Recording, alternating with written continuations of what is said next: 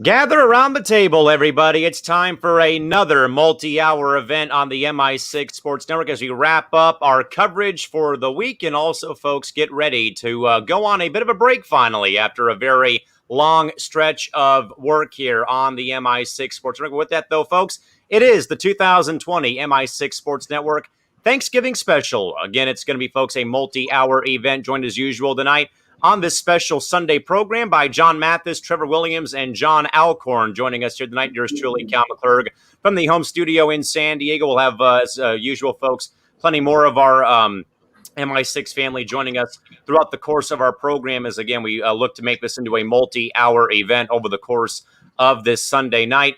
Mr. Mathis, we'll go to you first, buddy. Good to see you on this Sunday, and happy early Thanksgiving, my friend. Good to see you. How are we doing tonight?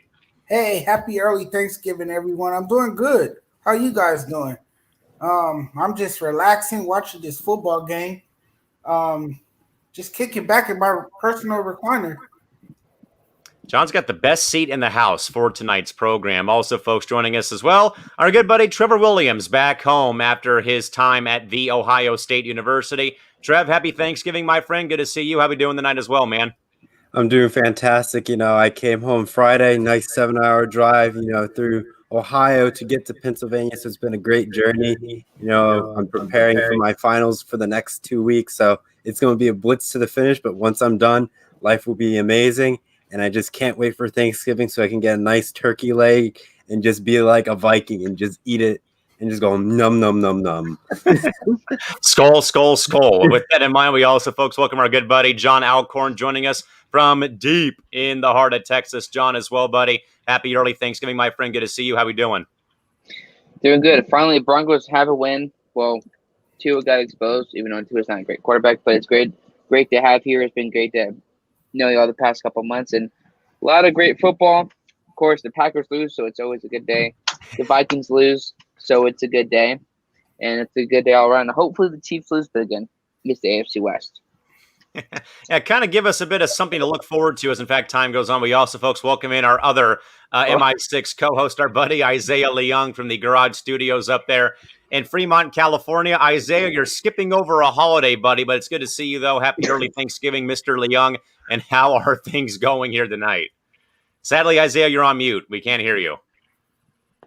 It is going so well, man. I'm sorry I missed the introduction to the show because, as usual, my internet just happens to crap out literally 30 seconds before we go on air. It's just so frustrating. But other than that, it's been a very great day, man. It's so nice when your team doesn't play so they don't stink up the joint and you have to rage either on Twitter or, rage on air. But yeah, it's always so good when your team doesn't play. And I had the great opportunity today to just rest and watch all the NFL action that was going on today and have a nice, relaxful, stressful day. So it was great. But hey, I'm ready for this Thanksgiving special. Unfortunately, I don't have, the nice, luxurious buffet that we had last time for the Halloween spooktacular, like where I had, the pumpkins.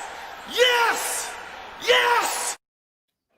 Yeah, I had the pumpkin pie, cookies, and other stuff last time. But hey, we got a smaller version of that, but I don't have turkey or any of that stuff. But what I do have tonight is I got an apple fritter and also a nice cup of 7-Up that is going to keep me awake throughout the night. The apple fritter is, I guess, something that you eat on Thanksgiving. So I brought it along the show today. And yeah, let's do this, man. Can't wait.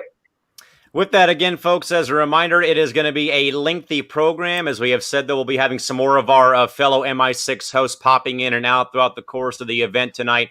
But again, we'll get to all the big news, though, and plenty of NFL action and NBA free agency as well, but also dive into another edition of our bloopers of the week, though, guys. Isaiah and I have been going and looking through a bunch of the fail armies and, just some compilation videos and found some pretty good ones that we'll end the night with. And as a reminder, everybody, but this is our final show up until next Monday, the 30th, when we're off air for the duration of the week of the holiday. Some thoughts already, guys, rolling in from James Gonzalez, also Casey King, and also Casey is asking Isaiah, Is the garage your office man cave? Isaiah, I'm going to assume it is, but we won't ask because you have a mouthful of food right now.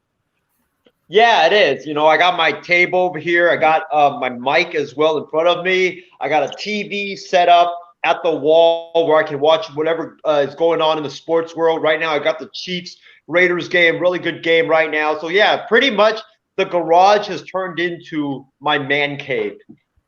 Nothing wrong with that at all. But again, everybody, we thank you for being here. And as a reminder, this will be a pretty lengthy event. So sit on down and maybe have some hot chocolate or just sit back, relax, and enjoy the program. We have plenty of football, plenty of basketball, and plenty of great things going on throughout the course of today's and tonight's program over the course of the next couple of hours. With that, gents, first up on the appetizer menu for our Thanksgiving special here tonight is a couple of the early games on for this week of NFL action. We'll start off, guys, with Tennessee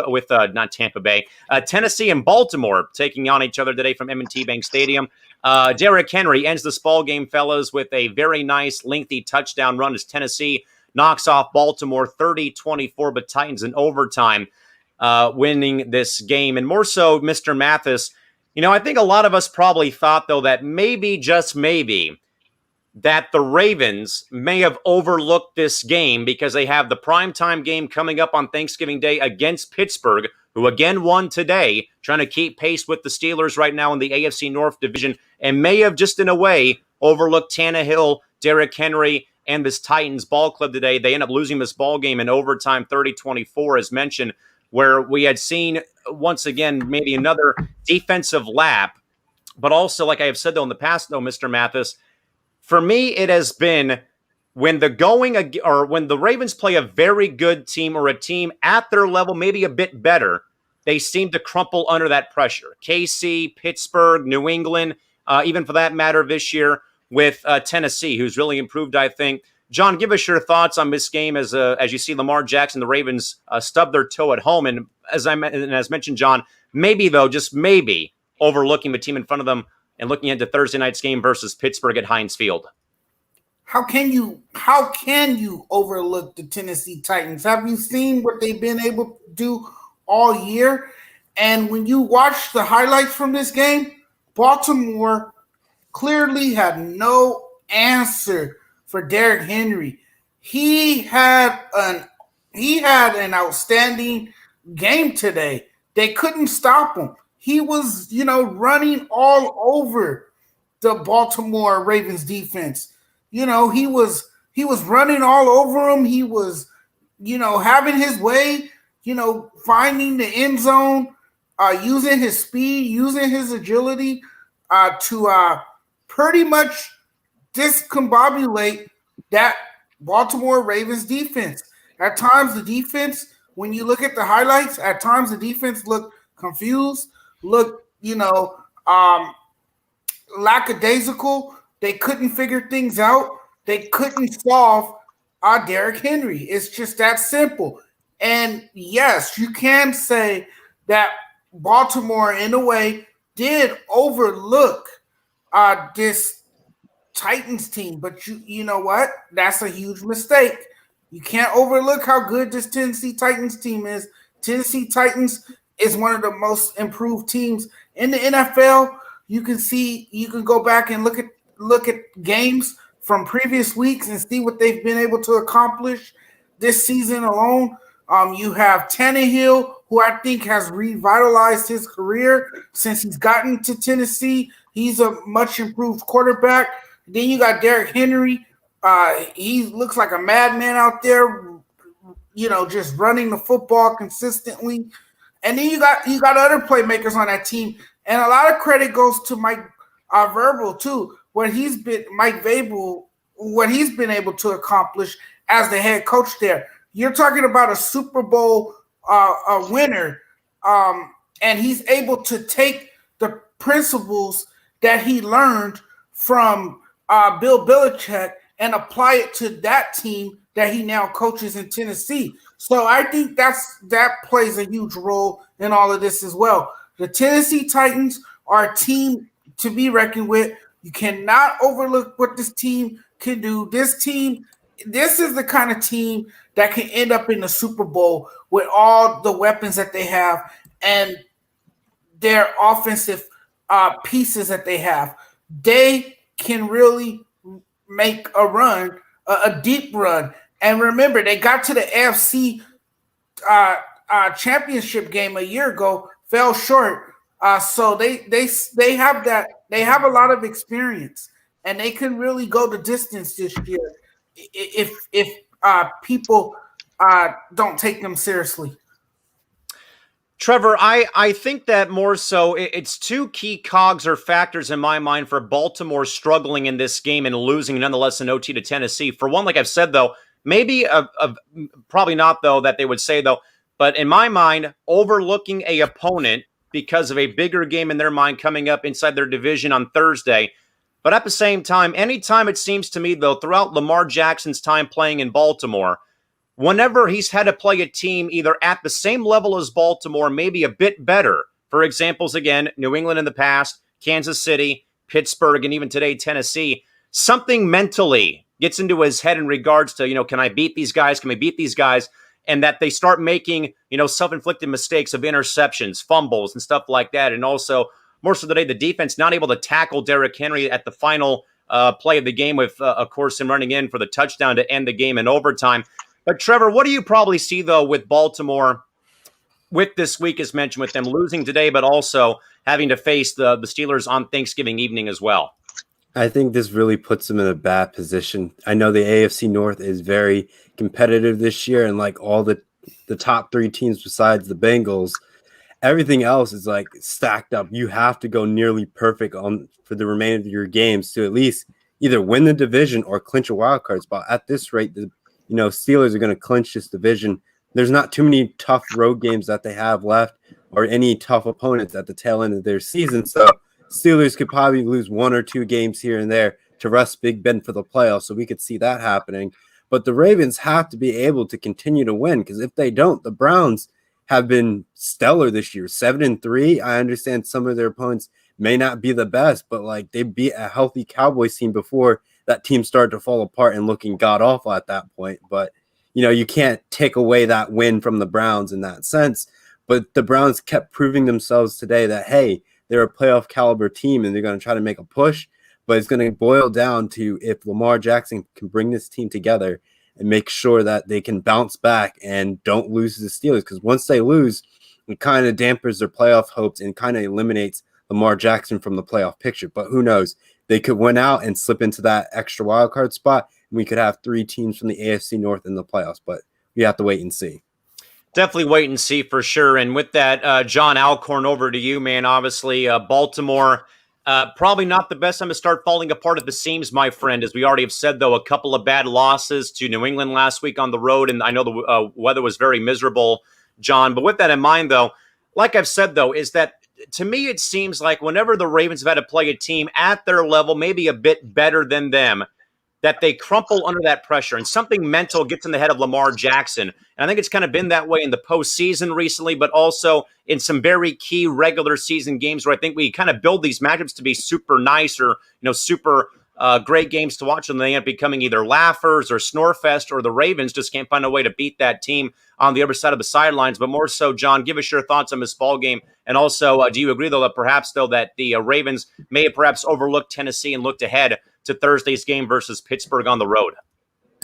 They not overlooked. They got into their own head, folks. It's like like when you talk about conversations in the NFL, or the most sexiest conversation to talk about. Oh, it's Lamar Jackson in the playoffs. Look at his agility. It's like we want to take the hot car. It looks good, but doesn't mean it's going to have good results. That's exactly what's happening with Baltimore. I say if Lamar Jackson does not improve as a pocket passer or his pocket awareness, it's not going to happen. Folks, real quick.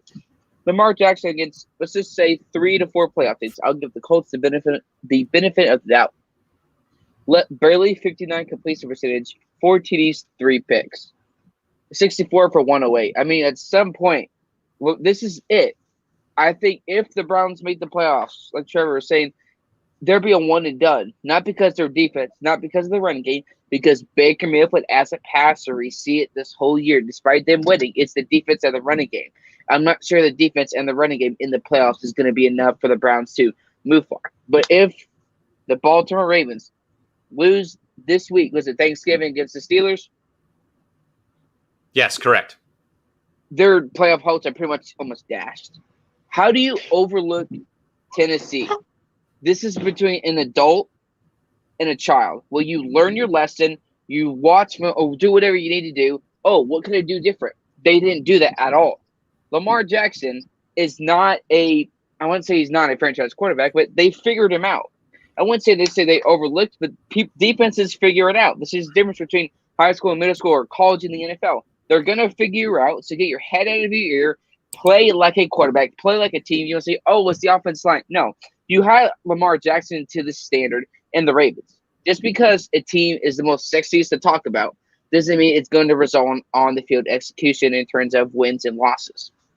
Ravens are not the best team, obviously, in their division. I was wrong about the Steelers. Steelers are going to win, and think about it. The Browns are one game above the Ravens in the AFC North. We know the Bengals have been out of it since the beginning of the year.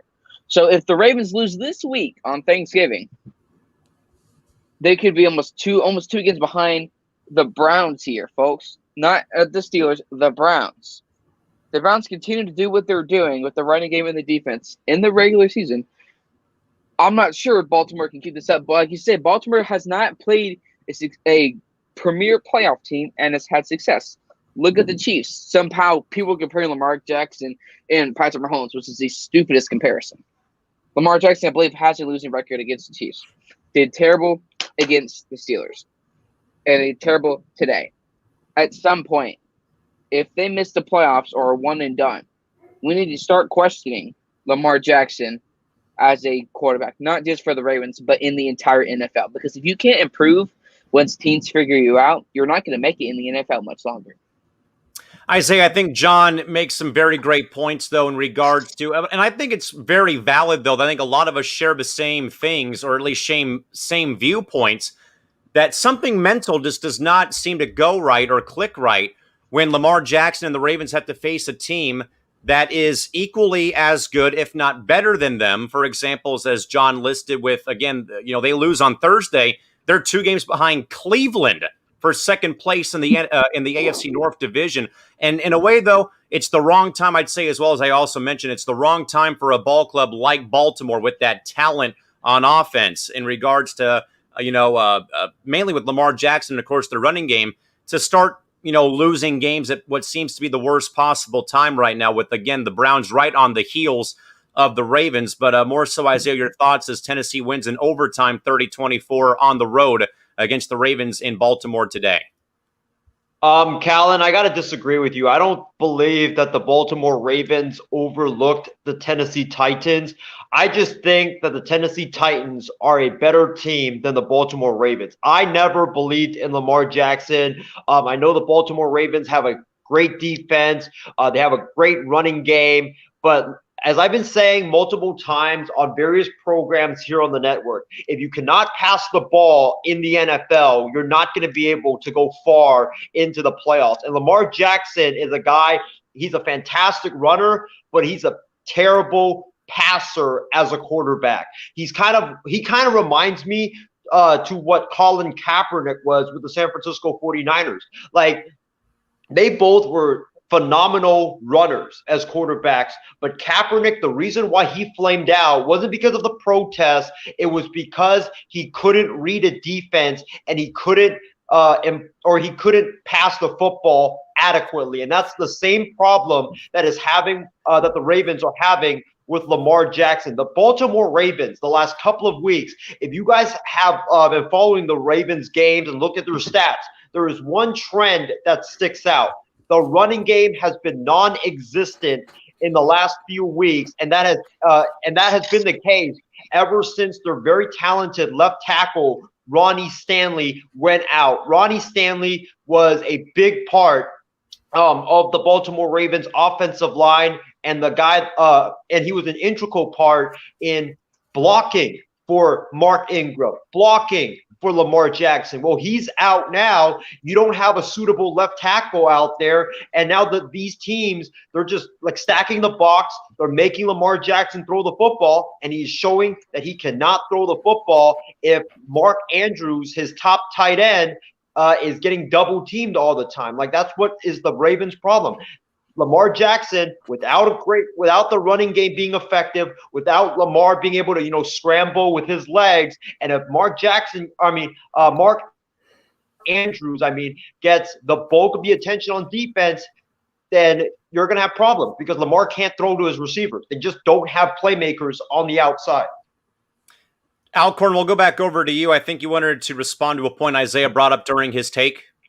Exactly. Talking about Staley, even before both offensive linemen were out. Let's look at the first few games that they had and look at the numbers. You played Cleveland, Houston, the Chiefs, Washington, the Bengals, and the Eagles. Sorry, give me just a moment on that. Okay, so the Browns, Texans, Chiefs, Washington, and the Bengals. Despite all of those wins against the Chiefs, you threw under 100 yards. Against Houston, barely 200 yards. Against Washington, under 200 yards and interception, 66.7 completion percentage. You beat the Bengals the week after. You complete 51 completion percentage. So even with the games with those premier offensive linemen, it's maybe one playoff team in the first couple of weeks before they were injured for the rest of the year, your completion percentage is up and down, up and down.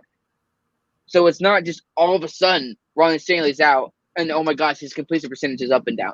That was prevalent last year, and it's prevalent this year if you just look at the stats and the completion percentage. Definitely, for sure. And more so, again, maybe the value of the opponent's one thing, as we've said, though, and mainly I more so have said my piece, though, about Baltimore not looking good, though, against teams that are, again, at their level, maybe a bit better than they perhaps are at the rate that they've been going. And as mentioned, the Titans folks win 30-24 in overtime from M&T Bank Stadium in Baltimore today. Some thoughts, guys, about this ball game. First and foremost, coming in from James Gonzalez. James first writes in, something looks wrong with both the Ravens and Lamar Jackson, more so, as I will say once more, but I believe it's more about when they play a team, again, at their level, maybe a little bit better than they are, as already stated a couple of times. Casey also writes in that the Titans-Ravens game was great today, and yes, the Ravens are beginning to fall apart. Perhaps it is, but it could be a lot of factors, but more so I think it's a mental game right now with Lamar Jackson facing those teams that he's already played.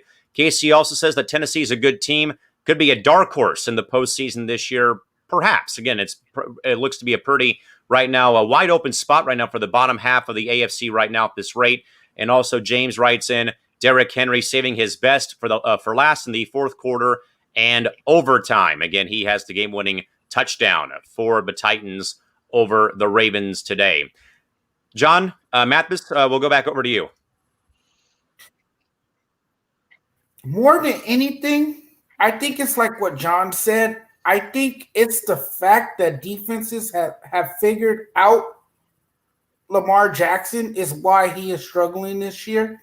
Very likely. And I think more so, I think as the year goes on and, more film comes out as things of that caliber do in fact happen, that, teams get smarter and teams get better. Isaiah, over to you, but please first, thank you for unmuting yourself. Go for it. This is how you beat the Baltimore Ravens. It's harder said than done. But what you do is you stack the box, you stop the running game, and you zone in your defense on Mark Andrews and make Lamar Jackson throw it to his wide receivers. Chris Sims said this on the Sunday Night Football pregame, that if you zone in your attention on Mark Andrews, you stop the running game, Lamar Jackson is going to struggle because he just cannot throw the football down the field to his playmakers. And again, some great thoughts brought up, but as already mentioned, folks, but again, it is Baltimore faltering to Tennessee at home today, 30-24. The Titans in OT, thanks to Derrick Henry with a breakout run to win the ball game in overtime for Tennessee. With that, guys, the next game on the appetizer menu, the Bengals and Washington football team. More so, guys, due to the nature of this game, though, with the very severe knee injury suffered by quarterback Joe Burrow with Cincinnati. No official diagnosis, but Burrow was carted off the field during this game, and probably it sounds like is going to be done for the season as the Washington football team beats the Bengals 20-9 at FedEx Field today in Landover, Maryland. John, Mathis, I'd said this a lot, though, over the course of the season, is either Joe Burrow was either going to be sacked for the most number of times in maybe league history. Again, he was on pace to be sacked 70 times. But sadly, John, we also knew, though, that this Bengals offensive line was a levee that was trying not to break, and sadly the dam ruptures the levee, and Joe Burrow is now done for the season, more than likely with that collapsed knee injury he suffered today at the hands of that hit from the Washington defense. John, more so about Burrow's injury. We already know that the Bengals are already done probably for the year. But, John, I think that more so it's part of the game, I know. But I think it's worse, though, when you see it happen to, a young, budding star. I know a lot of people have had their thoughts about Burrow and his play, though. But, though, at the same time, this Bengals offensive lineman was trying their best to keep that water from penetrating. But, man, oh, man, rough day at the office for the Bengals and a rough day to see their season pretty much right here and right now come to an end. Rough day indeed. This is a devastating blow. It's probably the Bengals' worst nightmare to see this happen to their young stud. A guy who, is a budding star, who definitely, I should say, have the makings of being a franchise quarterback. When I heard this news, I was shocked. I was very heartbroken by it because, this was their number one overall pick in the 2020 NFL draft. And when I saw that he was carted off early in the second half after taking a blow to his left knee, I paused for a second and I had to blink my eyes and kind of shake my head is that really Joe Burrow that just got hurt here? It was disappointing to hear that. And the Bengals, they fear the worst now. They fear it's an ACL or an MCL injury. Let's be hopeful and hope that that's not the case whatsoever. But it didn't look good because he was carted off the field. He didn't return to the game. And unfortunately, he was in the wrong place at the wrong time. A Washington defender, landed on his leg. And, he took a blow to the knee. And it's not a good look for him. It's not a good sign for Bengals fans. But, the realization that the season is over, you just keep him out for the rest of the year, and you hope for a speedy recovery and that he can come back stronger next year and that he has a chance to bounce back and be even better. But this kid has a bright future ahead of him.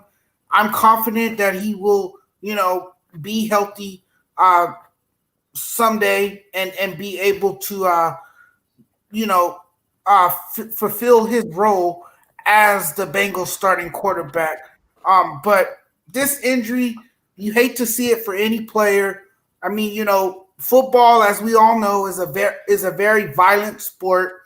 It's a very physical sport. And these kind of injuries happen. And then you got to realize, too, you do have freak accidents that occur in the game of football. But it's a huge loss. It's unfortunate. And I just hope that he comes back stronger than ever and that this injury is not one of those that could be career-threatening for him. Trevor, more so the story of this game is more so, as we already have said, though, but the injury suffered by Bengals quarterback Joe Burrow, Trev, is stated, though, but a very gruesome, kind of in a way, a bad luck injury again, where the defensive lineman just happens to kind of bump into Burrow, but hits him right in the back of the knee. And per Ian Rappaport of NFL Network, guys, it is a torn ACL suffered by Joe Burrow. The replay showed him getting hit, but also clutching the back of the knee. And also, I believe it may have been Spiro Deeds calling the game. I forget who actually was calling the game, but I heard him say that we're not going to show you the replay during the course of that game, which I thought was a very good job by the television network. But more so, Trev, as if the Bengals not had enough, losses already this season, either with Burrow playing and then losing by a field goal or losing by a couple of points, though. This one, I think, though, was probably their biggest loss of the season by the stretch of the imagination. Yeah, like we said earlier, it's football. It's bound to getting hit after you throw the ball and get hit in that area. It happens. But at the same time, like I said from the early get-go, as soon as they got a new quarterback, they had no line to protect that Joe Burrow. Like, they had no line. There was a risk involved with it. They took it and they say, let's get him acclimated to the NFL. Though he had some great numbers, that line just kept falling apart. In all the close games that they've been in, he gets sacked over and over, and it's just so much wear and tear on your body. It's just like, no matter what kind of superstar athlete you are at quarterback, it's just going to eat you up. And by the time you're done, it's like, it's just going to snap and give way. So it's a shame that, Joe Burrow is going to be out this year. But now if you look at his injury, if it's an ACL injury, it's going to affect how mobile he is in the pocket. He may just be stuck as a pocket passer now because of this injury, and he may have a knee brace on next season, or he may even wait out even longer. It may be 3 games in the next year, or even, half a season, depending on what this injury looks like. So we have to, wait and see what the doctors really say, if he's going to be able to get back early in the season. Hope he has a great off-season recovery and comes back and has almost like comeback player of the year being in the second year, which would be cool to see. But I don't think, you get that within your second year of the NFL, but we have to wait and see on that one. Alcorn, obviously very rough day for the Bengals organization, and for that matter, the fan base, of course, who, was so high on getting Joe Burrow and, had shown some flashes of promise, but as mentioned, though, heartbreaking losses, but more so the onus on the offensive line as, kind of a year, though, where they take the gamble. Like, sorry, kid, you're going to have to be wearing bubble wrap and have the, the fragile handle with care stamp put on you eventually. And it was, in a way, John, I feel like it was a ticking time bomb that eventually we were going to see Joe Burrow, just take, so much of a pounding, where there was going to be that one hit in, I think, all of our minds that was going to put him out for either the rest of the season or out for longer than that. And sadly, John Alcorn, it comes to fruition on Sunday, sadly, in Washington. Unfortunately, he does have a torn ACL, but let me also make this clear. We all talk about not having the offensive line. I don't know who the owner is or the GM, but shame on you.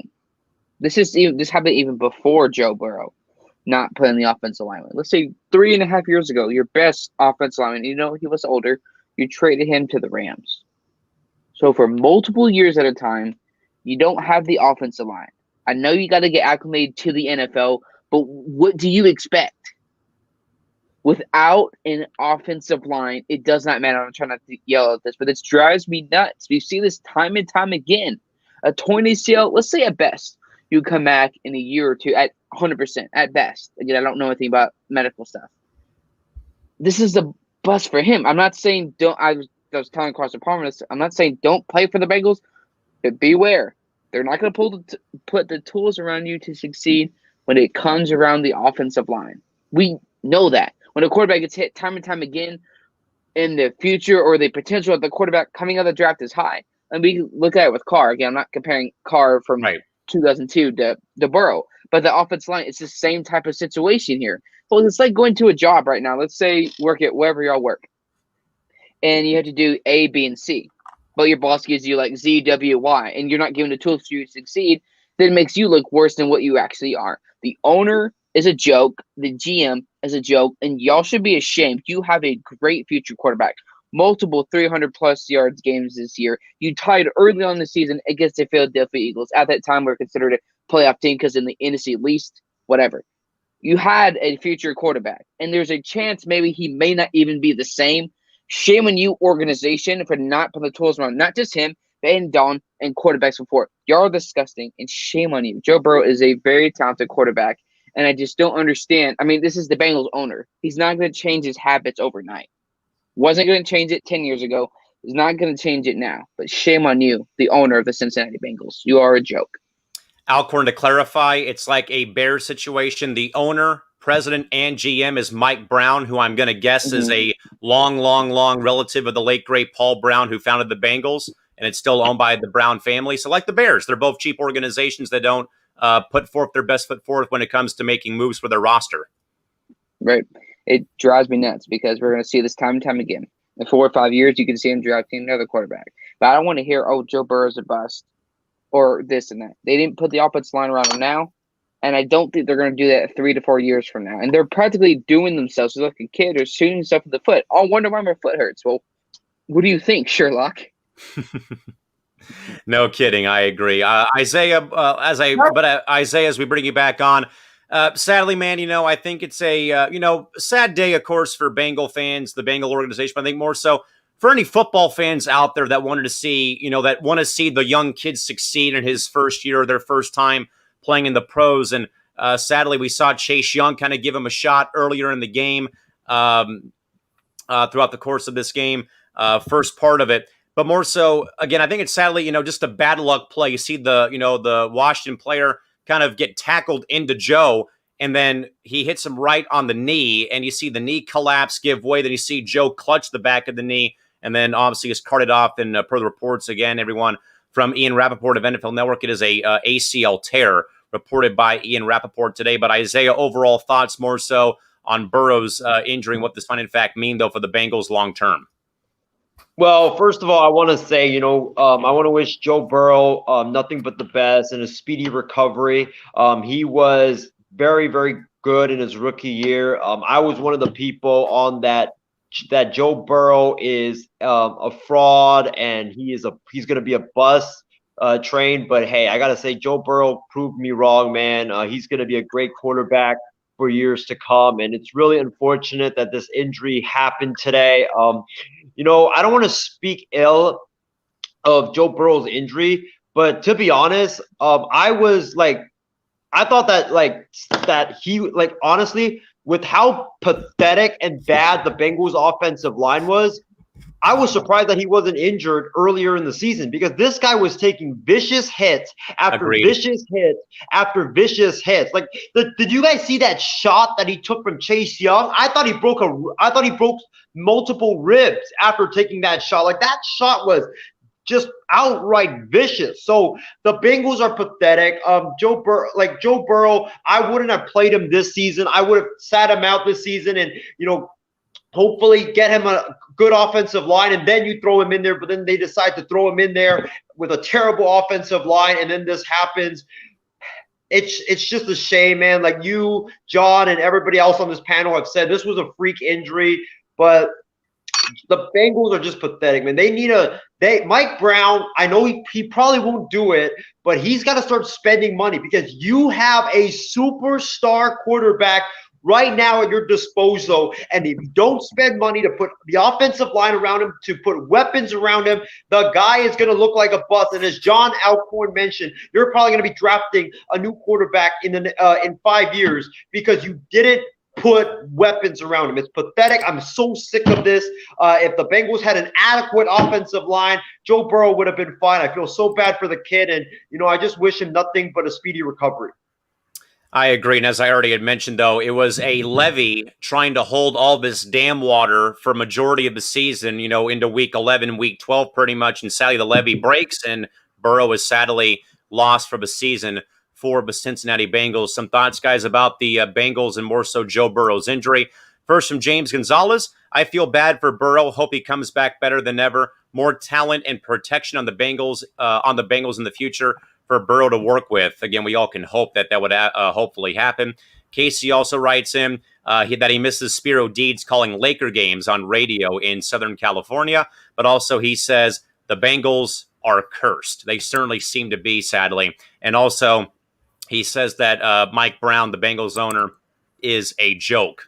I think a lot of us they're just poorly owned. That's all. Just like Chicago. Just like Chicago, both those teams are run by owners that are very that aren't fazed by spending money on better players, or at least making their roster better, in my opinion. And also, real quick as well, at this rate, basically also Chardol just writes in to say, want to wish Joe Burrow a fast recovery, and he will be a really great quarterback and will lead the team to great success as he progresses on. And again, hopefully, some guys come back well from injury, guys. Some guys, it takes longer for them to get back from injury as well. And also real quick as well, Carson Wentz. Definitely with those two guys. And also Casey King says they will get rid of Burrow in a few years, and he will go to a better team in the future, like a lot of the players that they have let go in the past. Again, the Bengals have kind of been that revolving door maybe. And also James says the Bengals need some new uniforms. I don't know. I kind of like the Bengals get up. I like the colors. I love the helmets more than anything else, though. I love the tiger stripes more than anything else. Isaiah, back over to you. Bengals fans should blame me for jinxing their team because I visited Cincinnati a couple of years ago, and this was after Marvin Lewis got fired, and I rocked the Cincinnati Bengals hoodie. I posted on my Facebook timeline, yo, the Bengals are going to the Super Bowl, and ever since then, the Bengals have been going downhill from there. So everywhere I go and everything I touch, and it seems to be turning black. So I don't know. I'm sorry, Bengals fans, for your bad luck.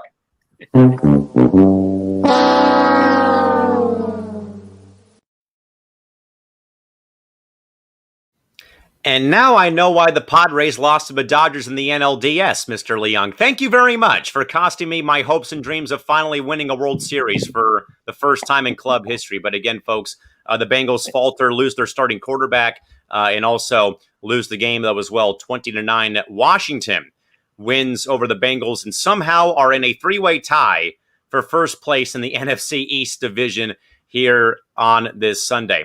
With that, guys, to wrap up the appetizer portion of our menu tonight, the Saints and Falcons, the first game being played, minus Drew Brees. Have no fear. Taysom Hill is here to run all over the Falcons, 24-9. Saints over the Falcons from the Dome in New Orleans. Trevor, we'll go to you first on this game. I know a lot of people had their thoughts, though, about, what are the Falcons, what will the Saints do? Jameis Winston, Taysom Hill. And Taysom Hill, I think he kind of, got that, nod finally to get to start. But also, more than anything else, though, like usual, was that Swiss Army knife, though, either running the ball, throwing the ball, but had two very nice rushing touchdowns, though, and the Saints win the game pretty handily. They're putting up 21 unanswered to beat Atlanta 24-9 at home today. Trev, so far, so good with the Hill experiment in wake of Drew Brees' injury. Hills did a fantastic game, even though he didn't get any touchdown passes. He threw 18 for 23, 5 incomplete passes. That's not bad when you become the starting quarterback. So brownie points for him. Great job for, be able to maintain this win over the Atlanta Falcons. I know they've been struggling this year, but at the same time, Matt Ryan has struggled this entire season. Trevor, over he got and over sacked again. 7 times in this game. 7 times he was sacked. And 2 interceptions. And it's like he threw 19 for 37. He was trying to throw his way out of this game. And it just doesn't get better. Though he threw for 232 yards, there was no touchdown scored for the Falcons at all. So what do you do as this team and organization to bounce back and be a playoff caliber team? And your division is going to be rough for the next 2 years. When Drew Brees gets back and Tom Brady's still going to be there, how do you make yourself a playoff caliber team when that division's already tough, let alone? John Alcorn, going over to you, man, more so. One great game by Taysom Hill. I hope that this kind of becomes a trend, though, for him, because I know a lot of people had their thoughts, and that Sean Payton had kind of said that we kind of kept this very close to the vest, and kind of, didn't want it to spill out in regards to who was going to start this game. But, obviously Hill looked a little rusty to start off this ball game. But then, though, man, he got going, but more so was effective, though, like he has been, though, in some previous games, though, as a runner, either tight end ways, quarterback ways. Again, as Trevor said, though, no passing touchdowns, but hey, he had 2 very, very phenomenal rushing TDs. But also, like we said, though, as well, John Alcorn, for Matt Ryan, though, a punching bag, sacked 7 times in this game by the New Orleans defense. John, your thoughts on the first game started by Taysom Hill post Brees' injury, and hey, 21 unanswered points and a big win for the Saints over Atlanta. How much are they paying Taysom Hill? A lot. You can say it's hating or not, but who has one of the worst passing attacks in the league? I don't think this was Sean Payton's decision for the most part. I definitely think there was some pressure from the GM or the owner, like, hey, how much are we paying him? Hey, sooner or later, we have to start him. Congrats on the win, Taysom Hill. You get the credit. I'll give you that. Congrats. That being said, this is Atlanta, not a Super Bowl contender. But do we truly think after this game, Taysom Hill moving forward is going to be the starter for the rest of the year? And is he going to do what he did in this game Moving forward, no. Into No. next year, no. So this is just thinking in the moment. He's not he's not a franchise NFL quarterback. This is the Atlanta, one of the worst passing attacks in the league. So imagine if you played Tampa. You think he's doing that? No way. No. So this is not the disrespect. They won the game. Congrats. But I don't think this is Sean Payton's decision. I believe Sean Payton didn't actually want to start Jameis Winston, who could be maybe the guy for 1 year. I don't think Drew Brees comes back next year unless they miss the playoffs somehow after all these injuries. He's not back, I think, for the rest of the year. He has a couple cracked ribs and everything else. Congrats on Taysom Hill. But for Atlanta, this is Atlanta. You lost against a second, now third string or starting quarterback. You lost against Taysom Hill, who hasn't completed more than 6, 7, 8, 9, 10 passes in his entire NFL career in his early 30s. This increases the chances of Matt Ryan being traded or released this offseason.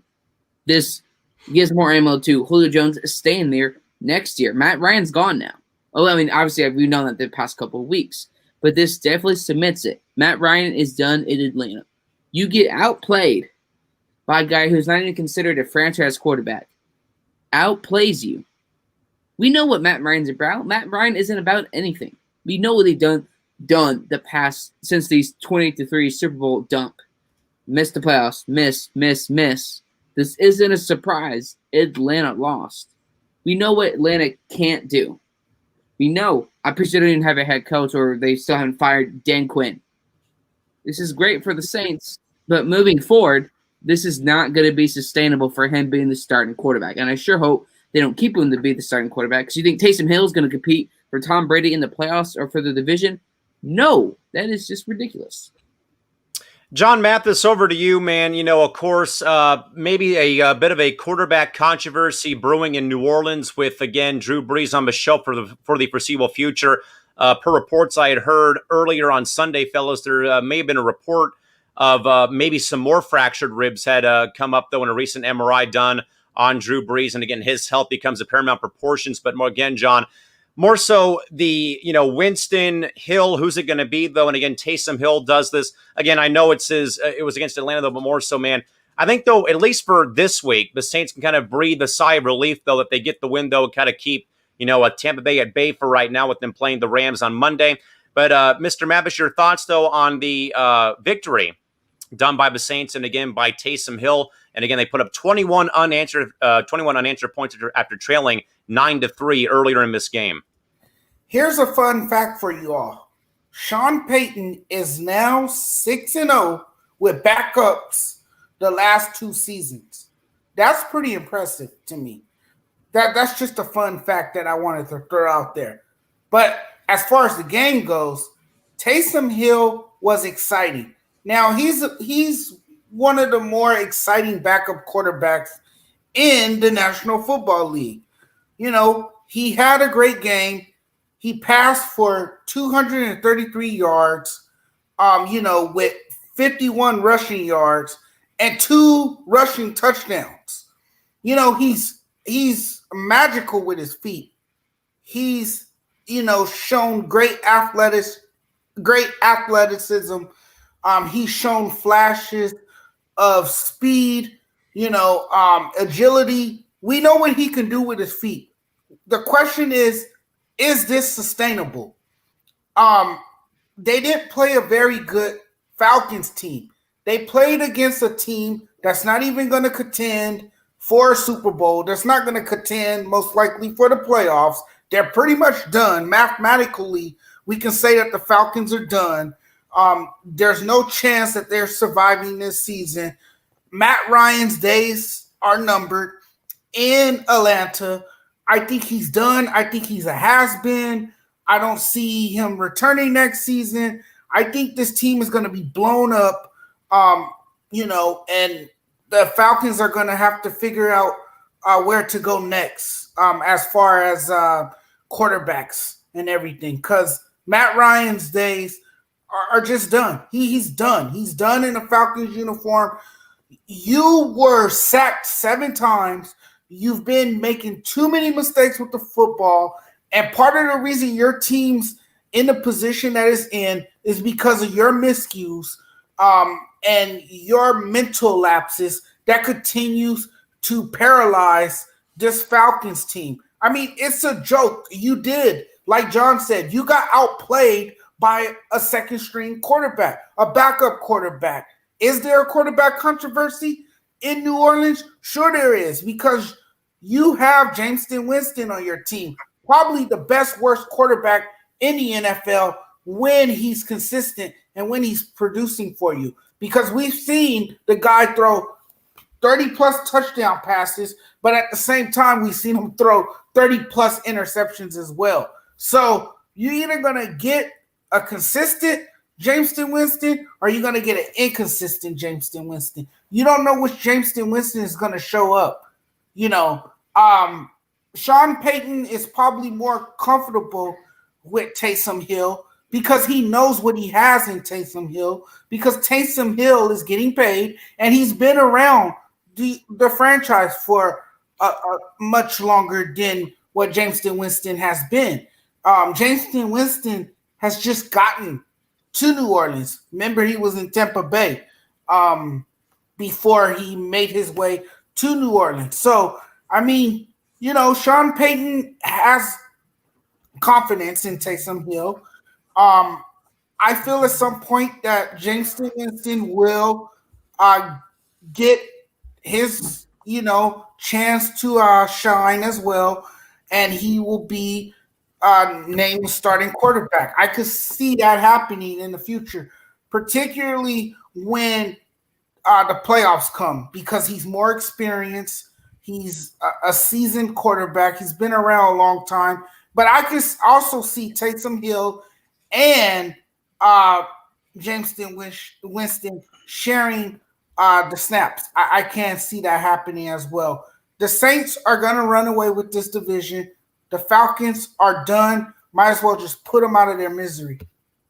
Isaiah, I do think it's a very, logical point, though, in regards to maybe a bit of a, quarterback carousel, but I don't think it's going to be as out of control as, say, Chicago having their problems with Foles and Trubisky, but more so, though, in a way, though, Isaiah, that this may become, I would say, it would be like a week-to-week thing, though, of maybe practices about who practices better, maybe gets more reps or maybe gets that nod, though. But I do think, though, that at least for today, Taysom Hill looked good, though. But I think, though, that Alcorn and John Mappis are on to great points, though, Isaiah, that this, was a very small sample size. And again, can this be, done on a consistent week-to-week basis? Who knows? Again, maybe with more film coming out, defenses will be able to read it a bit better. But Isaiah, your thoughts, though, on Taysom Hill's starting debut this season, or at least for this year, and again, the 24-9 victory for the Saints over Atlanta? I think that Taysom Hill is Lamar Jackson 2.0. He is very good with his legs. He's very shifty. He's very fast. He can make magic happen. But when you put him in a situation where he has to throw the football, that's when it becomes a concern for me. Because today, what I saw from Taysom Hill was a lot of dinking and dunking and getting the ball to Michael Thomas. But when I saw him try to throw deep, I remember I saw him try to throw it deep to, I think it was Emmanuel Sanders, and it looked like a punt. Like Emmanuel Sanders had to go back the other way just to catch that ball from Taysom Hill, because his defender ended up slipping. So Taysom Hill was lucky that ball wasn't intercepted, but that was a really poorly thrown deep ball by Taysom Hill. He needs to work on that if he wants to be a future franchise quarterback. But yeah, I'm not really impressed, because like the rest of the guys on the panel said, this was against Atlanta. Atlanta has one of the worst passing defenses in the NFL.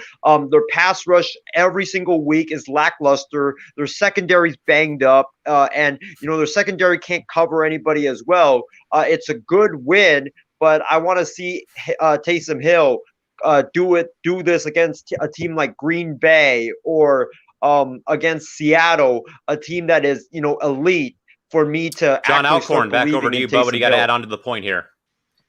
Taysom Hill has a salary cap of almost $5 million against the cap. On top of that, a dead cap value of $16 million. So they didn't necessarily have a complete choice. So a guy that could be potentially making $8+ million. We're going to keep him on the sideline as the backup quarterback. That's their thought of mindset. If they release him, there's so much dead money. It's insane. And the uncertainty of Drew Brees in the future and Jameis Winston and Michael Thomas. I mean, at some point, just start him, even though it's not necessarily going to make a difference for the future for the season going against Tampa Bay. Definitely agree. But again, folks, the Saints are able to hold off Atlanta with Taysom Hill 24-9. New Orleans knocks off ATL from the Dome in New Orleans.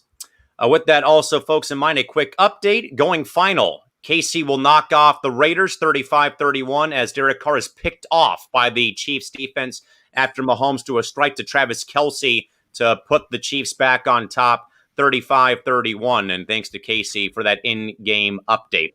But the Chiefs will, in fact, win and go to 9-1 and split the season series with the AFC West rival Las Vegas Raiders.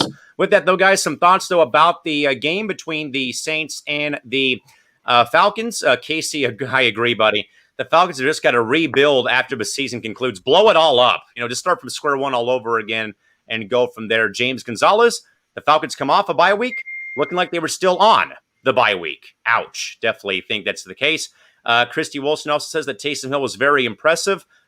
Impressive for at least his first start, but again, sadly against Atlanta, not a lot of stock to put in that game, or at least his debut on the season for the Saints. With that, guys, to the main course menu, the Steelers were taking on the Jags today down there in Jacksonville, Florida. And, of course, the Steelers looking to go to 10-0. They were down 3-0, but put up 20 straight points to win the game at 20-3. And now guys are now 10-0 on the NFL season. Now, John, I think of this, buddy, very well think of it as like you're watching a no-hitter in baseball or a perfect game. You don't want to say anything that jinxes that perfect record. But again, though, John, but of course, know about the 72 Dolphins going unbeaten. The Patriots in 2006 or 7 going, 16-0, but losing the Super Bowl that season. The 85 Bears went 15-1 that year. The Panthers went 15-1. John, probably in your mind, with Pittsburgh now 10-0 on the season, when do you probably think, though, guys start thinking about that unbeaten season at this rate? You know what? Honestly, I don't think the Steelers. Are you talking about the Steelers particularly, or just other teams as well? Pittsburgh in general, but more so with how we've seen teams go unbeaten. I don't think that really matters to the Steelers too much. I think more than anything, like Ben Roethlisberger said it best the other day, the record doesn't matter. At the end of the day, winning championships do. So I think their focus is on winning the championship, getting to the playoffs. And you can say they already got enough wins to get to the playoffs because they're running away with the AFC North division. It's theirs. It's theirs to have. They pretty much claimed the division title already with a 10-0 record. Now, this is the first time in franchise history that the Steelers have gone 10-0. And, we can talk about their record, but it doesn't mean anything if you get to the playoffs and lose, in the first round. I mean, you did all that winning and basically, you didn't win anything. So, I mean, it's impressive, yes, that they're 10-0 with a veteran quarterback who's 38 years old, who, had a tough recovery to get to where he is today. And, a defense that lost a superstar defender a few years ago to a career ending injury. And now you have all the pieces that have fallen into place. You have a better defense now. You still have Mike Tomlin, who's an underrated head coach in my eyes. Agreed. And then you have the running back. Help me with his name. James Conner, who is running out of his mind right now, who's doing amazing things on the ground with the football. And then you have my boy Juju from USC. Fight on, baby. He's doing his thing over there. He's made his case, and he has established himself as the number one receiver for that team. So the Steelers have the playmakers, they have the pieces, and they have the key ingredients to win the Super Bowl. It's not going to be easy because you got to play teams like the Kansas City Chiefs. You got to play teams that's like the Tennessee Titans. You got to play teams. There's going to be teams that's going to stand in your way when that time comes. But I don't think the Steelers are making a big deal about being 10-0. I don't think they're thinking about popping any champagne corks at this point. That is not on their mind right now. Their focus is getting to the playoffs and going from there. Trevor, we think so much, though, man, about, unbeaten NFL seasons. Again, the Dolphins in 72, the 85 Bears went 15-1, the Panthers went 15-1 and lost the Super Bowl to the Broncos that year. The Chargers, when they were in San Diego, went 14-2 a couple of times, bombed out in round one. So I get the fact, though, more so about, guys maybe not buying the stock or buying the whole thing of, us going unbeaten and stuff like that. But more so, Trevor, do you think, though, that even despite that they're, saying one game at a time, 1 week at a time, though, do you think, though, that every so all often of a sudden having audio issues? But, Trevor, do you perhaps think, though, more so, man, that eventually that while it probably is not said, and I think that John said it right, though, in regards to basically, Ben Roethlisberger deflecting attention away from that Mike Tomlin, that they're deflecting the attention. But Trevor, you got to know, though, or at least think that it's maybe somewhere in the back of their minds, though, like we got a chance to make history here. I definitely agree with you, Cal. It's slowly creeping in. But at the same time, when you have a veteran quarterback and a veteran head coach, they will say, take it one step at a time, one day at a time, 1 week at a time. And before you know it, you are, in the playoffs undefeated. And can you go all the way? Because at this point in time in the playoffs, you have to go undefeated in the playoffs to win the whole thing. You can't afford a loss in that, playoff picture. As cliche as it is, you have to go undefeated in the playoffs to win the Super Bowl. If you don't, you're out. You're eliminated. But I think it's going to affect the younger members of this team. They never had this experience before, going 10-0 in quite some time. And how do you react to it? How do you, maintain your emotions, getting closer and closer to the end of this season where you're like one game away and you're facing, your last 2 weeks, you're facing the Colts, you're facing the Browns, two teams that can, disrupt your perfect season. And like we said, next week, they're playing the Ravens. That's another potential to ruin, your parade. 2 weeks after that, they play the Bills. Like, their season is not done until you finish week 17 against the Browns. And within that point in time, there's so much unknown factors, and key players can come up with the coronavirus, and it just destroys your chances with that perfect season. So I think there's a lot at stake, but they continue to take each week by week, and just win as it comes. I think they have a chance to go undefeated, but it's all going to come down to the younger players and how they can, stay composed during this time. John, we've said this very often here on the MI6 Sports Network over the last several months, Mr. Mathis, and it's been mainly in regards, though, to this being probably the hardest season for these sports to play in because of an ongoing global health crisis like we've seen with baseball being played and basketball, hockey. That, John, do you agree, though, that if, in fact, that the Steelers run the table, they somehow go unbeaten all the way through the regular season, win the whole thing, that this will be by far the hardest Super Bowl championship probably won maybe in your lifetime? Would you agree with that sentiment? Yes, I would agree with that. Even though they're still traveling and they're playing in their home stadiums and then they play their the opposing teams on the road, this is still the hardest championship to win because we're in the middle of a global crisis, as you said. We're in the middle of a pandemic, and that has a huge effect on your franchise, on your team. There's different protocols put into place. There's, as you see, there's players going on a COVID-19 list. that's the ones that test positive. So yes, this is a difficult year for any NFL team, and it has a huge effect on the season and how things play out. So I think just like it was for the Lakers and just like it was for the Dodgers, I think it'll be tough for anyone who wins the Super Bowl in an unprecedented year like this one. It's been a very strange and abnormal year for all of us, and it doesn't only affect our lives and our livelihoods, but it affects um, professional athletes as well. And so I think you have to also um, look at the bigger picture here and also realize that you know what, this is not a normal year for anybody or for professional sports as well.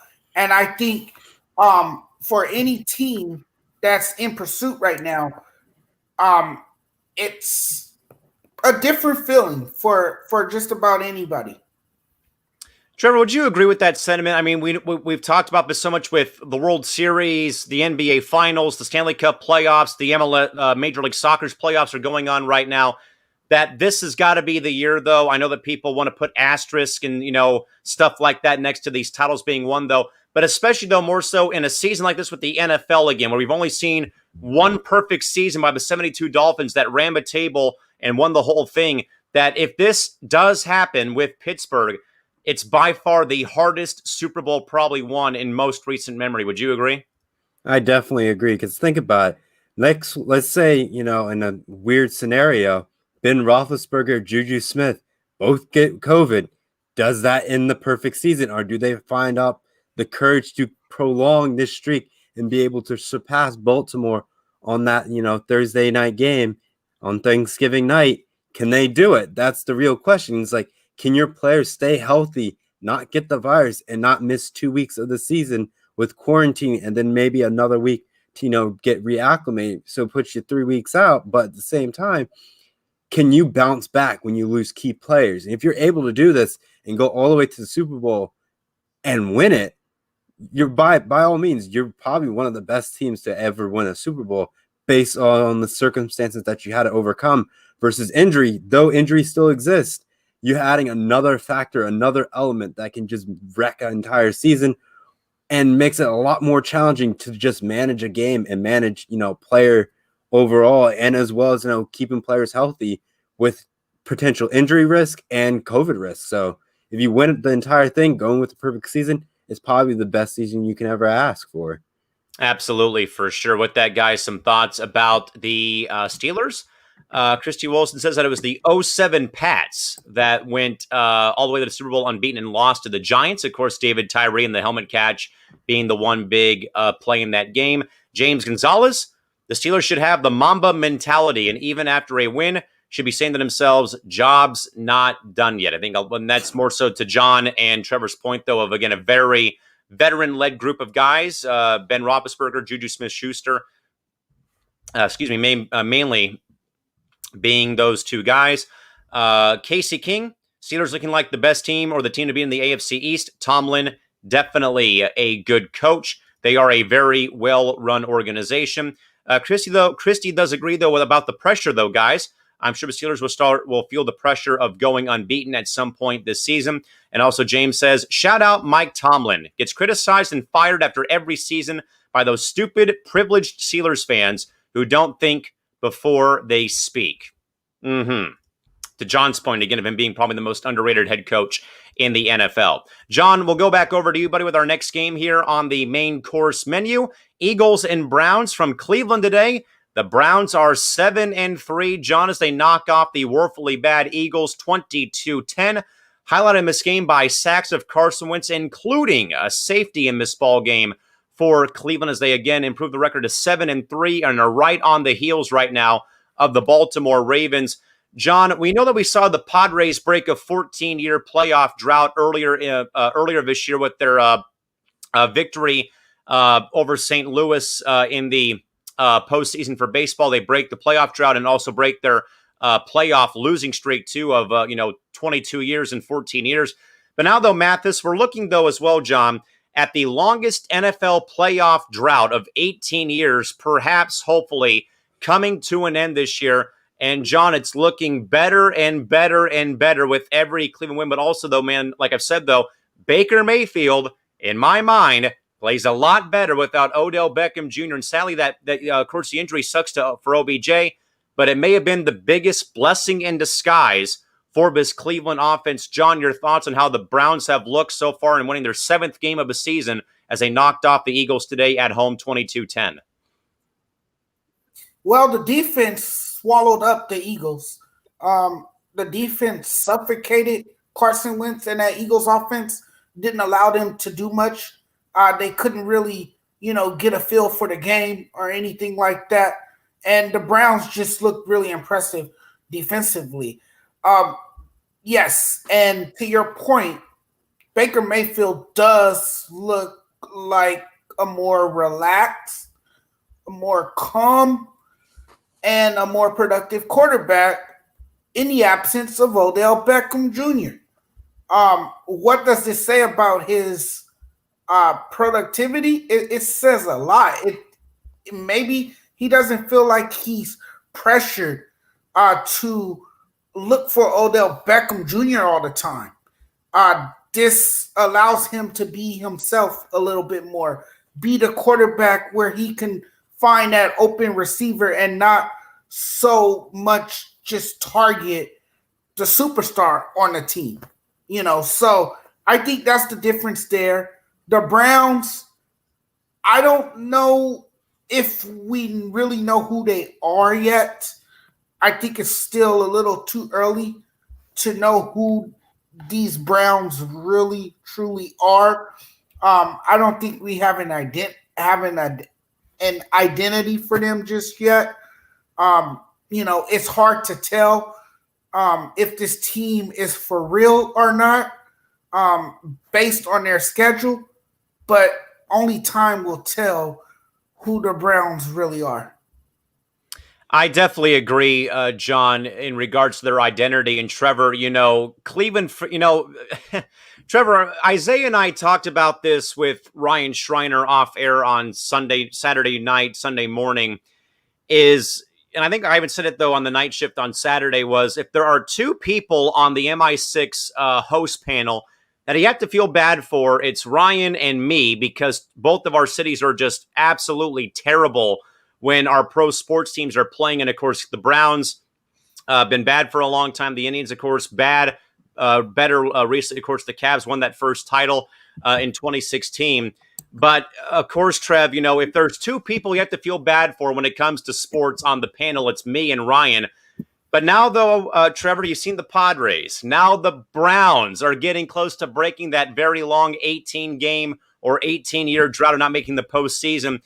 But, Trevor, there's just been something that has just been really fun to watch with this Browns team. I don't know if it's been how Baker Mayfield has looked so far over the course of the year, kind of keeping the antics a bit toned down, not having a lot of issues off the field so far. I know about OBJ's injury, but it seems, though, man, that they may have perhaps turned a corner finally up there in Cleveland. Trevor, your thoughts as the Browns win their 7th game of the season and handily pick apart Philadelphia 22-10 at home today?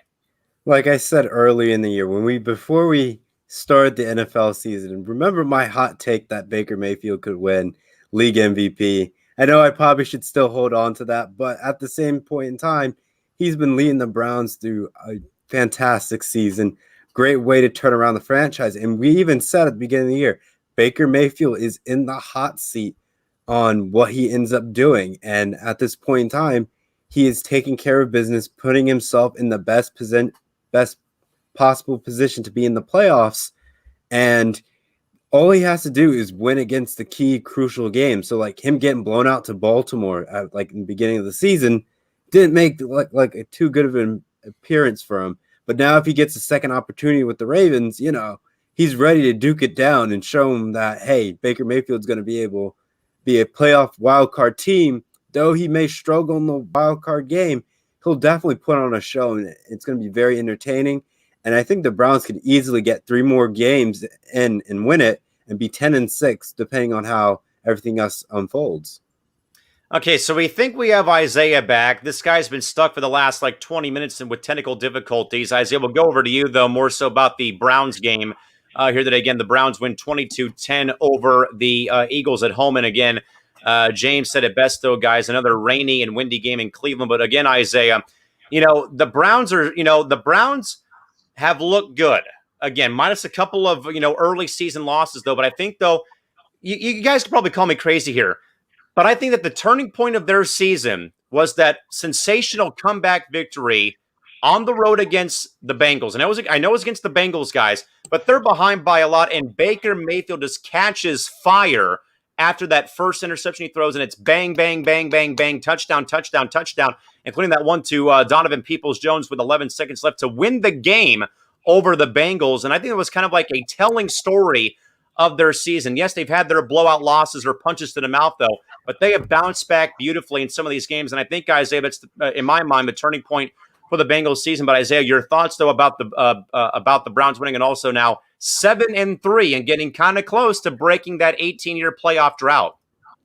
Well, first of all, Callan, I am in a very bad mood right now because, I was doing the program with you guys, and then all of a sudden, boom, my phone, like that I was doing it, the show on, it just broke all of a sudden. So now I'm in the market for a new device, which it's just really frustrating. But, about this game, Callan, I think the Browns, they did what makes the Browns successful, and that is running the football effectively. Nick Chubb had 20 carries for 114 yards. Kareem Hunt, 13 carries, 11 yards, 1 touchdown. When the Browns can get the run game going, they are very, very hard to stop because they got two of the best running backs in the NFL on their team in Nick Chubb and Kareem Hunt. And when those two guys are doing their thing, that allows Baker Mayfield to just be a game manager, which is what Baker Mayfield is. Baker Mayfield, all he needs to do is not turn the ball over and get first down. And that's what he did today. He was 12 of 22. 204 yards, no touchdowns, no interceptions. It was just a good day at the office for the Cleveland Browns. The running game got going. Baker didn't turn the ball over, and the defense played well in this game. I think the defense had a couple of interceptions in this game. They had 4.5 sacks. Olivier Vernon was a beast out there for Cleveland. He had 3 sacks alone.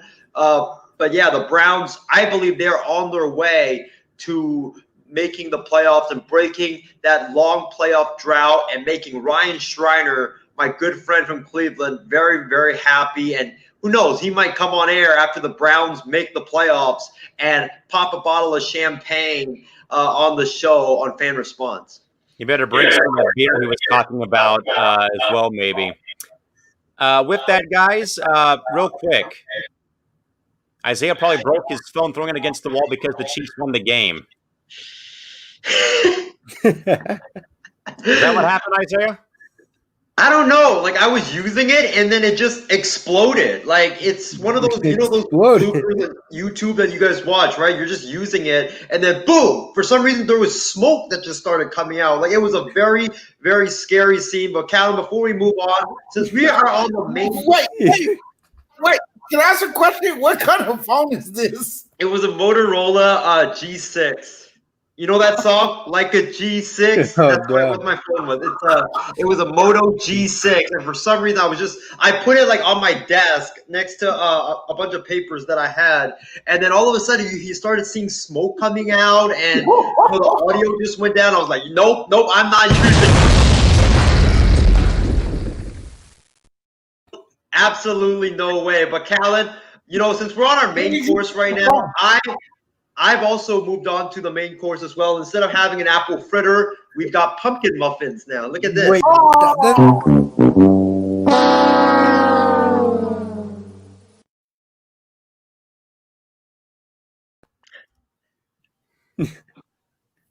Scary day, man. Scary day. Strange things are happening. There ain't no doubt about it. You were just angry over the phone, and now that you have a pumpkin muffin or whatever the hell that thing is, you're all happy now. I got 4. He got 4. Oh I got my! 4. Are you? Hey, it's one for each of us. It's per. John.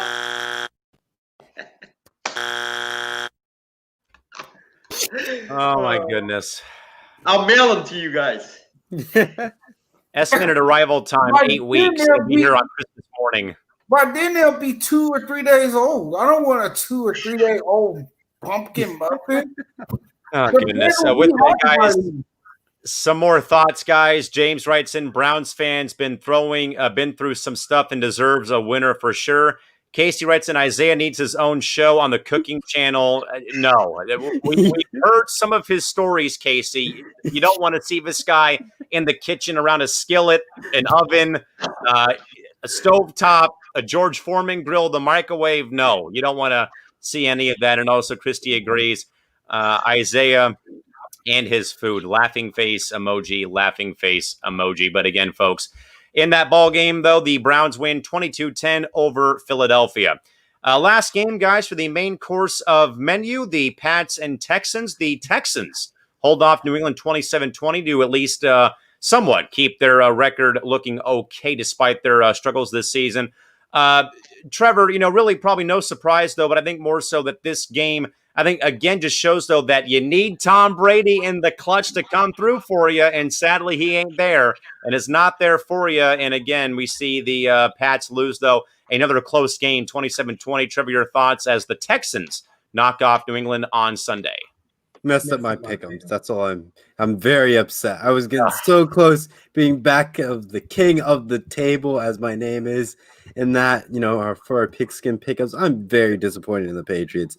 They have one job: take care of business and win that game for me. That's all you had to do. And you would put yourself in a contention to, try to slip into a wild card spot and, the AFC East. But at the same time, you have the Bills that's just been cruising. I understand they could slip up and, start making your way marching down to win that division, but you have to win this game against the Texans. They really have nothing going for them. They only have running game. If you can shut down the running game, Deshaun Watson is just going to run in the pocket all day and probably going to make some bad decisions, and your D-backs will capitalize and pick them off. That didn't happen. And lo and behold, Deshaun Watson got his opportunity to win this game, and he wins it, and you lose. That's the bottom of this story. GG, Texans win.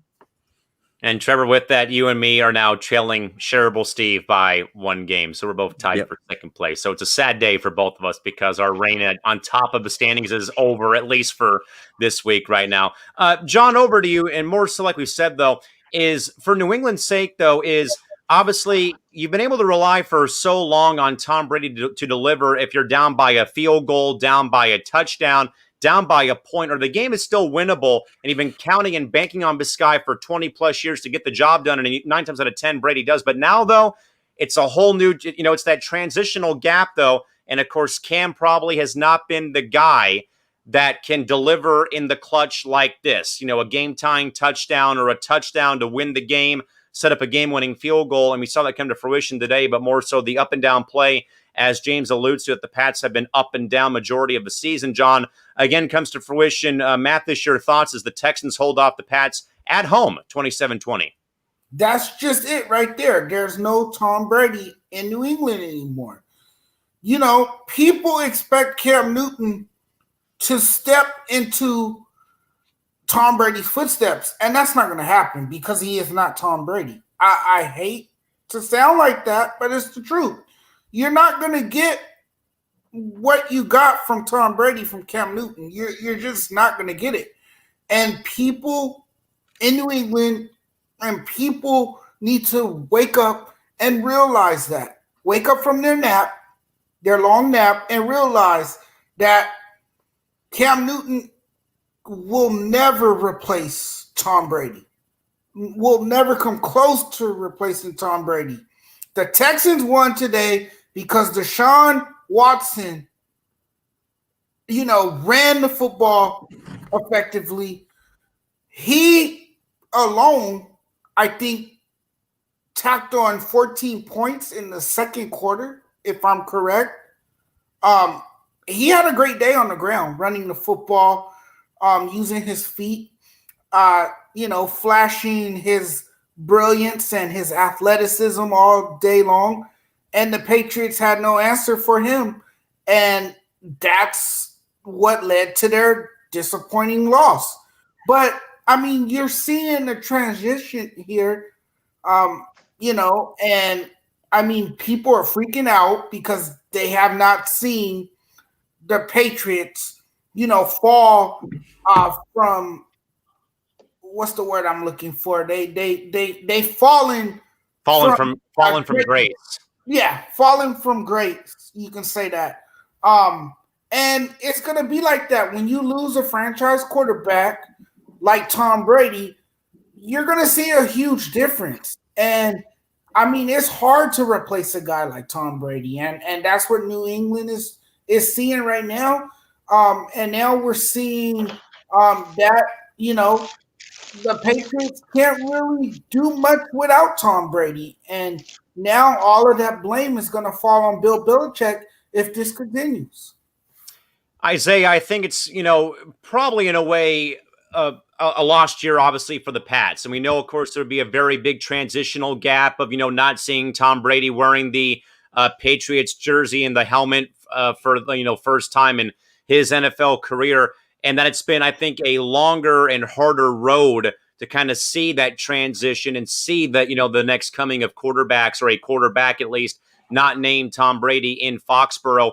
But more so, I agree, though, that more so with James, that the Pats have been up, down, up, down, up, down all season, have not been consistent all season, which I think has been, a very big factor. But I think more about it, though, Isaiah, in waning moments of a game like today, where, again, you're down by a touchdown, at least you tie the game, go to overtime, but Cam Newton cannot deliver in the clutch like Tom Brady can, or even Peyton Manning was able to deliver in the clutch throughout his career with Indianapolis and even with Denver. But Isaiah, takeaways, though, from the Texans' victory over the Patriots, who again falter and lose. And to James's point, though, again, another up and down sort of week, though, for New England, going from a very nice win last week to a loss this week versus Houston. Yeah, my thoughts on this is that the Patriots are done. Any remaining hope that they had of making the playoffs are all gone, dashed, and out the door. The Patriots, like James said, they are so up and down. Some weeks you're just like, yeah, the Patriots, they're not going to win the game, like against the Baltimore Ravens, and then they shock everybody and they beat the Baltimore Ravens, and then they follow it up by losing to the lowly Houston Texans. The New England Patriots are a team that they're just like the Browns. To win games, they need to rely heavily on the running game. And today, their running game just couldn't get anything going. Damian Harris, 11 carries, 43 yards, 1 touchdown. James White, 5 carries, 19 yards.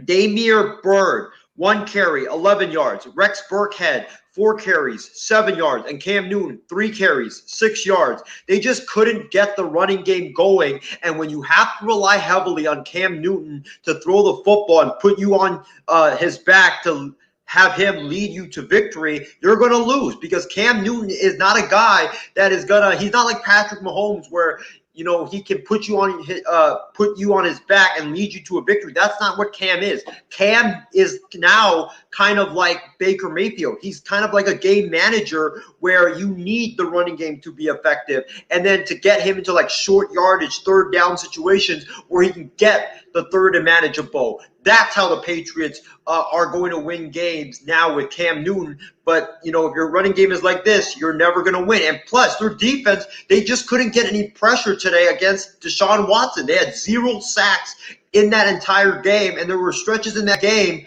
where Deshaun Watson was allowed to stand in the pocket for what it seemed like 15 seconds. That's how pathetic the pass rush was of the New England Patriots. When you cannot rush the quarterback and you allow him to stand in the pocket forever, you're going to get roasted every single time. So the Patriots are done. I don't expect them to make the playoffs this year. I would be really shocked if they somehow, some way did it.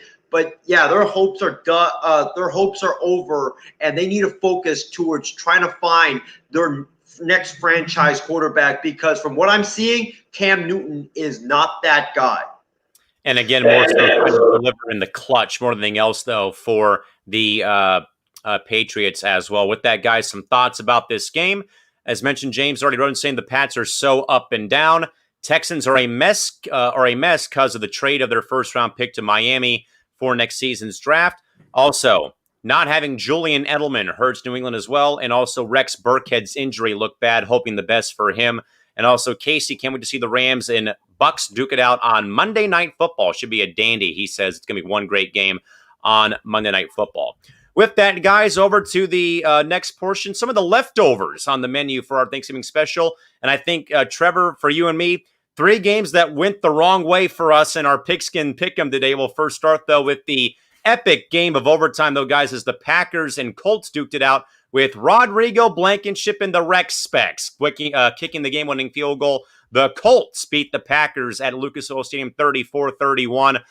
Trevor, epic game by both these teams, but sadly, man, not really sadly, but more so, at least that this loss gives the Bears a chance maybe to get back into the NFC North divisional race. I highly doubt it, but Trevor, a great game across the board by 2 very great quarterbacks in Aaron Rodgers and Phillip Rivers. But man, don't disrespect the specs, baby, of Rodrigo Blankenship with the game-winning field goal to knock off the Packers. And probably, I'd say, Trevor, maybe a very big upset on Sunday. Yeah, it's going to be, looking at this game, we all knew it was going to be a fantastic game from start to finish.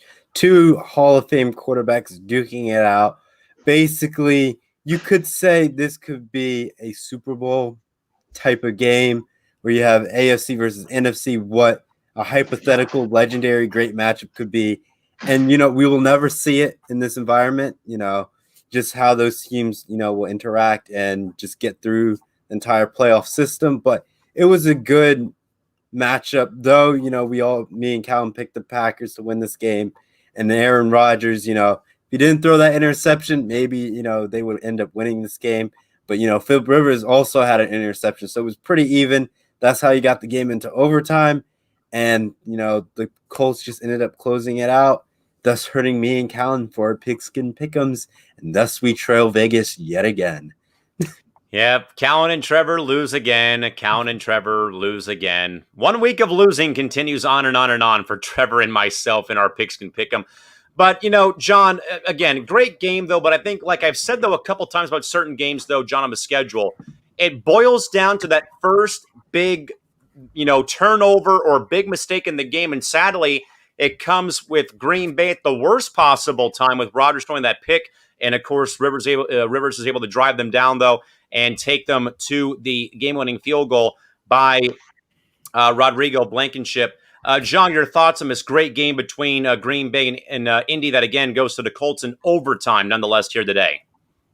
I watched that game from start to finish. It was very, very good game. It was filled with drama, excitement, and I enjoyed that game from start to finish. But, early on in that game, Aaron Rodgers made a very uncharacteristic mistake, and that was the fumble, which, gave the ball back to the Indianapolis Colts. And I believe if I remember correctly, the Colts scored on that drive. Oh, no, they didn't. I'm sorry. They fumbled on that drive, which gave the ball back to the Packers. And then the Packers finally, I believe, got the ball into the end zone. Aaron Rodgers is one of the top-ranked quarterbacks in the league. I like that wide receiver and quarterback combination with him and Devontae Adams. And then you have Jones, who's running the football efficiently on the ground. The Packers could have easily won this game, but when you look at the late interception thrown by Aaron Rodgers, which is rare from a guy like Aaron Rodgers, that's what might have, cost the Packers game, and for the Colts, they were able to capitalize on those few mistakes and that put them in the position to win the game, in which they did. They needed a game-winning field goal in overtime to pull it out, and they did. But let's not overlook the Colts' defense. I think they got a lot of guys on that defense that no one talks about. They have a very, very good defense that people continue to overlook and not take seriously. And then you also look at their kicker, Blankenship. I watched a lot of him at Georgia. He was a good kicker there. And they have a great kicker. They have a great defense. They have a veteran quarterback in Phillip Rivers who played with the Chargers for a very long time. And now he comes over to Indianapolis and reunites with a guy by the name of Frank Wright, who was once his offensive coordinator in San Diego, LA. And this guy knows him from inside out, and so it works for what the Colts got going on over there. It's a great thing for the Indianapolis Colts. And I mean, I wouldn't be surprised if they make a deep run to the playoffs. You got a bunch of veteran guys. You have Phillip Rivers as your quarterback. Don't be surprised if this team makes a lot of noise in the playoffs. Isaiah, I think John's right, though, that the Colts are a very good team led by a lot of vets. Again, Phillip Rivers notably, and, a great running game as well with Jonathan Taylor and guys like that. But more so, I think, Isaiah, like I've said, though, a couple times when I've, maybe have given my picks live on air, though, is a game like this, though, boils down to the first major mistake made in a ball game. And sadly, you can look at a lot of the, either at certain fumbles, but Aaron Rodgers' pick, though, is what I think is the bigger mistake, though, because I think that helps the Colts drive down and set up that game-winning field goal by Rodrigo Blankenship. But my goodness, man, it was a great game, though, between the Colts and the Packers from Indianapolis. Isaiah, your thoughts and your takeaways as the Colts hang on and win in OT over Green Bay. Yeah, this was a fantastic game. This game definitely played out as advertised. A lot of people were hyping this game up to be the best game of this entire weekend of NFL games, and it certainly was. You had one of the best offenses in the NFL, in the Green Bay Packers, going up against one of the best defenses in the NFL, in the Indianapolis Colts, and it was just a really good game. It was really back and forth. I completely agree with you, Callan. It always comes down to who makes that one mistake in overtime, and Aaron Rodgers was the one that made it when he threw that interception, and the Colts with Phillip Rivers just drive down the field and score that touchdown. I really enjoyed this game. The Packers, they could, as I think James alluded to this, that they have a good running game, but the Colts, they shut them down today. They definitely did. Aaron Jones, very talented running back, only 10 carries, 41 yards, and a touchdown. Jamal Williams, 5 carries, 12 yards. I thought the Packers should have ran the ball a little bit more in this game. They should have utilized Aaron Jones a little bit more. But other than that, it was just a crazy, epic game. And, congratulations to the Colts on getting that interception in overtime to get that win. But, hey, I wouldn't mind seeing this game in the Super Bowl one bit. I mean, that was one of the maybe better games on the schedule on this Sunday, guys. Some more thoughts real quick about this. James says Blankenship made up for his miss earlier in the game with the game winner. Casey says the Packers will still win the NFC North, but I think they can be beat in the postseason. The NFC is wide open. Who comes out of it? I don't know. At this rate, with so much uncertainty, I don't know who New Orleans probably is my clear-cut favorite right now. I know, of course, that Drew Brees has had some injury problems. Tampa Bay's also a dark horse. Isaiah, what do you think about this?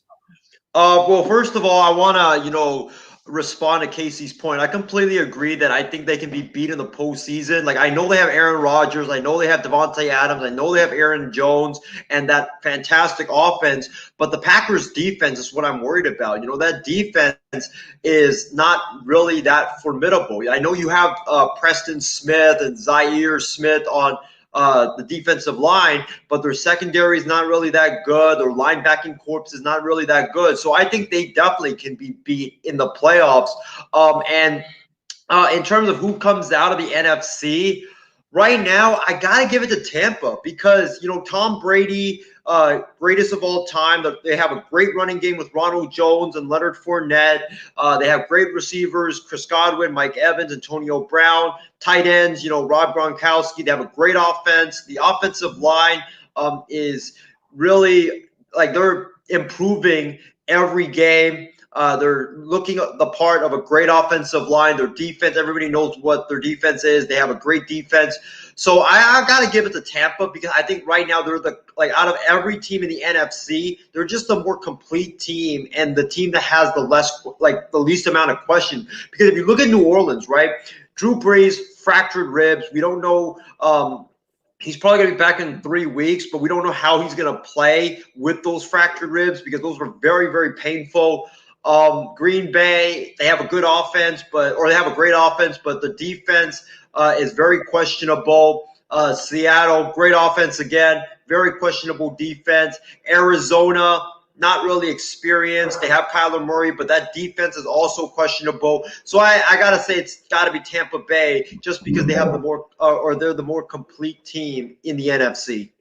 Definitely agreed. And also with the health the health of Drew Brees being a very big talking point as well. More thoughts? Casey writes in, nice win by the Colts today. Christy writes in, Colts-Packers was crazy. Such a good game. James alluded to this earlier. Packers usually have a good running game, but shout out to the Colts defense for coming up clutch. And also he says, gee golly, happy for Phillip Rivers today, who again sees the Colts win the game 34-31 over the Packers at home on a game-winning field goal by Rodrigo Blankenship to knock off the Packers. Next game, guys, staying in that part of the country, but the Cowboys and Vikings from US Bank Stadium. And the Cowboys win the game over the Vikings at US Bank Stadium 31-28. It is in favor of the visitors from down in Dallas.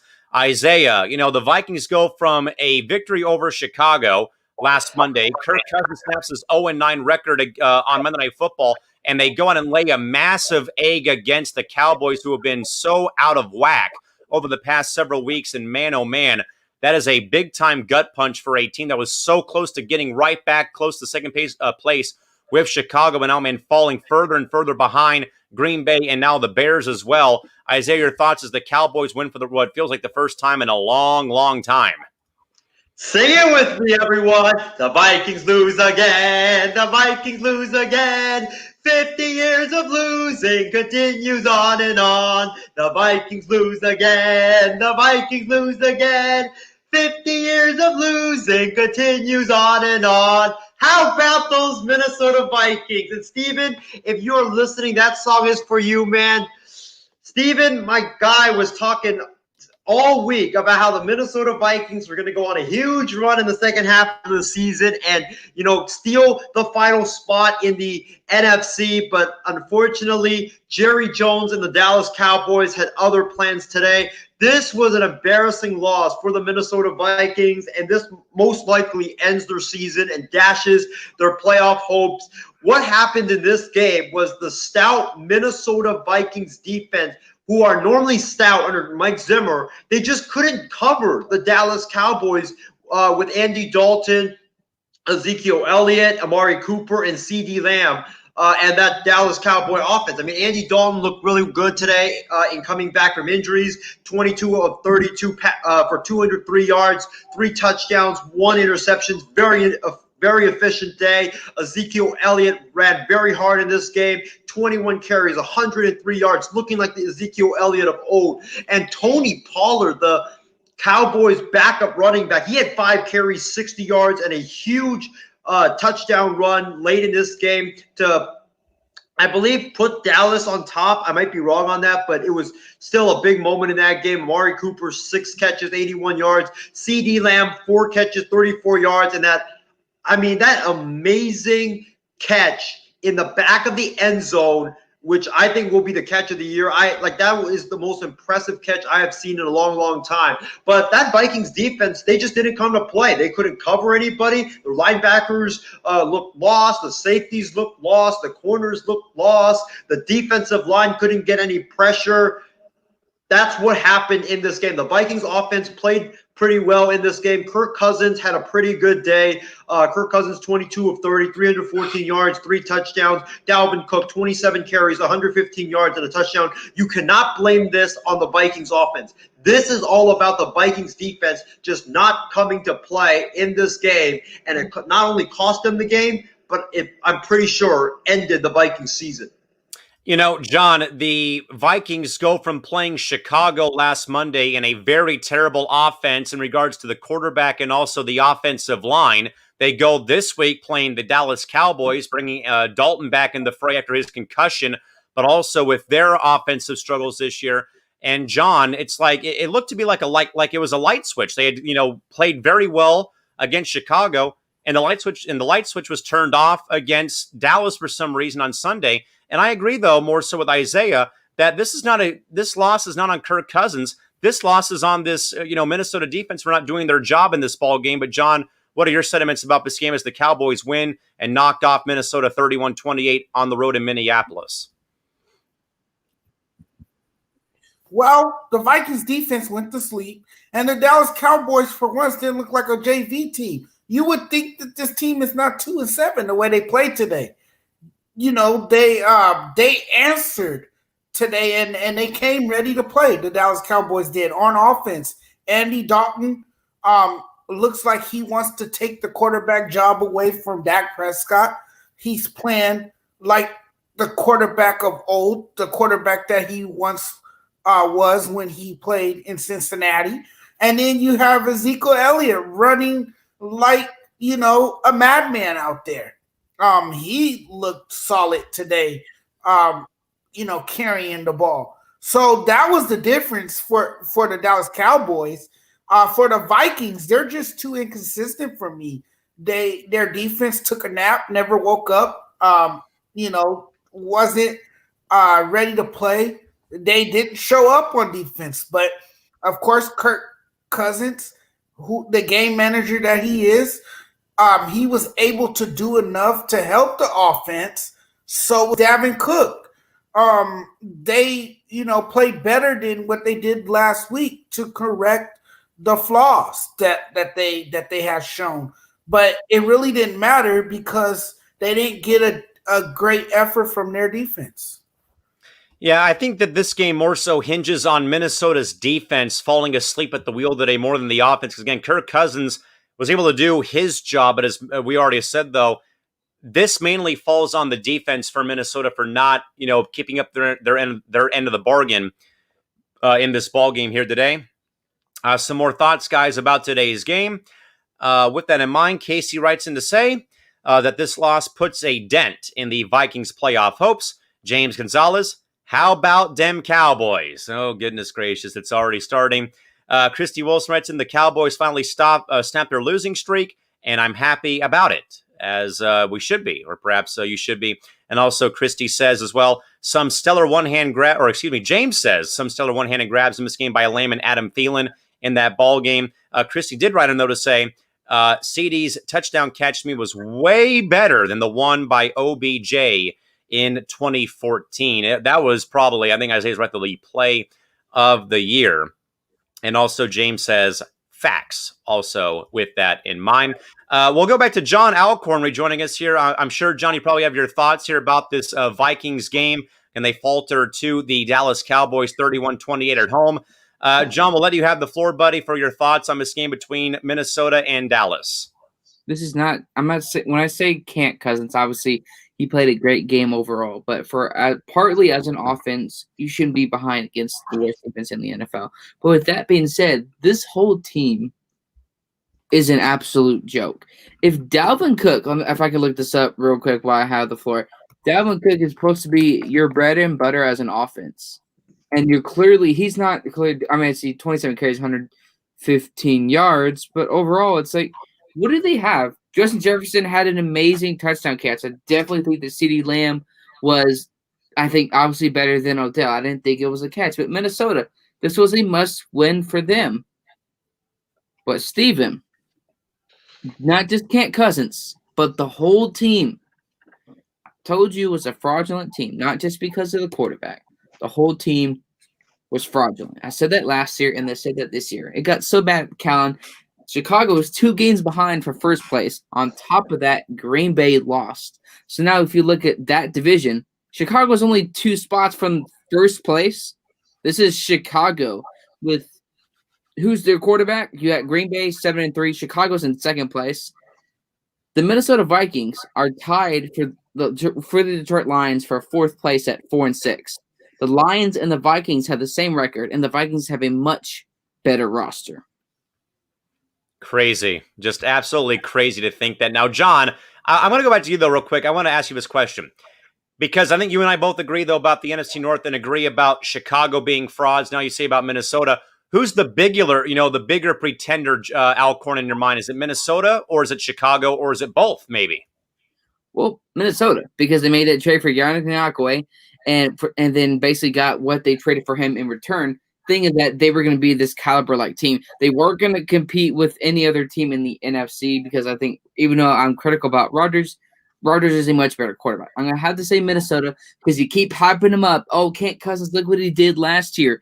They paid him even more money. So there's more expectations or more criticism on that quarterback when you get paid even more money. If Kirk Cousins didn't necessarily get half of what he has now in terms of money or the cap hit, I wouldn't criticize him much. But I'm going to have to say Minnesota because they had people saying, oh, they're going to the playoffs and they could contend for a Super Bowl.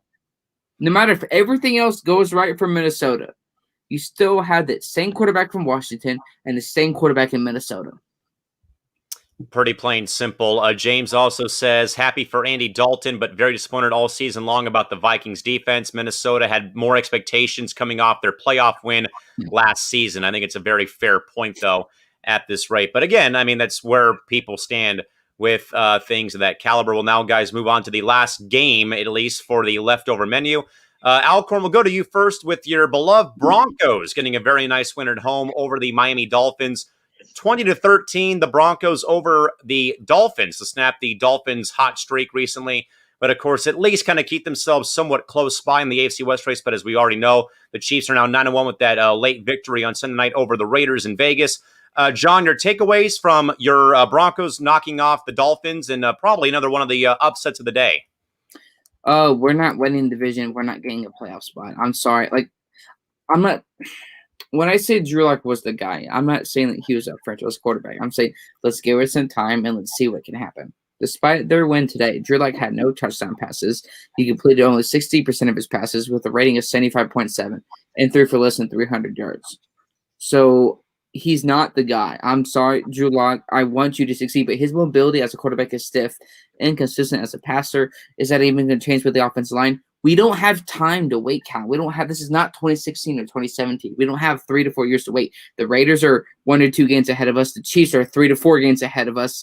We have no chance. That's congrats to beat Miami. I would hope you can beat a rookie quarterback in Tua, who I'm not high on in any way. Now, I'm going to tease Isaiah for a minute for some of his takes, but my Broncos, they're not making the playoffs. I'm sorry. I'm a Broncos fan. I'll be a fan for life. I'm being realistic about the situation here.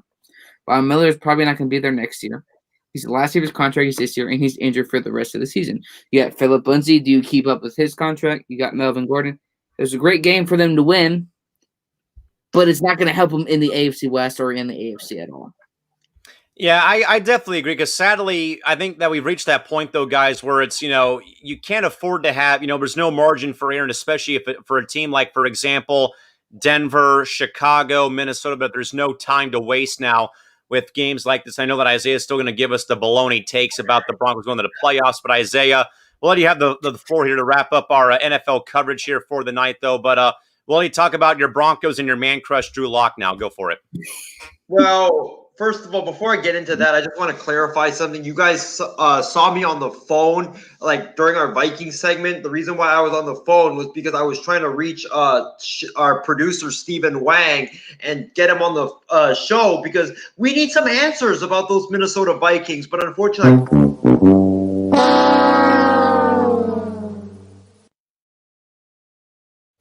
I called him 3 times, no answer. So he might be hiding in the bunker, drinking some vodka right now and sulking. But about the Broncos game, this is very simple. I saw on Twitter, right, after the game, I saw on Twitter, a lot of people were blasting Tua, saying, oh, Tua's a bust, and Tua sucks, and stuff like that. Listen, calm down, everybody. Tua Tagovailoa is going to be a great quarterback in the NFL. He's got a great arm. He's got great mobility. He's got a great football IQ. He's going to be a great quarterback. The reason why Tua Tagovailoa struggled today was it wasn't because of Tua, like it wasn't because, Tua was bad. It was more of Vic Fangio confusing Tua Tagovailoa. Vic Fangio is an amazing defensive coach. He's kind of like Bill Belichick in this regard. Whenever they play rookie quarterbacks, they always cobble up some game plan to confuse that rookie quarterback. Vic Fangio in his career is 17-8 versus rookie quarterbacks in his career as a defensive coordinator or a head coach. That is very, very impressive. So when he's playing a rookie, Fangio has the advantage because he's going to bring up some game plan to really confuse that rookie quarterback. So calm the heck down about, Tua being a bust and all that stuff. Tua is going to be fine. But about the Denver Broncos finally figured out how they have to win football games. They have to win football games by treating Drew Lock like he's the second coming of Baker Mayfield, making him a game manager. That's what they did today. The Broncos, Melvin Gordon, 15 carries, 84 yards. Phillip Lindsay, 16 carries, 82 yards. Those two guys combined for 166 yards rushing and 2 touchdowns on 31 carries. When you run the football that effectively, you're almost always going to win the game. Drew Lock, all he has to do now is, with the running game being that effective, just don't make mistakes. Don't turn the football over and just complete short passes on third and manageable, and then that's it. That's what you have to do if you're Drew Lock, and then turn it over to the defense because Vic Fangio, with his defensive genius mind, he's going to have a game plan out there to make the defense successful, and that's what happened today. I know the Broncos. Listen, I'm the one that picked the Broncos to go to the or win the AFC West, but let me say this.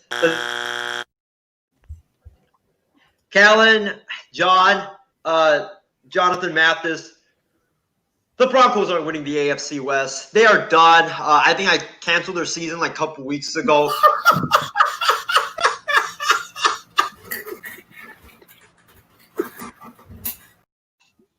But I think the Denver Broncos finally figured out their recipe to winning games, and that is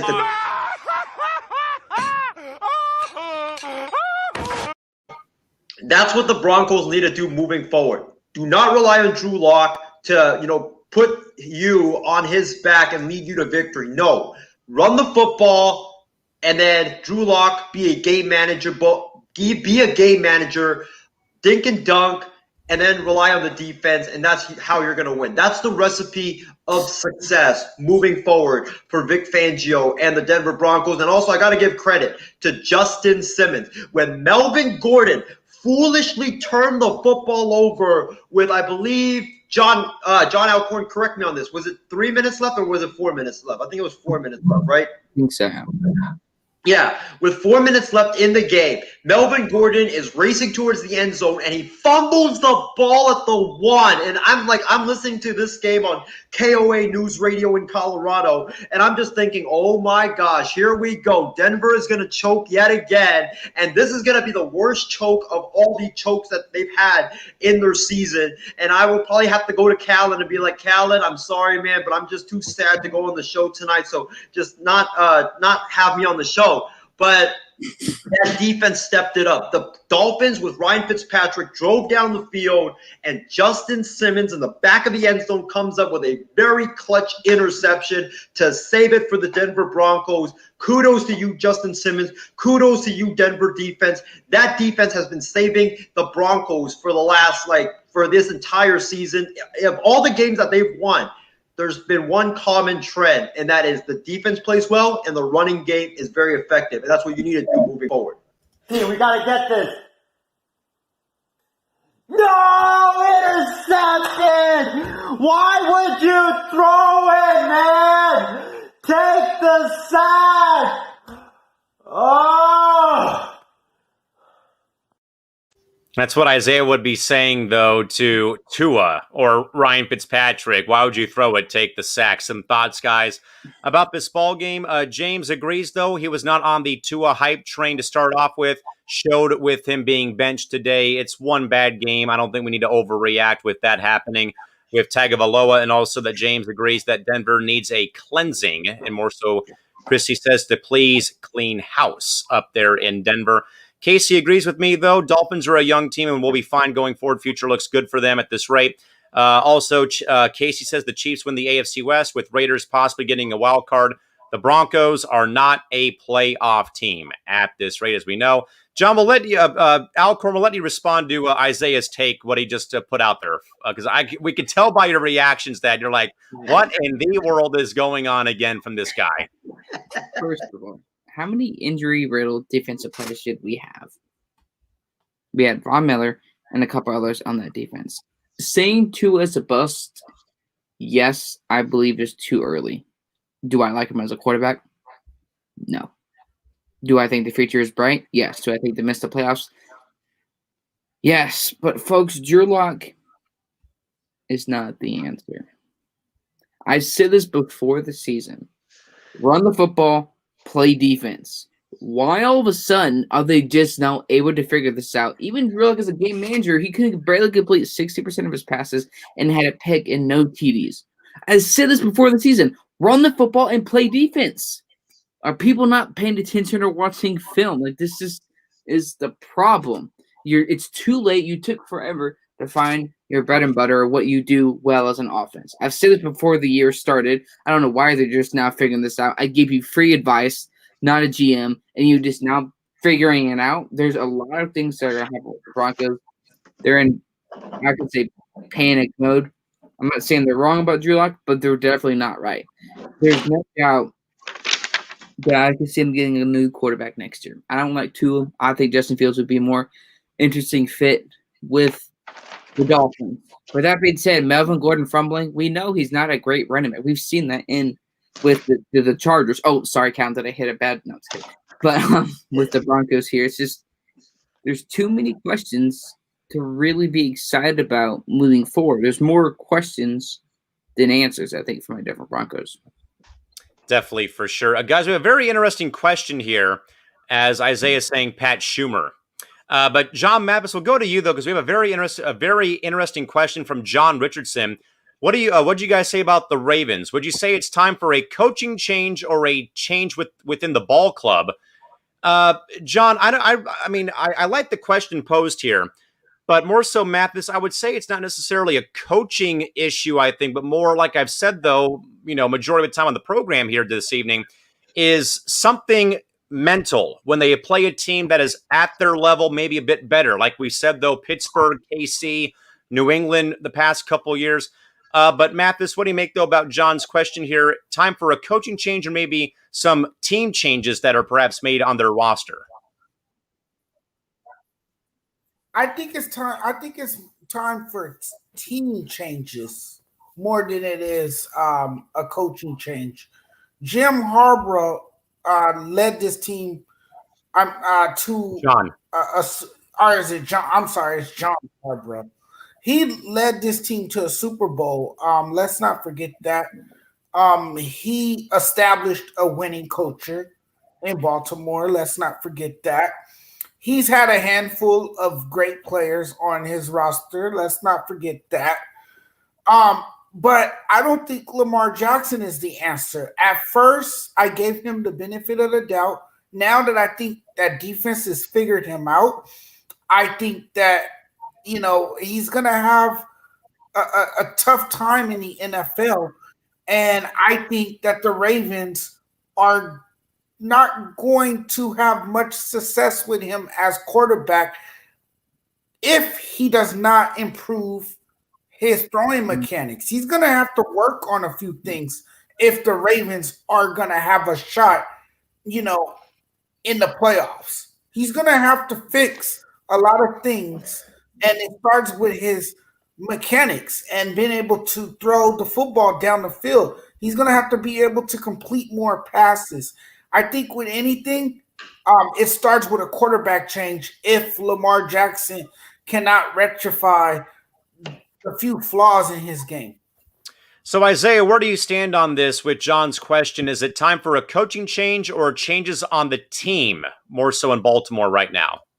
Well, I think it's more of a team change because calling for John Harbaugh's job after he's been very, very successful in his tenure at Baltimore is absolutely ludicrous. This guy is one of the best coaches in the NFL. He's a Super Bowl winning head coach. So the Baltimore Ravens, they would be absolutely stupid, like Casey King said, to let John Harbaugh go. What you need is, I think you might need another quarterback because for one, I just don't believe in Lamar Jackson. I don't think you can win with that style of football that the Ravens currently play, which is just, run, and run. Like when the team or when other teams start stacking the box and putting a spy in the middle of the field and forcing you to throw the football and you can't throw the football, then you're not going to win games.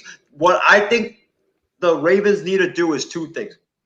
They need to help Lamar Jackson try to become a better pocket passer and also maybe try to get him a great wide receiver like what the Bills did with Josh Allen, because let's not forget Josh Allen was kind of in the same boat as Lamar Jackson. He couldn't really throw the ball that well. He was a very good runner, but then they got him Stephon Diggs, and then all of a sudden he's an MVP candidate. So I think they need to try to get him like a bona fide number one wide receiver. I know right now they have Marquise Hollywood Brown. They've got a washed up Des Bryant. So they need a number one wide receiver. And if that doesn't work, then I think we definitely have to consider getting a new quarterback, a guy that can actually throw the football. John Alcorn, where do you stand? Coaching change or team change needed in Baltimore right now at this rate? I think potentially it could be a little bit of coaching. Now, let me explain why. If you look at here, Hollywood Brown's supposed to be your number one receiver, but they're not game planning him in the game. Let's look at how many times he's really been targeted. If he's supposed to be your number one receiver, his best game, not necessarily because of his fault, because he's not being targeted enough. You had a big game today against Tennessee. He was targeted 3 times. We've been making joy for over 100 the whole game. Excuse me, sorry. He was targeted 3 times the whole game, and he sees 7, 6, 5, 4. So they're clearly not giving him the ball as much as they should. They guarantee, does he need to stop dropping the ball sometimes? Yes, but if he's supposed to be your number one guy, why is he not consistently getting the football? We saw what he did last year, his first year in the NFL. Guaranteed the numbers didn't stack up to his speed and athleticism and agility. But if you're not game playing for him with Lamar Jackson, if he gets more targets, you can see some resemblance of maybe what Baltimore could do. I don't think Lamar Jackson is the answer. You keep saying he has to improve as a passer, but is he going to? No. Because if you can't beat big teams now, even with your strong suit as a runner, what makes you think you can do it as a runner and a passer? He's just a more flashier Colin Kaepernick. So there's our thoughts, folks. Some thoughts from the panel, or at least from the viewers. Christy agrees with team change more so than a actual change being made with the coaching staff. James Gonzalez, the change in mentality of the Ravens has to start with Lamar Jackson. Christy Wilson, to me, Lamar Jackson is nothing but hype. I think a lot of people would agree. Also, James says they then having a true defensive leader like Calais Campbell, but he was injured in the game today. Casey writes in, the Ravens would be stupid to let John Harbaugh go. They need roster changes more than anything else. John is better, definitely better than Jim as a coach. Also, Casey says if the Ravens let him go, USC should go make a run and get him as he has said in the past, he wouldn't rule out coaching in the college ranks. And also, James says, maybe another linebacker legend like Ray Lewis once was. And also James says, yeah, get a number one receiver and a true shutdown corner or safety. At the same time, guys, let's not forget, though, that John did actually coach, though, here at the University of San Diego, too. So I wouldn't rule out coming back to San Diego, where he once played as the Chargers quarterback here. Isaiah, back over to you. How about this, Ravens? Let's make a trade. We'll give you Clay Helton, and in return, you send us John Harbaugh. Deal?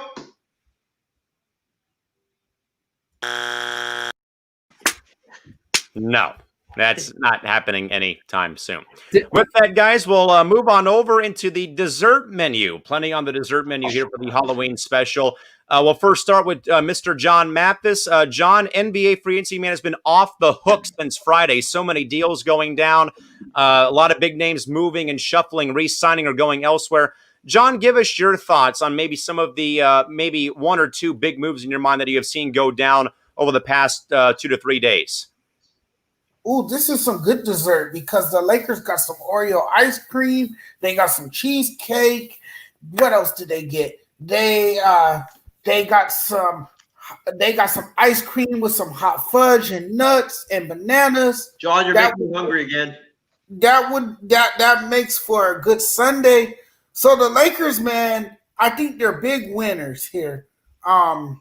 They got Marc Gasol today, and if you guys remember, Marc Gasol was originally a Laker. He got traded for his brother to Memphis, and that's how Paul Gasol ended up in LA. Well, now he gets a chance to play for the Los Angeles Lakers, and not only does he get a chance to play for the Lakers, but he becomes a vital asset to the Lakers front court because now what that does, that adds size and depth. And then you get Montrezl. I always say his first name wrong. Montrezl Harrell. Harrell, thank you. Now you get him, and that adds more size, more depth, and now the Lakers are deep in the front court. They don't miss Dwight Howard. They don't miss Rajon Rondo because they have Dennis Schroeder and they have Wesley Matthews now. So I think the Lakers are big winners in free agency. And you know what? People were hard on Rob Pelinka. They criticized him. But look, Rob Pelinka is getting the job done. He is signing all these players that can really, improve the Lakers roster. And I think the Lakers have put themselves back in position to win back-to-back, to win the championship next year. I will be very surprised if the Lakers don't repeat and win a championship. They got all the pieces now to win a championship. No excuse. Back-to-back titles. I think they're the favorites to win it all now. One signing that I was very disappointed with, and this is no hate towards Gordon Hayward, not at all. But I think the Charlotte Hornets have become a little desperate. Michael Jordan has become a little desperate. And the reason I say that is because they gave Gordon Hayward, a guy who's injury prone, $120 million. That is money that guys like Jason Tatum, guys like Anthony Davis, guys like Devin Booker, guys like that should be making, not Gordon Hayward. Gordon Hayward he has spent a lot of time on the sideline because of injuries. And I just don't like that. I think that the Charlotte Hornets overpaid him. And I just think it's a bad signing. So, Isaiah, we talked pretty heavily on Saturday on the night shift to some of the moves that we have seen, though. But again, the Lakers on Sunday land Marc Gasol. Bogdan Bogdanović goes from Sacramento to Atlanta on a pretty hefty contract as well. Other moves, though, that have in fact been made, though, across the NBA. But, Isaiah, your thoughts, though, and maybe other moves that have probably gone down that you probably have thoughts on in reaction to on this right now third day of NBA free agency.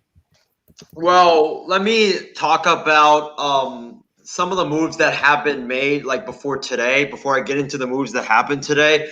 Obviously, Montrezl Harrell, I love that move. That is a steal for the Lakers. This guy has a high motor. He's a fiery guy. He talks a bunch of trash to the opponents. He gets under opponents' skin. That's what the Lakers need. The Lakers need a kind of guy like Montrezl Harrell. Montrezl Harrell is kind of like a bigger Draymond Green to me. We needed that type of guy for the Lakers, because we didn't have that last year. A lot of other teams and other executives that were going like to anonymous sources, they kept saying the Lakers were soft. They didn't have any dog in them. Well, we got some dogs in us now. Dennis Schroeder, Montrezl Harrell. So we're good in that standpoint. I like the Montrezl Harrell signing also because, like, I know, Dwight Howard, I think he got a 2-year. Yeah, Dwight Howard got a 1-year, $2.6 million deal. Well, we replaced Dwight Howard with a guy that is younger and better than Dwight Howard. So that's why I love that move. Other moves, Dennis Schroeder, I already said how much I love that move.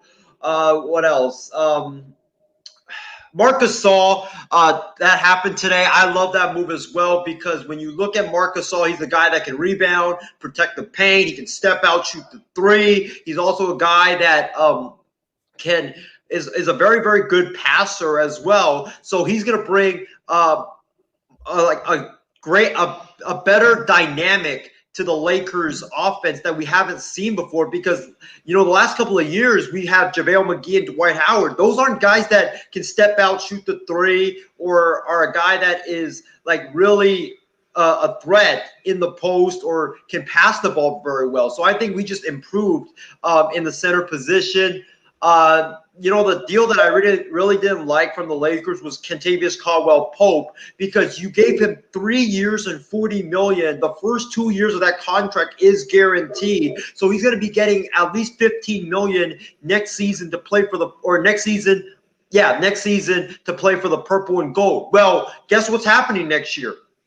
Giannis, Oladipo, not Westbrook, Kawhi Leonard, Paul George, they're all free agents. The Lakers wanted another young star to pair with LeBron James and Anthony Davis. Well, now you're not going to have the money to give them a max contract because you gave KCP a $15 million per year contract for next season as well as this season. So that's why I don't like that move. It takes us out of the running for Giannis. I know that, we probably wouldn't have gotten Giannis, but hey, at least give me a chance to make my pitch to Giannis Antetokounmpo.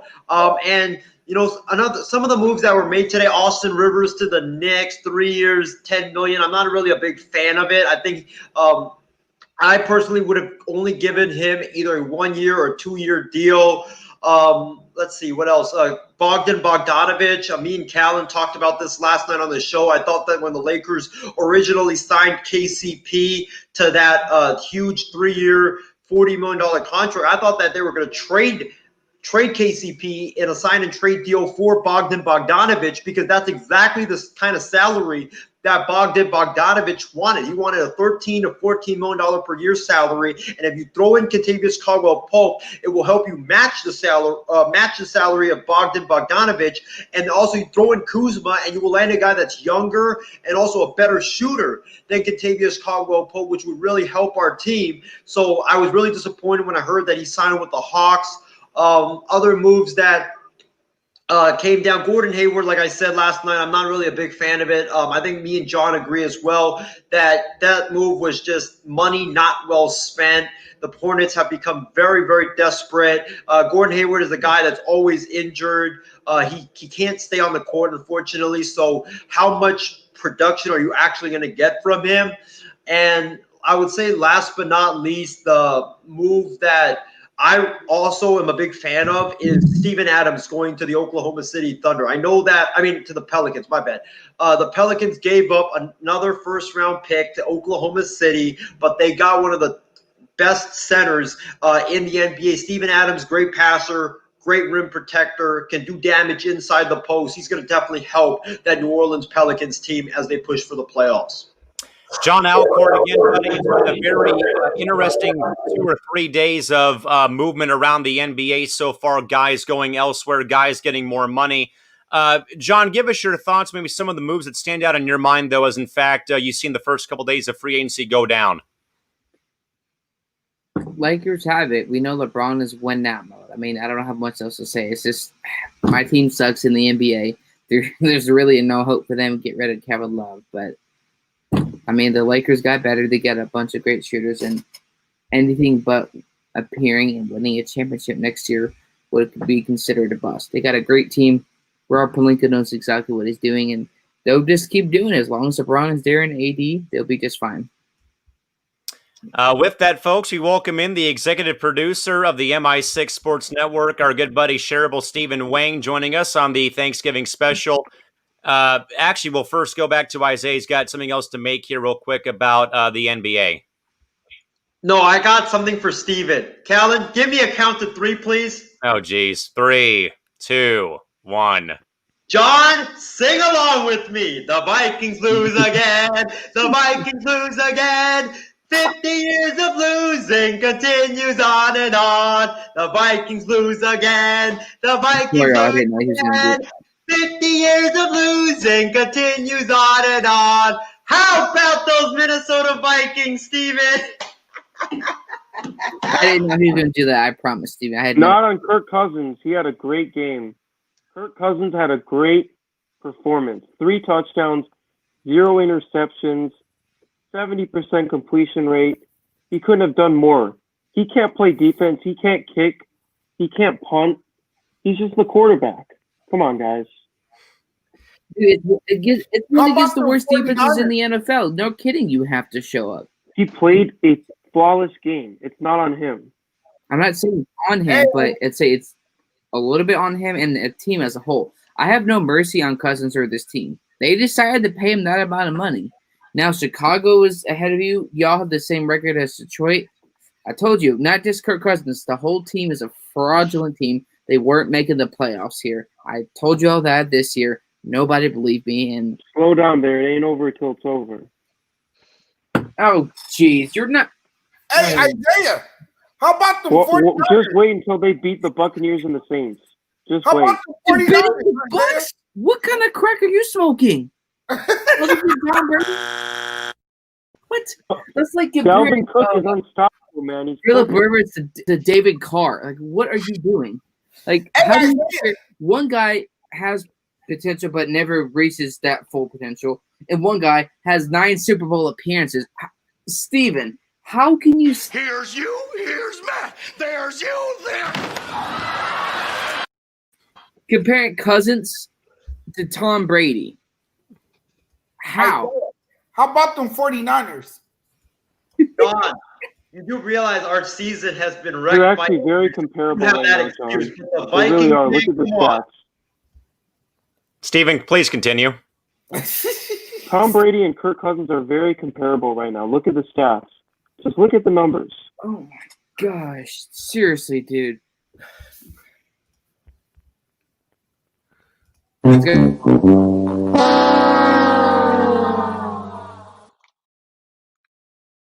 It comes down to coaching. I trust Bruce Arians more than I do Mike Zimmer. Yeah. John, I will see you next Sunday night. That's what I'll say to you.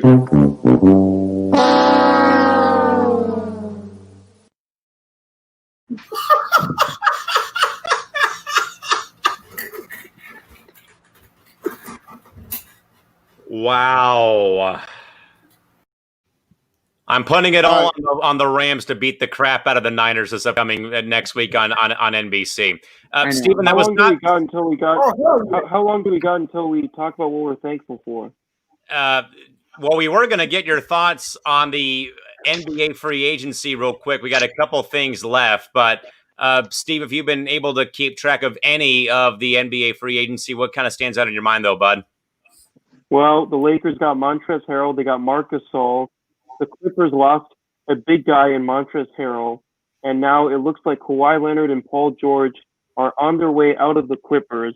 Paul George continues to be pandemic P.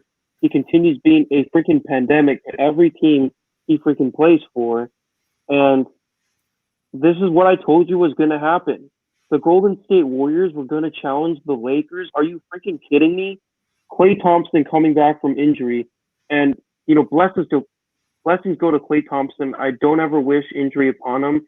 But he was never going to, along with Steph Curry and Draymond Green, who was getting older, challenge the Lakers. This was always a Warriors team that was literally going to get knocked out of the playoffs by the Blazers because Damian Lillard is the best point guard in the NBA. It's not Steph Curry anymore, especially with Curry coming out of injury. So they can't even get past the Blazers, let alone the Lakers. So they're out. The Clippers look like garbage right now. The Lakers are cruising to title number 18, and LeBron is frankly going to easily win title number 5. I think everybody kind of knew this entering the free agency, and it's confirmed even more. LeBron James is on the path to be the greatest player of all time. Like, you can talk all you want about MJ, but guess what? Last time I checked, the LeBron fans and the fans of today's NBA are only getting older and older, and they're only getting more and more numerous. As the time passes by, LeBron is going to eclipse MJ very easily in terms of legacy. He's going to get his 5th title. He's running away with it in 2021. Then he's probably going to get a 6th championship maybe a couple years later. I'll give it a little bit of a gap. But he's on the right trajectory, guys, now. He really is on the right trajectory. History is trending towards his side. History is trending towards the Lakers side right now. I mean, we look at the Brooklyn Nets. They're trying to get James Harden. What a joke, man. I mean, if they get James Harden, best case scenario, they are the 2012 Thunder. Congratulations. You can go reach the finals and get bopped by LeBron James once again. Once again, LeBron James can go Sun KD and Harden in the finals because you don't have a 73-9 team Durant to hide behind anymore. You don't have that level of a freaking cheat code team to hide behind anymore. This Lakers team is cruising to title number 18. No questions asked. And that's what I said was going to happen. They were going to easily win the West, easily slip through the Warriors, the Clippers, and now whoever comes out of the East. I'm going to pause real quick, guys, because I know we kind of, in a way, had a Thanksgiving food fight here when Steven came in and we were talking about the Vikings and stuff, but I got to get to some of the viewer comments, though, first about the NBA free agency period. Casey King first writes in, Marcus Saul, great pickup for the Lakers. James also says, oh, God, dessert talk, please stop, ha, ha, ha. James also says the Clippers need another shooter off the bench and even more bench help with them losing Harold to the Lakers. Definitely agree on that one. Casey also says Lakers looking really good, making another title run next year, and I like the chances.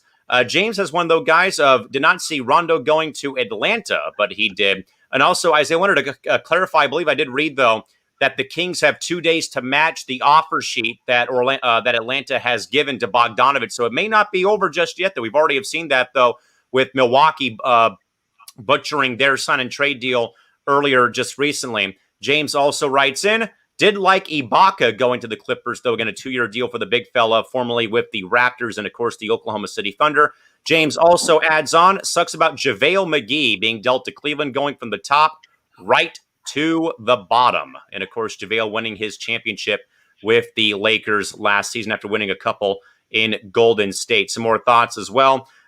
James also says, Austin Rivers is going to get the green light to shoot wherever or whenever with the New York Knicks. Definitely think as well. Also, James says the Dallas Mavericks have not done much either other than trading Curry for Josh Richardson. So we'll see how things do, in fact, go as well. And did the Lakers just sign JaVale McGee, too? Did they? I'm not sure if they actually did re-sign him. No? He picked up his player option, which was costing $4.5 million. So the Lakers basically traded that salary away and gave that to Marc Gasol, which I think is a good upgrade. That's so I got to ask you guys real quick. Do you guys think an option? Did they trade him? Do you guys think the Lakers now have the clear path to repeat? Yes. Yep. I do. I mean, they're almost becoming like the Warriors at this point in terms of just dominance over the league. I mean, you got the best player in the world in LeBron James, who does not turn into the frozen one like Giannis does in the playoffs.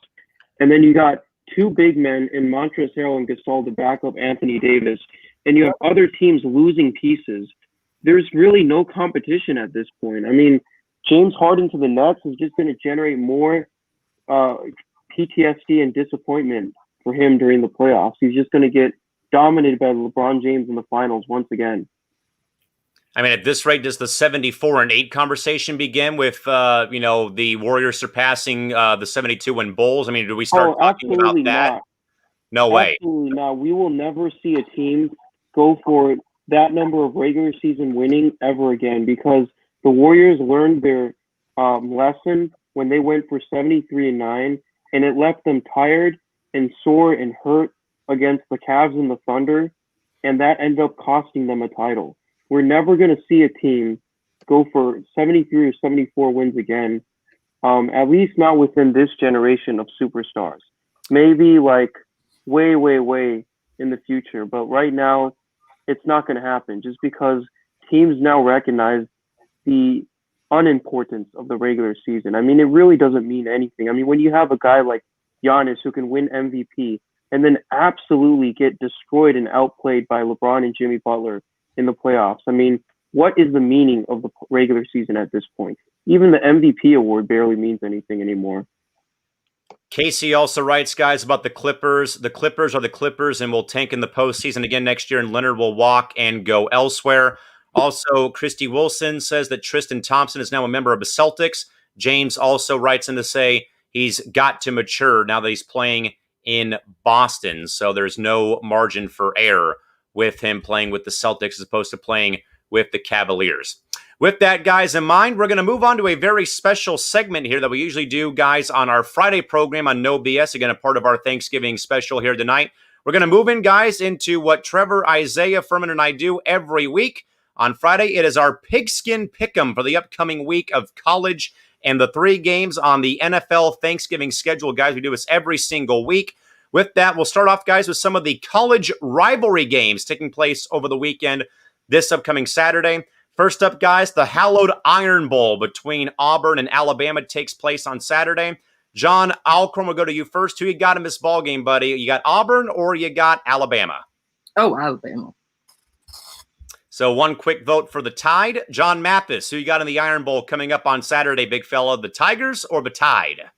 Sweet home Alabama. Okay, 2 votes for the Tide. Isaiah, who you got? Listen, I really want to pick Auburn because I hate Nick Saban. I don't like Alabama, but after watching what Auburn did against Tennessee, where they absolutely looked like garbage, I cannot pick Auburn to win. What's that running back's name for Alabama? It's not Derrick Henry. It's the Najee Harris is going to run all over that Auburn defense. That Auburn defense could not stop the run one bit against Tennessee. Even Callan, John will also probably run wild against that Auburn defense. That's how pathetic the run defense is. So I got Alabama in this game, even though I absolutely hate to say it. I mean, give me that bag right now. I want to just puke. With that, folks, we also welcome in our good buddy, our resident friend, and more so anything else, our behind-the-scenes web producer, Mr. Martin Garcia, also joining us. I'm also going to go, guys, with Alabama, but Martin, we welcome you on, though, man. We're doing our Pigskin Pick'em, though, where we do this, Martin, every Friday on No BS. We take usually 2 college games and 2 pro games and choose our picks for the upcoming slate of games. With that, Martin, we're picking right now Auburn or Alabama in the annual Iron Bowl. I'm going to go, though, guys, with Bama in this game as well. I mean, Auburn, of course, shellacks Tennessee, but Tennessee is sadly Tennessee at this rate and at this point in time. We will now move on, guys, to our next game. The annual battle up there in Oregon between the Ducks and the Beavers. We'll go first to Isaiah. Isaiah, who you got? This is a very, very tough choice. On one hand, Oregon, we know what a powerhouse they are, but they had a struggle against UCLA, against their backup quarterback too, which was very alarming. Oregon State, even though the past couple of years haven't been nice to them, but they're still on the rise. Jonathan Smith, their head coach, has done a great job with that program. Let me see. Give me those Ducks, man. The Oregon Ducks are going to win this football game because I like Oregon State, but I still think they're a couple of years away from contending in the Pac-12. Jonathan Smith, like I said earlier, has done a fabulous job, but this is Oregon, man. They've got a great quarterback. Their quarterbacks looked so good in the first couple of starts that he's had. The defense, I believe that they're going to get better after the butt whooping that they got against Chip Kelly and UCLA. I think they got humbled by that, and they're going to bounce back big time. But Oregon just has a dominant offensive line. They've got a dominant running game. The receivers are electric. Give me those Oregon Ducks to beat the Beavers in the Civil War on, I believe, Saturday. Chase. Say that again, Mathis. I said, cut to the chase. So one vote for the Ducks. Mathis, who you got? Oregon or Oregon State? I got the Ducks easily. Come on, they're a powerhouse. 2 votes for the Ducks. Mr. Alcorn, how about you? No, it's the Ducks, but I'm not going to do the length of Isaiah and start wearing a mask or a jersey. But yeah, it's Oregon. I'm going to go with the Ducks as well for the Platypus Trophy on Saturday. Next game we'll go to, guys, is the annual Egg Bowl between Ole Miss and Mississippi State. We'll go first to John Alcorn. John, who got him his ball game? You got the Rebs or you got the Bulldogs? To be honest with you, I don't know anything about either team, but if I had to pick, I assume I don't know. I don't know anything about either team. I'm sorry, I can't be. We need a final answer, Sally. This is like Who Wants to Be a Millionaire. We need a final answer. Ole Miss or Mississippi State? I would probably pick against Mississippi State. I mean, last time they were something, was it Dak Prescott when they weren't unranked into number 1 in the nation? But it's been a while, I think, since they've really done anything. All right, Isaiah, how about you with the Egg Bowl between Ole Miss and Mississippi State? 2 offenses that score a lot of points, 2 defenses that suck. Give me Mike Leach and the Mississippi State Bulldogs to win this one in a shootout. I'm going to go 63-56. Ooh, I like that score. Mr. Mathis, how about you for the Egg Bowl? Ole Miss or Mississippi State? In Mike Leach, we trust. So I'm going to go with Mississippi State. I'm going to go with the Bulldogs as well. Next game, Isaiah, you and I enjoy this game every year. We had the 38th anniversary of the infamous ban on the field play, Cal Stanford, for the Stanford Axe and the big game being played on Saturday between Stanford and the Cal Golden Bears. Isaiah, who you got? This is easy. Cal is the far better team than Stanford right now. They're running the ball very well. Quarterback's really good. Stanford's just gone downhill the last 3 seasons, and who knows? David Shaw might not be Stanford's head coach much longer at the rate that Stanford is going. Give me the Cal Golden Bears. All right, 1 vote for the Bears. John, how about you? And that is to Alcorn. Well, I'm going against is it Cal? Sorry, I picked Cal. I mean, there's just no way at this point. Stanford, no way. Stanford's going to lose. 2 votes for the Cal Bears to keep control of the Axe. Mr. Mathis, who you got? Cal or Stanford? No hope for those dancing Christmas trees over there in Stanford. So I'm gonna have to go for the Golden Bears, baby. Give me the Bears. Give me any team named the Bears, minus UCLA. So all 4 votes go to Cal. Final game, guys, for the college games at least. The battle for Paul Bunyan's axe between Stephen Wang's Minnesota Golden Gophers and my Wisconsin Badgers. John Mathis, we'll start with you on this game. Who you got winning Paul Bunyan's axe? You got either Wisconsin or Minnesota.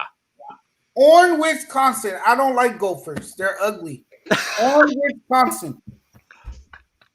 1 vote for the Badgers. Isaiah, how about you? Well, let's see. Give me this. Writing's not that easy, but Grammarly can help. And that's for Grammarly.com?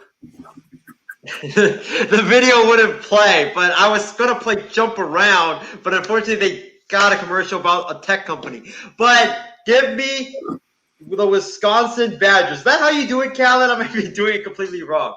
All right, give me the Wisconsin Badgers. Minnesota's defense is garbage. Their offense has looked pathetic as well. Wisconsin easily. All right, 2 votes for Wisconsin. John Alcorn, how about you? Wisconsin, I say the same thing as them at this point. I'm going with Wisconsin. I think they're going to bounce back again. Their offense cannot afford to have another game like they did against Northwestern, but they definitely need to pick things up. Next games, guys, we'll go to is the NFL Thanksgiving games, a tradition unlike any other that includes both the dreadfully bad Lions and Cowboys in the morning. First up, though, guys, it is Houston at Detroit on Thursday. Mr. Mathis, who you got rolling with the first game on Thanksgiving morning? You got either Houston or Detroit. I'm going with Houston because they got momentum after winning today's game. So I'm going to ride with Deshaun Watson and the Texans. 1 vote for Houston. Isaiah, how about you? Detroit's just very inconsistent. One week their offense looks so good, but their defense sucks. The next week, defense is very good. Offense sucks, like today. Give me the Texans with Deshaun Watson because I trust Deshaun Watson more than Matthew Stafford and Matt Patricia. 2 votes for the Texans on the road on Thanksgiving morning. John Alcorn, who you got? Folks, it's Matt Patricia. That's all I have to say. But with that being said, it's Deshaun Watson and his mobility as a quarterback. Great passer with all those. I'm not saying the weapons they have are elite or better than what they had last year. But compared to Detroit, Matt Patricia can't even get himself out of his own sleeping bag in the morning, much less coach an NFL franchise. You're going to tell me Matt Patricia, who should be patting himself on the back that somehow he still has a job, is going to outcoach the Texans. Watson or Stafford, it's no question at this point. Matt Patricia, if he can be a head coach in the NFL, why shouldn't I be a coordinator in the next 4 to 5 years? I'm going to go with Houston as well because Detroit got smacked by Carolina right on the mouth today, 20-0 in Charlotte. So I'm going to go with the Texans to sweep the board for game 1 of the triple header on Thanksgiving Day. Afternoon game, guys, the usual Thanksgiving tradition, Washington versus the Dallas Cowboys at AT&T Stadium. Isaiah, we'll start with you. Who you got in this game, the unnamed Washington football team or the Dallas Cowboys? Well, I was going to play that song, but unfortunately that song is irrelevant now. Listen, this is tough because Alex Smith, Andy Dalton, 2 really bad teams. Can I get back to you on Friday if that's possible? Or Thursday? No. Give me the Washington football team, the former Washington Redskins. Give me Washington to beat Dallas because I don't know. I just trust Alex Smith more than Andy Dalton and what the Cowboys have. Like the Cowboys, you don't know which team is going to show up on any given day. All right, 1 vote for Washington. John Mathis, will go to you because you put the hands on the head, buddy. Give us your thoughts here and who you got in this game, Washington or Dallas? Isaiah, you're crazy. The Washington football team is not going to beat the Dallas Cowboys. The Dallas Cowboys are getting hot, kind of, right now with Andy Dalton, with Ezekiel Elliott. So I got the Dallas Cowboys. I think they beat this lousy Washington team that continues to embarrass the nation's capital. Okay, so 1 vote for Dallas, 1 vote for Washington. John Alcorn, you are right now breaking the tie, my friend. What do you got? I can't believe I'm going to say this, but it's going to be Dallas. And I despise their fans. I despise everything about them. Jerry Jones is like a toddler in a grown man's tuxedo. With that being said, what Andy Dalton did today was expose the terrible passing and running attack of the Minnesota Vikings. They're going to do that. I know Washington has maybe some bright spots, but overall, he's going to expose that defense. He's not going to have a crazy game for 300 yards, but they're going to win. They're going to run the football. I mean, look what Tony Pollard did today against a terrible running attack defense. Let's see what they can do on Thanksgiving. Alex Smith, I mean, their team with the logo is basically an upside-down McDonald's logo. And on top of that, you have an owner who shouldn't be an owner. He's an absolute joke, and I hope he sees this video. I mean, it's Washington. If you don't even have a name for a team, you shouldn't be in the NFL. But no, I picked Dallas just because what Andy Dalton did today, you could see maybe half of that going into Thursday. I like Dallas because they have more offensive weapons, especially CeeDee Lamb with that catch today. I know that Dalton has probably not looked his best, but Dallas is at home, and they usually play good on Thanksgiving Day. I know they've had a couple of rough games, but, you know, it's part of tradition of seeing Detroit and Dallas embarrass themselves usually on national TV. With that, guys, the big game of the day, though, is the dinner game, roughly around Thanksgiving dinner time. Baltimore at Pittsburgh. John Alcorn, over to you. Folks, you know my answer. It's Pittsburgh. Lamar Jackson is a fraudulent NFL quarterback. He's not an effective passer. What he did in last game against the Steelers, I said better pocket awareness. What was the exact opposite of what he did? 1 to 2 fumbles and 2 to 3 interceptions. I have the Steelers in this game because Lamar Jackson still cannot figure out as a passer in the NFL. He should be arrested for stealing a franchise quarterback spot for the Baltimore Ravens. He's not a passer. I picked the Steelers to win this game. Isaiah, 1 vote for Pittsburgh. Who you got? Give me the Pittsburgh Steelers. I don't trust Lamar Jackson. I think that the Steelers, the last time they played each other, they figured out how to stop this Baltimore Ravens running attack or rushing attack. And when any team stops the Ravens running game, the Ravens can't do anything. Give me Pittsburgh to go 11-0 and continue their undefeated season. 2 votes for Pittsburgh. John Mathis, what say you? The Washington football team. No. I'm on another story, but okay. Let me get to the pitch. I'm going with the Pittsburgh Steelers. They will improve to 11-0 on the season. They will remain undefeated. Ben Roethlisberger is tearing it up right now. James Conner is playing out of this world right now, and you have a great defense that has stepped it up big time. I think they will stifle Lamar Jackson. They'll take him out of the game early, and they'll take the running game away from the Ravens early. So I'm going with the Steelers for what will be one hell of a Turkey Day beatdown. I mean, a Turkey Day clobbering. I'm going to go with Pittsburgh too because, like I said, though, guys, it's all mental with Baltimore right now. I'm going to go with the Steelers to win at home. Isaiah, I think you wanted to make one more point. What do you got for us? We will not be having roasted turkeys on Thanksgiving. Instead, we will be having roasted ravens for Thanksgiving Day. Oh, he had to go there.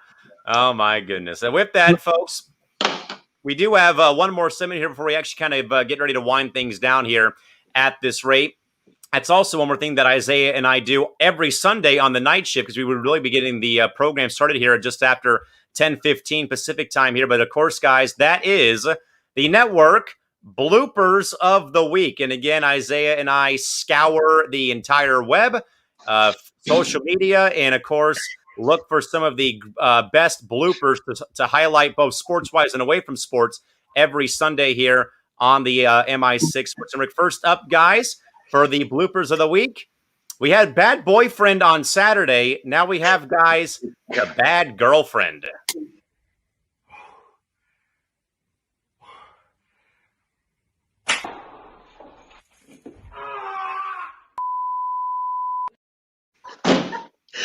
Oh my goodness! How do you think that was going to end well? I think it was worse seeing it in slow motion when that happened, right? As long as it was up instead of low, that's totally different than gosh. But ooh, man. Thankfully he didn't. Thankfully he wasn't hit low. It was in the middle of his back. But still, that's man. Isaiah, any thoughts? That's brutal, man. That is. I think if you had to compare bad boyfriend with bad girlfriend, I would still give the edge to bad boyfriend because he literally made the girl. I think, Calvin, we have that clip of bad boyfriend. We don't have the clip, but the clip was they were driving down. I'm going to guess in Australia because the video was taken, or from the UK, it was from the passenger seat, but they drive with the passenger seat and instead of where we usually do it. And for one, the girl did not have her seatbelt on. For one thing, it was a good reminder to wear your seatbelt.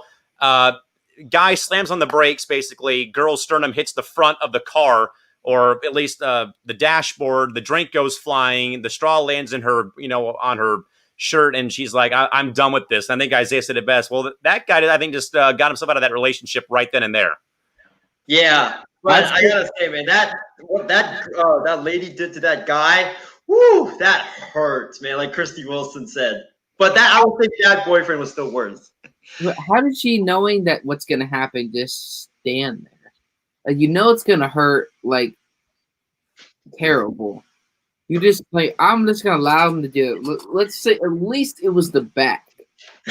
Maybe less than that. That's the only saving grace here is that it was the back and not anything worse on that guy's body. Next blooper of the week, guys. iPad lost at sea.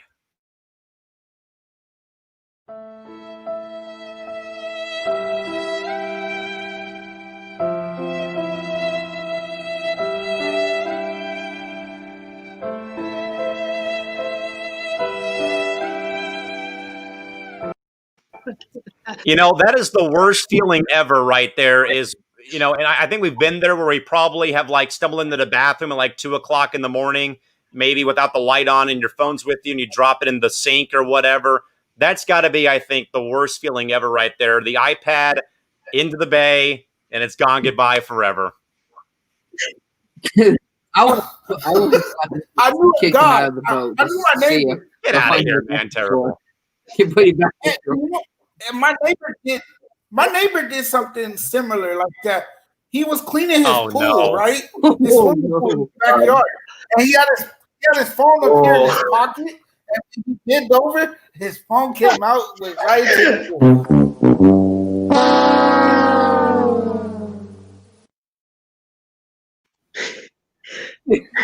Isaiah? Did you see that kid's face when he dropped the iPad? He was like, he knew he was in a whole heap of trouble. Man, all the scouting reports, all the high tides, all the low tides, all the fish in the area, all the information gone for all of eternity. I would hate to be that father. Like, what do you do with the kid? Do you just like throw him overboard? Throw him overboard, but hey, see ya. Throw him overboard and kayak out of the and get the heck out of Dodge. Christy says that's why you never take your iPad with you on a fishing trip. And James says, what's up with the kid having an iPad out fishing in the first place? ... I literally thought I saw like a full blown MacBook like on that raft as well out there. Oh gosh, these people don't. They're probably the same people that go glamping and call it camping. Probably, knowing their luck. Next up, guys, for the bloopers of the week, virtual reality hits a hard wall. Home on the ground.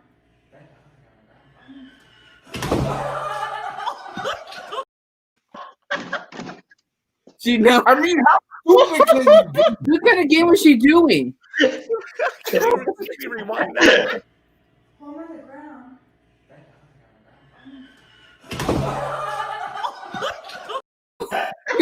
Game. Oh my goodness! How do you do that? Like, you know, that's America's funniest home videos right there, man. Home on the ground.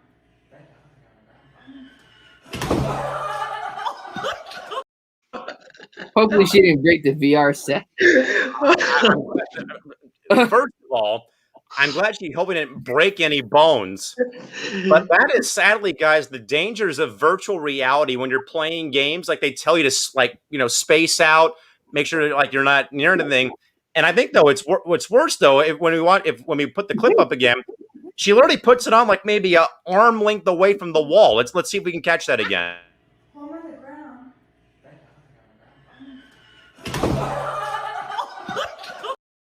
I mean, that's literally like 2 steps and you're into the wall. You know, that's equivalent to the guy who was playing.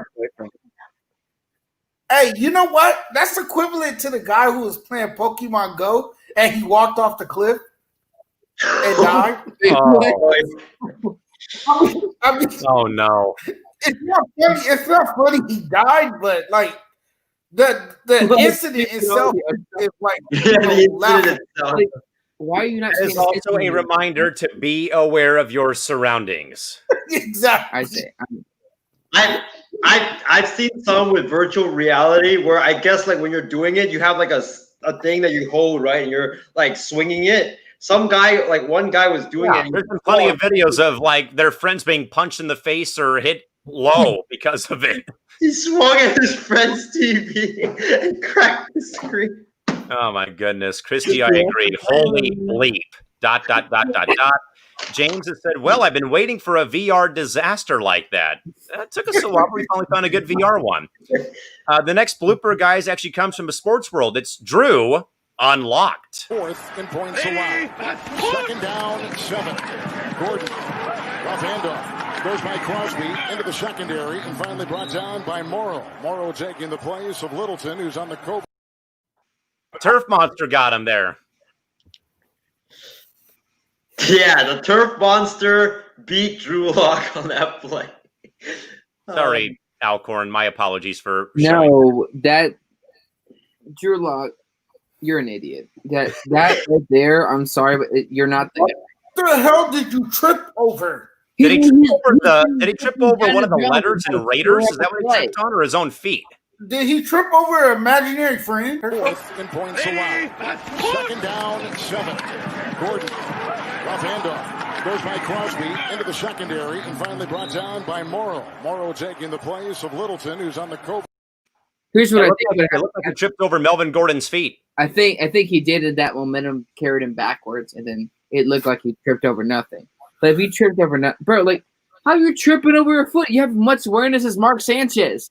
What are you doing?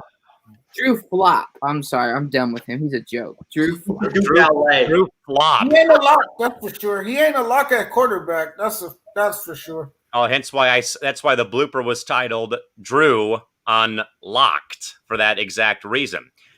Christy Wilson says that Drew should consider himself lucky that he wasn't hit for a safety.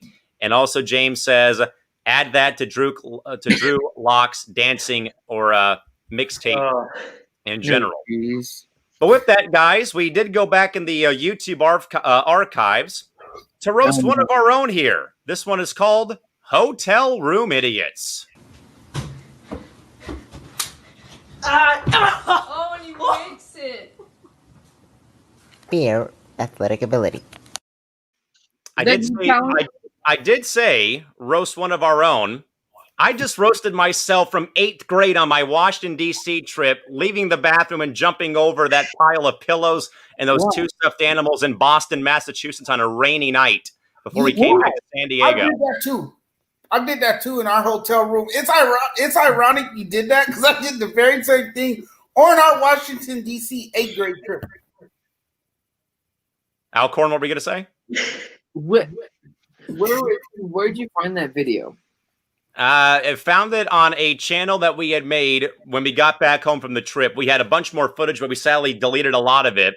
There was one that I wish we had of me jumping off of a you go to hotels that have like that area where you have the sink and maybe the coffee pot maybe. And there was a ledge, and we would jump between the beds and stuff like that. So there was a video, but we got rid of it sadly, of me doing a full-blown scorpion onto the bed. But that one was all we could muster. The principal, that's why the footage got tossed, because of that reason. Oh, okay. The principal, man, they wanted to kick me out of the hotel room. They were until after 8th grade, then boom, it's good to go.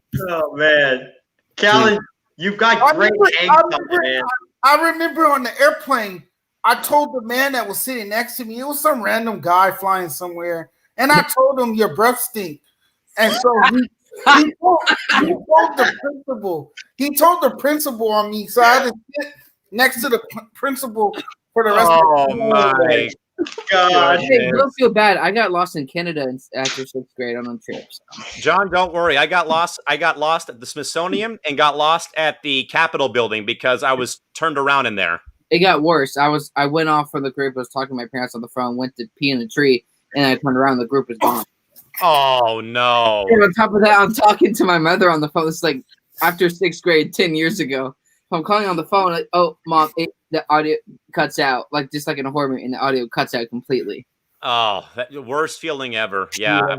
I was like, I remember hearing the VP say, you're this close to being sent home. It's like, I'm aware of that, but we had, but we're having some fun. It was, and ironically, the guy that you heard say, pure athletic ability, Eddie Ramirez has been my friend for the past 20 plus years. We went to school, traveled the road, basically kindergarten until we were in 8th grade. And we actually hooked up a couple years ago at Disneyland for like first time seeing each other in a long time. So I've much love to Eddie for getting that on his camera back then. Isaiah wanted to add on a point. What do you got? 2 points. Number one, all of your guys' experiences are not worse than getting left at your hotel room when you were sleeping. I was on my class trip, and they forgot to wake me up. They just left me in the hotel room, and I slept till like, I think, 11 or 12, and I woke up like, where the heck is everybody? Are you serious? Breakfast, and then I check on my phone. Oh my God, it's 11 o'clock. I missed everything.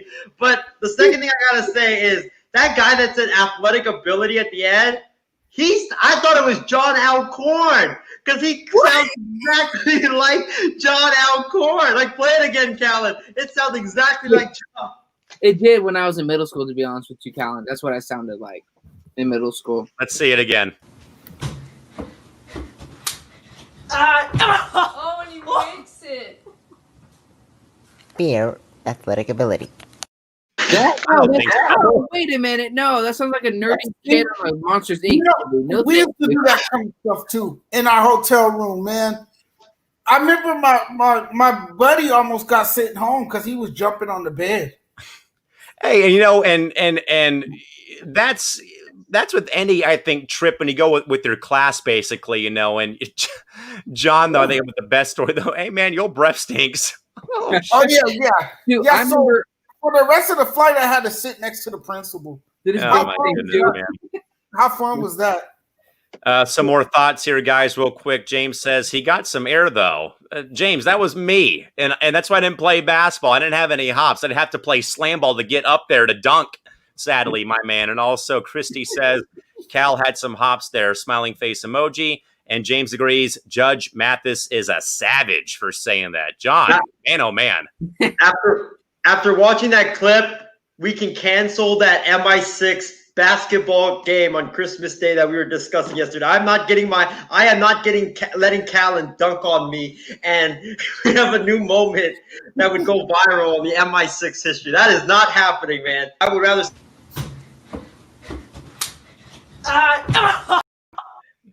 I don't know. I think the best part was me face planting before we had the principal come and knock on the door, sadly. But yeah, I mean, I wish that there was more footage, but I was thinking about that though, because Isaiah and I put together bloopers of the week, typically Fail Army, sports, whatnot. And then I thought, you know what?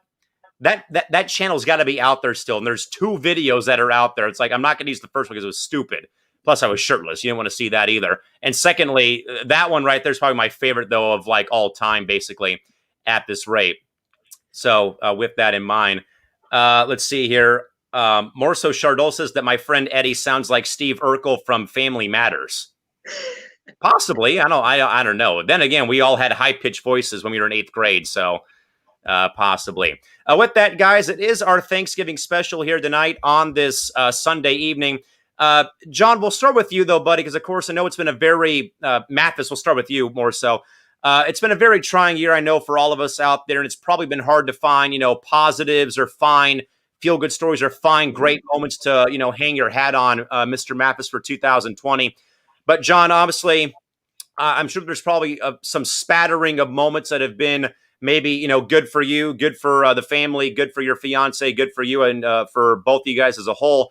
Mr. Mathis, if you can, though, man, it's part of our Thanksgiving special. But, John, if there's anything you want to say about perhaps what this year has given you in regards to, what you're thankful for, man, we'd love to hear it right here and right now before we, in fact, sign up for the night. Certainly. Well, for one, I'm thankful for being above ground for another day. I'm thankful that I was able to wake up this morning. I'm thankful for my great health. I've been healthy and able to do the things I want to do thanks to my great health. And then I'm thankful for my family and my fiance. And this year we're going to add a new addition to our family. 2021, we are going to have our daughter. She's going to be born very soon. And we're excited about that. And we're very thankful for that. I'm thankful for my mom. I'm thankful for my fiance. I'm thankful for my family as a whole. I'm thankful for everybody. I'm thankful to have a roof over my head. I'm thankful that I have food that I'm able to eat. So there's a lot of things to be thankful for. And I know sometimes I get caught up in the negative. And, I think we all do that as human. We always look at things as if it's bad, and it's really not bad. When you really look at the bigger picture, you're blessed compared to a lot of people that's struggling and really having a hard time coping with life situations and things that is going on with them. And like my grandmother used to always tell me, there's always someone whose problems are worse than yours. And if you were to hang your problems all out, like say you go outside and you hang all your problems up for everyone to see it, someone's problems will be their list of problems will be much longer than yours. So sometimes it's easy to complain about what we don't have, but we have to be thankful for what we do have. And I realize that I have a lot and probably too much, probably more than I should have. But I'm truly thankful for those things that I just mentioned. And, hopefully those blessings continue to come. Definitely agree. And with that, Isaiah, I know that, of course, Steve. Go on, John. I'm thankful for everyone here at the MI6 Sports Network. You guys have been wonderful, all of you guys. Yeah, it'll be pretty much, let's see, we came here July 29th, and we're going to be celebrating roughly 4 months, I think, on here come July 29th. But with that, Isaiah, we'll go to you first, because I know, of course, sadly, Isaiah, that Stephen and Martin either having problems or some issues right now with tech issues are going on. But of course, Isaiah, like I said, though, it's been a very trying year for all of us in some capacity. Jobs being lost, money not being there, personal problems, anxiety, stress, depression, you name it all. But even then, though, Isaiah, even during the lowest points of our lives, that we seem to find, maybe some small things to hang our hats on during this time of the year, though, and especially in a year, though, where in fact there's not a lot to really hang your hat on. It's been a very tough time for a lot of people since March or since February when they've been out of work and stuff like that, and just where's my next meal coming from? Where am I going to sleep tonight? Stuff like that. But I know, Isaiah, that that we try our best to bring everyone some type of a uplift more so here, because I know it's been it's tough to kind of go on the web and read what your friends are sharing or what's going on with news and stuff like that. And we try our best to maybe kind of be that outlet to kind of, hey, we're talking about this tonight and that tonight. We have games being played. But Isaiah, more so, we talk about that all the time, but more so, personally, it's been a very rough year for all of us. I know that. But Isaiah, we first want to hear from you before we actually come back to you a bit later to hear from Martin and Stephen as well. Well, first of all, are you guys willing to sit down here and listen for the next 40 minutes? Because I got a 10-page essay prepared on what I'm thankful for. But I'm just kidding about that. You really want this show to go 4 hours, don't you? Hey, we can break records, Callan. I mean, our longest program so far is, I think, 3 hours and 45 minutes or 50 minutes. But, so I'm thankful for a lot of things. Like John said, I'm thankful for, my parents for helping to, support me through this very trying year. I haven't been able to work this entire year because, as you guys know, in the sports world, there just hasn't been fans allowed to go to games. And that's really hurt because I really love working for the A's, love working for the 49ers. And, I view those jobs as dream jobs. And to get those things taken away from me was just really, really painful. So I want to thank my folks for supporting me through this entire trying period without any work. I also got to be thankful for, good health. A lot of people out there are, catching COVID every single day. And I'm just glad that I haven't, I don't have the virus. I haven't caught the virus. I wish that all the people right now that have the virus, I'm praying for you guys every day.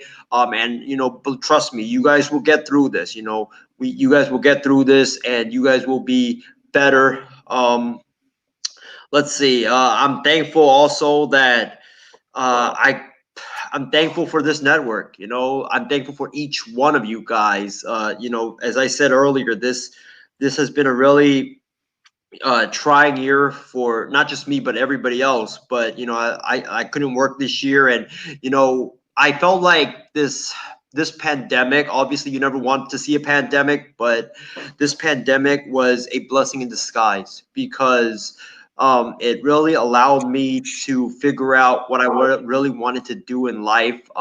back then I didn't really know what I wanted to do. I was kind of like at a crossroads. I wanted to do something in sports, but it was either be a coach, be a GM, maybe even play sports professionally, even though I don't really have the greatest athletic ability in the world, or go into journalism and sports broadcasting. And doing these podcasts just made me,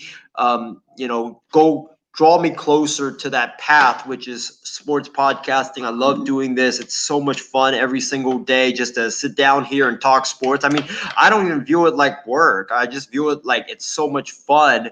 And this is obviously the highlight of my day every single day. And I want to thank, first of all, I want to thank Jonathan Mathis. John, you're my guy, man. When we first met, you came on my show, you did wonderful. And then, we got to know each other. And then you offered me to come and do a podcast with you and Callan. I was kind of hesitant because I was like, I got so many shows going on already. And, it's gonna, like, I don't know if I'm comfortable doing a show with people that I'm not really comfortable with, or like I don't really know that well. So that's why I was kind of hesitant on if I wanted to do it or not. But it turned out this was like the best decision I have made in my life. Doing the show with you, it allowed me to meet Callan, who's one of the best moderators that I know. And, we on the night shift, we have such good chemistry. We have such good chemistry on all of our shows. The thing about Callan and John, like, that I like about you guys is you guys can tolerate me. Like, not a lot of people in this world can tolerate me because I make so much bold, outlandish takes, and I always, don't want to go on the show because, I don't want to face the music. But Callan always ends up dragging me and tying me to a chair and making me do the show. So I gotta thank you guys for this, for making me, making me a responsible person, and also and tolerating me as well. John Alcorn, same thing to you, man. Much love, brother. We didn't really, I don't think we even knew each other until 2 months ago. I know you knew Steven and the other guys very well, but we really hadn't talked until Nick Mullins put up a very good game against the New York Giants. And I think we had a call that day, and I came on the air, or I went on the call and said Nick Mullins is the best quarterback in the world, and you thought I was absolutely so delusional and stuff. And hey, John, at least the silver lining is we don't agree on a lot of things, but we actually have agreed on not just one thing, but 10 things thus far since meeting each other. So I think that it's a huge accomplishment.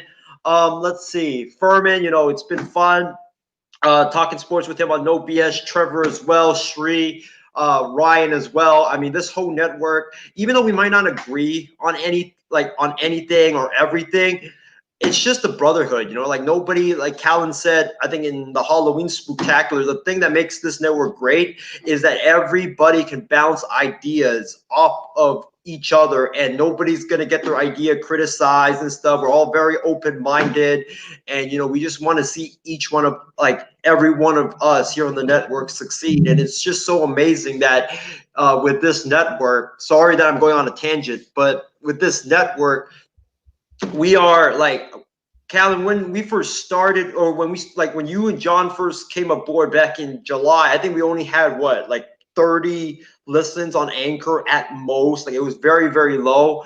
But now we're up at 2,000, and to go from 30 at the start of July to 2,000, 4 or 5 months later, it's just remarkable.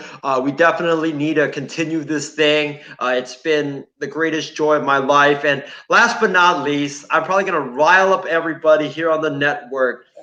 Oh, one more thing actually before my last thing that I'm thankful for. I got to thank all the guests for being willing to jump on our show and interview with us. Our show is not really well known across the world. So for them to come, be willing to come on and come on and interview with us. It's just amazing. It's a great blessing that these guys don't really care that you're not well known. They just, are willing to talk sports with you and, develop that relationship with you. And that's really an outstanding thing. And I want to thank Mark Medina, Courtney Cronin, John Schaefer, Gary Washburn. I think I'm leaving a bunch of names out. Solomon, Maltaltia, Samson Ungwai, Rachel L. Hill, Jim Donovan, Athletic Director of Cal State Fullerton. And I think there's a lot more, but, you guys know who you are. Thank you guys so much for coming on our show and appearing on our program. We really, really appreciate you. And you guys were tremendous. And, we gladly would definitely have you guys on for another show. And last but not least, the last thing I'm thankful for is I got to see my guy Nick Mullins ball out for the San Francisco 49ers. I never, ever thought that would happen after the 2017 season when Garoppolo came back, or the 2018 season. But, man, Nick Mullins, he comes in, he's balling out, and my Nick Mullins jersey that I bought for $80 or $80+ is not going away. So those are the things that I'm thankful for here on this Thanksgiving. Of course, you had to bring up Nick Mullins on this program. Twice, nonetheless. With that, John, Al Cornelius, we know that you probably, are just starting out, getting your podcasting career underway, basically, and you know Stephen Wang very well, and you guys have been a part, or you've been in a way helping us out in some capacity, but more so, I don't know, John, if I've seen someone more driven to fulfill goals than yourself, because I've seen, photos that you have sent to the group, and honestly, man, I don't know if I've seen anyone out there really chase the dream like you have, and I would, compare you to me in a way, because I wanted to get into this field when I was 4 years old and never changed my mind about not being a announcer, not working in sports media, not working in announcing or in play-by-play or public address. And I always kept that as my main goal. And John, I don't know if I have seen anyone as driven to fulfill those goals as much as you have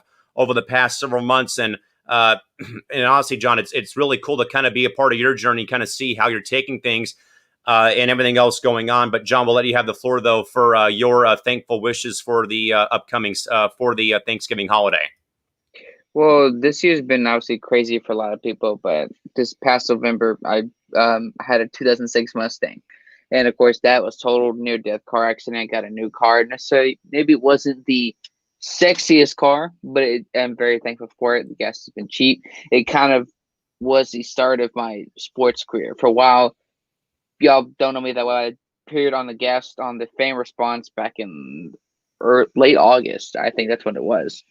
And I started talking with Steven, and then Callan, Isaiah, and there's a lot of other people. I think for me, for a while, I wanted to work with kids. I was like, no. I will tell you all something later off air. But this year, it's been for me trying to figure out what I want to do for a living instead of complaining what God has called me to do. Because for a while, it's like I've tried to do what I wanted to do.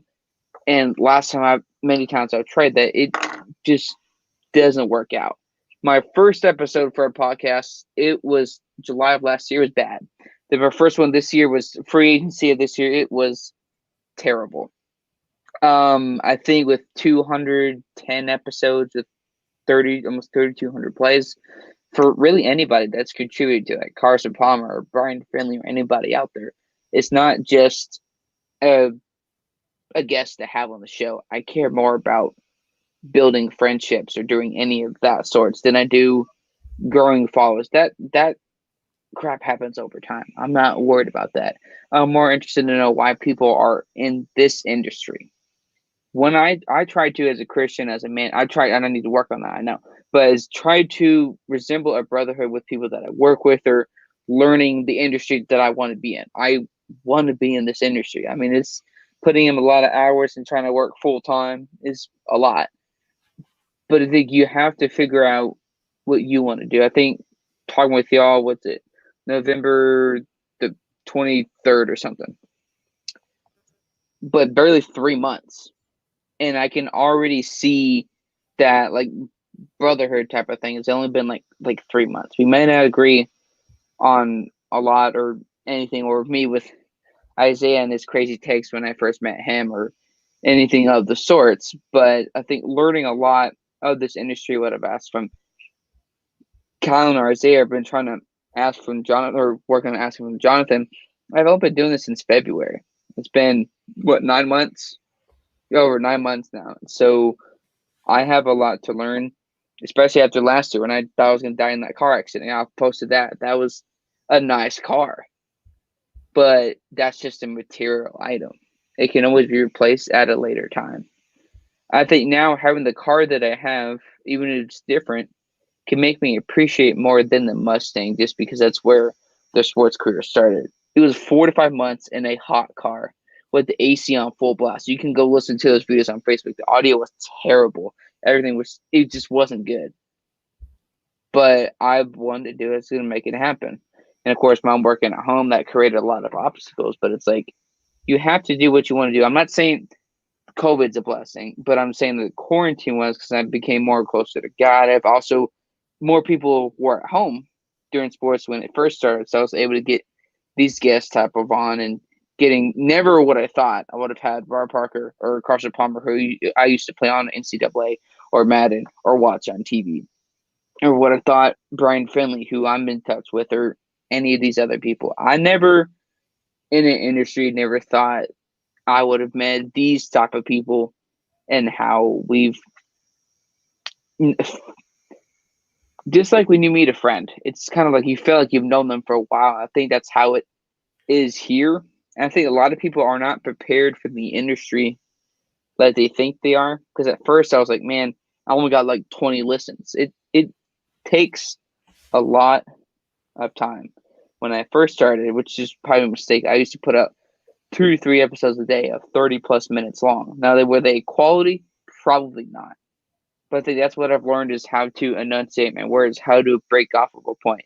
The Ravens won. Well, beyond that, let's think about individual points that brings it back to the original point. Learning how to communicate or reach out to people. I think I was in school for 2 years. A lot of things have happened this year with the job recently, which I'll talk with y'all off air. But it's just like I could look at it 2 ways where I don't have that car anymore, or I still live with my parents, or I have a roof over my head. My parents have supported me through this for the past 9 months. When most parents would be like, go to school, get a degree, do this. My parents have believed me, and just everybody else that's supported. It's crazy. Never would have thought. I thought I almost quit back in like June or July. I was done. But it was like, it's just numbers. All that you just do what you like. That's what it's done. I wouldn't trade really any of this for any amount of money. And I'll say this one last thing. I'm not in it for the money or the fame. I don't care about that. Because when you die, you die. It doesn't go with you. I care more about investing in relationships and learning a lot about this industry. I'm very thankful for all that and to be alive today when tomorrow or today is not guaranteed.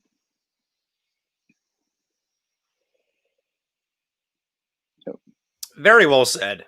My apologies. I had to get up and grab another bottle of water off my desk. I didn't want to have my loud and annoying chair make all the noise while John was giving his thoughts. Isaiah, like we said, though, buddy, sadly, Steve Wang and Martin Garcia could not join the program tonight. Steven did pop in earlier, though, to give his thoughts on the NBA free agency. He came in a wee bit too early before we got to this segment. But Isaiah, you know, I said this when we kind of, in a way, did like that birthday roast for you of our Power 5 Isaiah moments on the program back for your birthday when we first kind of got to know you back in early August or late July when we first came to MI6. But if there's one person out there, Isaiah, that knows you better than anyone here, it is Shareable Steven. Again, sadly, Steve cannot come on for this part of the program due to, again, some issues and some problems he had to deal with at the house up there. But I do know, Isaiah, that he did in fact pass along his thoughts to you, and I know that and I understand that you in fact have those from Shareable Steve, to read here on the air. Yeah, so Steven said, I'm thankful for my parents for all their support and my grandma here. I'm also thankful for the girl that I am currently dating right now who has made this past month so exciting. And finally, I'm thankful for this amazing MI6 crew that we have who have supported me through everything and have grown so close with me so quickly. And then Martin Garcia, who couldn't be on with us today, he also says that I'm thankful for the MI6 family and for all the MI6 fans. And I think that's a sentiment that we all share here on the panel. Well, before we get to me, we'll do this again and get to the viewer comments because a lot of our viewers, guys, actually wrote in their thoughts about this as well. Here tonight, Christy Wilson first writes in, very thankful for the husband and the 2 cats. Christy's probably one of my favorite cat moms to follow on the web. And Christy's been a very loyal supporter of my career for the past several years. Chardol writes in to say, very thankful for his parents and teachers who have inspired him and made him become the best person that he can become, and what they have really done for me, and when I would not be here without them. And that's always a very good sign. Again, teachers very undervalued and underappreciated, definitely for sure. Good stuff from Chardol. James also says, thankful for life, even around what's going on in the world today, the little blessings that I do have in sports games going on despite a pandemic. Also very thankful for this program, catching it every night or whenever I can to take me away from the work I have or boredom. Thank you for the show, everyone. And it's people like James that make this thing go as well as it has. Also, real quick, Christy also agrees, really thankful for the network. And Chardol is thankful for all of us being here as well. And also, Casey writes in, this year has sucked, but I am thankful for my health and for friends and family, the job, and also thankful for being able to tune into this great show you guys you got going on this network and giving my thoughts on the sports or on sports with all the great hosts and great viewers on this network every week, and look forward to many more shows and giving my thoughts with you all. You guys are awesome. Also, James adds on, I'm thankful for the friends and family that I can trust. It's a short list, but hey, that's okay. And also, Casey as well says, thankful to get back, to be back playing golf again. Very good stuff there with Case getting back on the golf course. I am sadly 30 over par when I get to the course anyway. Isaiah, back over to you. What do you got? Before you go, Callan, I got another thing that I'm thankful for, and it's that the news that we have 2 COVID-19 vaccines that registered 90+% effectiveness. It's been a dark year for everybody with the pandemic or with losing jobs or with not being able to go to sports games. And this news that has been dropping the last 2 weeks is just light at the end of what has been a very, very dark tunnel. It gives us a lot of hope that the world will become normal once again. So I'm thankful for that. Definitely, for sure. With that, of course, the last guy left is the main host of this program here tonight, and that, of course, is yours truly, Cal McClurg, folks. And with that being said, I firmly am in agreement with John Mappis's thoughts, Isaiah's thoughts, and also John Alcorn's thoughts. But guys, I finally got a chance to go back to work this past Friday, and I would not have thought that after 254 days of not working that it would not feel surreal. And it was just being there for a half of a practice that basically became a exhibition game, basically between both halves of the team. But that is something that I think Shareable Steve and I talked about actually on off air on Friday or Saturday, with both of us being former athletes, is we miss that team vibe, that team chemistry, and being a part of that team where, yes, I was back with, my coworkers, but we're all 6 to 8 feet apart and, can't celebrate. We can't fist bump. We can't do this. We can't do that because we're doing our best to do our part to, keep all of us safe and healthy. And, I had said this as well on Friday, probably on my morning program this past week, of when I had gotten the news during the last game I had worked on March 11th about the whole ordeal with the Jazz game being canceled, the Pelicans-Kings game being canceled. And like knowing right there that that my year was going to be over with, it didn't really hit me until like the next day. But then though, along the way, stuff kind of falls into place though. I start hosting, morning programs on a different podcast outlet. And then John Mathis reaches out to me, I want to say in May or June, hey, I want to get a podcast started. So John and I did a 2-man show called McClurgan Mathis. We had done that every so often on like a bi-weekly basis around May, June, part of July.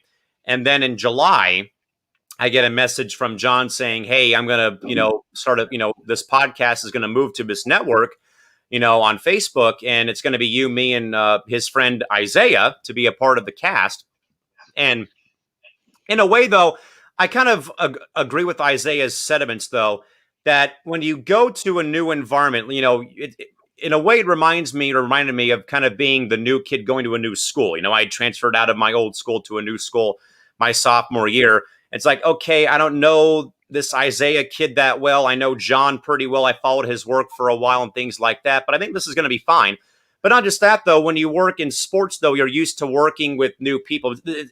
In a way, I draw the parallel between being traded from one organization to another when, in fact, you start something like this. And I know that, John, Isaiah, and myself didn't really have a lot of chemistry that first week or so on the job with our Monday and Wednesday program, Wild Sports Talk, of course. But as I kind of saw what it would become with us having priceless reactions on the air, boom goes the dynamite starting off in the early part of WST. And then we come to the MI6 Sports Network after 3 episodes. And then we get to meet Steve and get to meet Martin and Shree and Ryan and the rest of the cast and crew. It became another team and another family, and I say that a lot as well, folks, is I have a family outside of my parents who have been supporting this, crazy ride for 26 years, going on 27 years in 2021.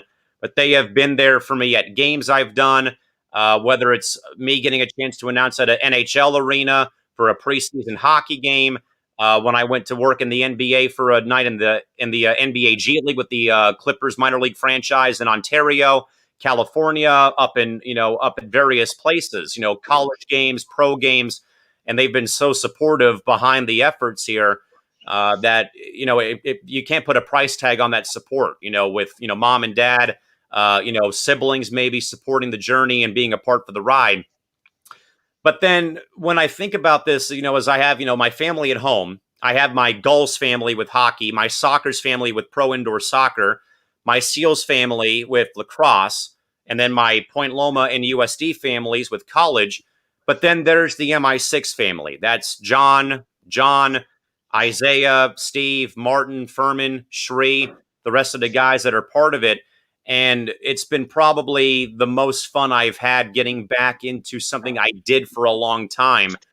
But as I've said, though, guys, in the past, is when something like this gets started, it's hard to sustain it and keep the content coming. I mean, as I have compared it to my women's basketball podcast, which I did from the time I was in college to up until last year, was, you're talking about covering the pro level, the overseas off season, and the college season practically every single day out of the year. And you have to, fulfill that obligation in a way, but fulfill your paying gigs. And again, folks, as I've said plenty of times, none of us are paid to be here on this network. And as John Alcorn alluded to, though, it's not about the money. It's not about the listens. It's not about any of that. The money's, like we say, money can't buy a happiness. What can buy a happiness is finding people like, Mathis, Leung, Wang, Garcia, Alcorn, Williams, those kind of people is what gives you happiness, not dollars and cents in an account because you got 2,000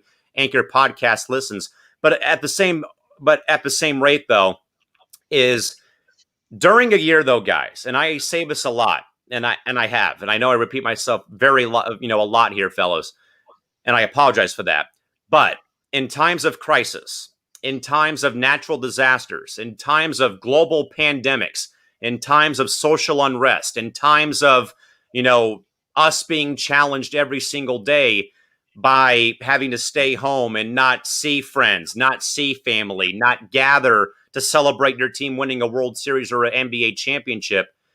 But even during that time, though, where we're probably down for the count, sports are there for us. And I have said that so many times, guys, comparing it to the Red Sox winning in 2013 with the Boston Marathon bombing, the Lakers and Dodgers this year ending long droughts, or with the Lakers with the death of Kobe Bryant earlier this year. And you think about that sort of stuff, though. But also with, I don't know if I can be more thankful for colleagues and connections, and like Alcorn alluded to as well, though, is that's the more important thing here during this time is, money aside, but it's connecting with people in the field. It's getting to know people better. It's getting to have people on, though.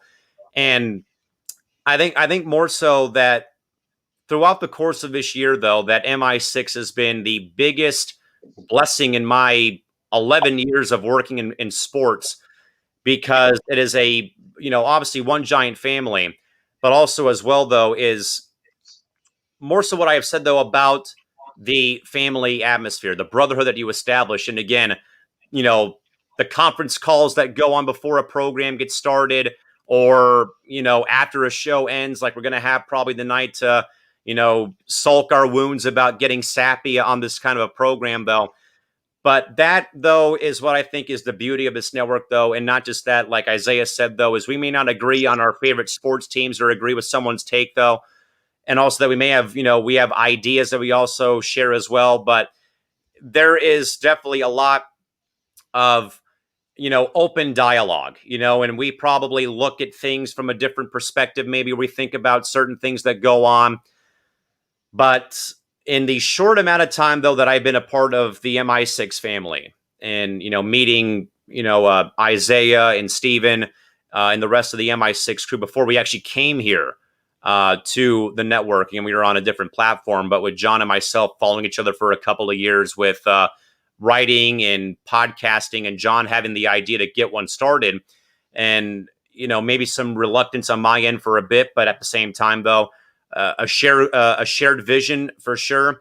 And then coming here to MI6 to help add on to the program, but also not stepping on people's toes. Because I said that for a long time when I first came here, or so. And I don't want to, build myself as like, I'm, I know everything that goes on with, sports announcing and sports media. I don't. And I made that very clear, though, when I first came here. And I think Isaiah can vouch for that, though, that I basically came here, some of the very proven track record in sports announcing and, and sports media. But I came here, though, and told Steve flat out, whatever you decide to do with this network, do it. You can ask me for input, but I'm not going to be here to step on toes because you built this, not me. You guys are in charge of all this. I'm just here to kind of help things out and go from there. And it's been, again, probably, the most welcoming environment that I've been a part of in a long time. With how things have been. And again, the open inclusiveness, though, everyone's open for ideas. Everyone's open for, anything. If I want, if I say, let's do this ridiculous bracket challenge like we did back earlier this year, we did it. And it ran very well. Let's do a Halloween spectacular. Let's just come on air, wear costumes and talk sports, and then, eat candy and stuff like that. Everyone said yes. Let's do a Thanksgiving special, and have it run 3 hours and stuff like that. The NBA draft show, let's watch the draft live and give the fans live, raw reaction of James Wiseman going to Golden State, or, Isaac Okoro going to Cleveland, and seeing that raw emotion and seeing that we're sports fans just like the viewers out there. That's where we're at here. You saw that live raw emotion of Isaiah leave the set because of the Warriors not selecting LaMelo Ball. You saw Ryan fall to the floor because of the Cavs not selecting someone better for their roster. You have seen John and me leave the set because of Isaiah, for example, picking Denver to win the AFC West. You've seen us leave the set because of our teams playing terrible or just because of other nonsense. And Isaiah's right, though. People like, I may take this way too serious sometimes with how I maybe perhaps make my comparisons or how I talk out of both sides of my mouth, maybe. But this is just fun and games for us. Again, we're not being paid to be here and things like that. But again, it's been one of the blessing in disguises, of course, as mentioned with the ongoing pandemic.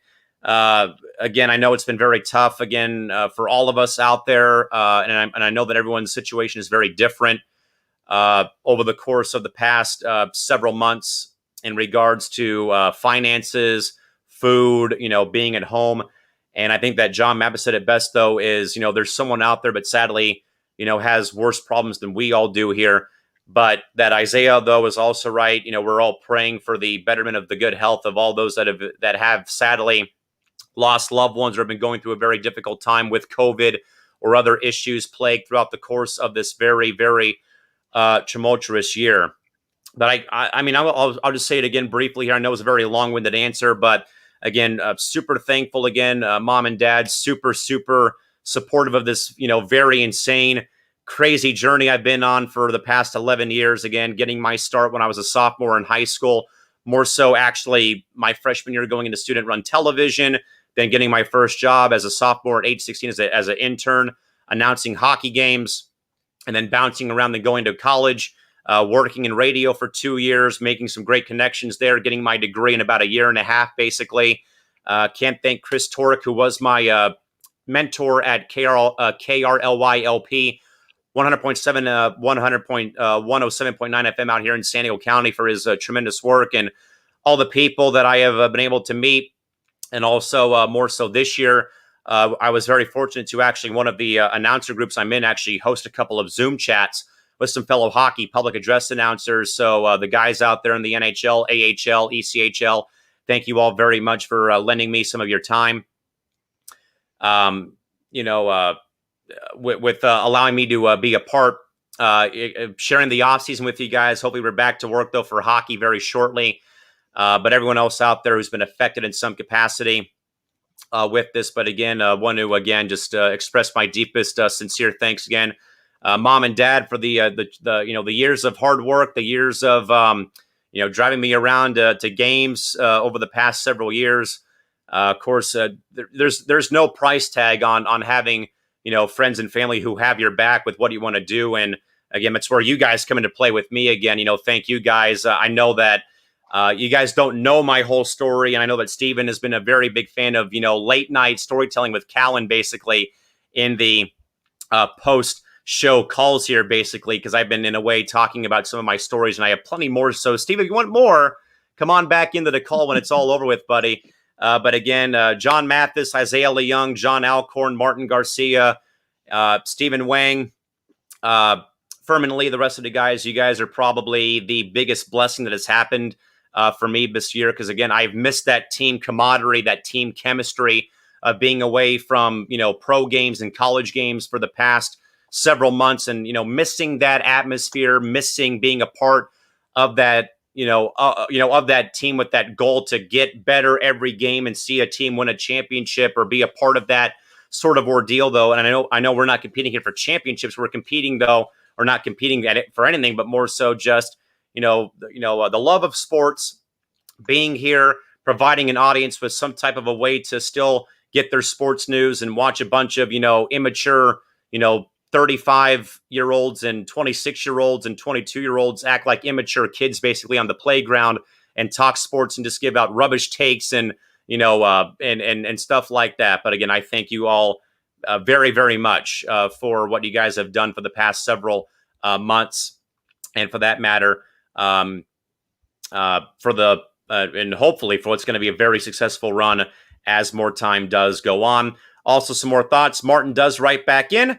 We heart MI6. Thank you. Thankful for the family, MI6 family, and for the MI6 fan base. Martin showing some love to his good friend here in San Diego. Martin says, thanks to for all that I do. I try. And believe me, like I said, though, Martin, more so is when I first came here, I know I have, this resume of mine is very long and stuff like that. But I wanted to make sure that I drove that point home. I know Isaiah can vouch for it. I came here and said, look, this is your network. You run it how you want to run it. I'll help out where I can. And I know I probably have taken on a bigger, maybe in my mind, maybe too big of a role because I've been very creative with what I've done so far. but I wouldn't trade it for anything else, though. It's been a way to keep, as I have said, though, as well, keep us all sane as time has gone on. And also, Martin says to Stephen, Isaiah, Ryan, Trevor, Shree, John, Callan, Shardol, Ashwin, thank you all for your viewership and support. Many more lovely humans to mention, but not enough room probably for him to do so. With that in mind, Isaiah, I understand we have one more of our members of the family writing in their thoughts as well. Yeah, so Herman just texted me his thing that he's thankful for. And he just wanted to say that, he's thankful for this MI6 sports network where I can listen to and hop on live at every day of the week. Thankful for every member of our MI6 group. And finally, I'm thankful for everyone who listens in to our shows. He just wanted to say happy Thanksgiving as well to everybody. And great to hear. And again, Furman Lee, our main guy as well, over on No BS every single Friday with myself and Trevor Williams. Again, folks, Trevor was on earlier, but sadly cannot stick around for the entire show here this evening. But again, I think just more so, guys, that's probably where we're all at right now is, it's been tough for all of us to find some type of positive energy this year, things like that. I know, of course, that it's been just, absolutely dreadful with how things have in fact gone over the past several months with that. And again, we wish everyone out there all the best as more time does move on. And hopefully things will get bigger and also get better for all of us here at this rate. I did, though, actually want to add a couple more things as well real quick. I wanted to actually also say as well real quick, folks, is to the viewers out there. Again, I don't know if we could really hark on this so much, but I would say, though, that if there was a award for like the sixth man of the year award or the 12th man in Seattle, I think that the audience is like that. Our audience, guys, has got to be like right there in regards to being one of the most loyal, most vocal fan bases out there for a podcast network that, again, just started up shop earlier this year due to the pandemic going on. And I think more so, John Mathis, as we go to you on this one, is I know that usually in final thoughts, which we'll get to here very shortly, but Mr. Mathis, we always say it, though, in a roundabout way that we always thank the viewers, John, for how they are always with us, and I am always blown away by how it's always, the usual suspects watching, but then we get a new person watch every so often. Maybe it's the troll Isaiah about his thoughts about Georgia winning or Georgia losing, or just the troll Isaiah in general.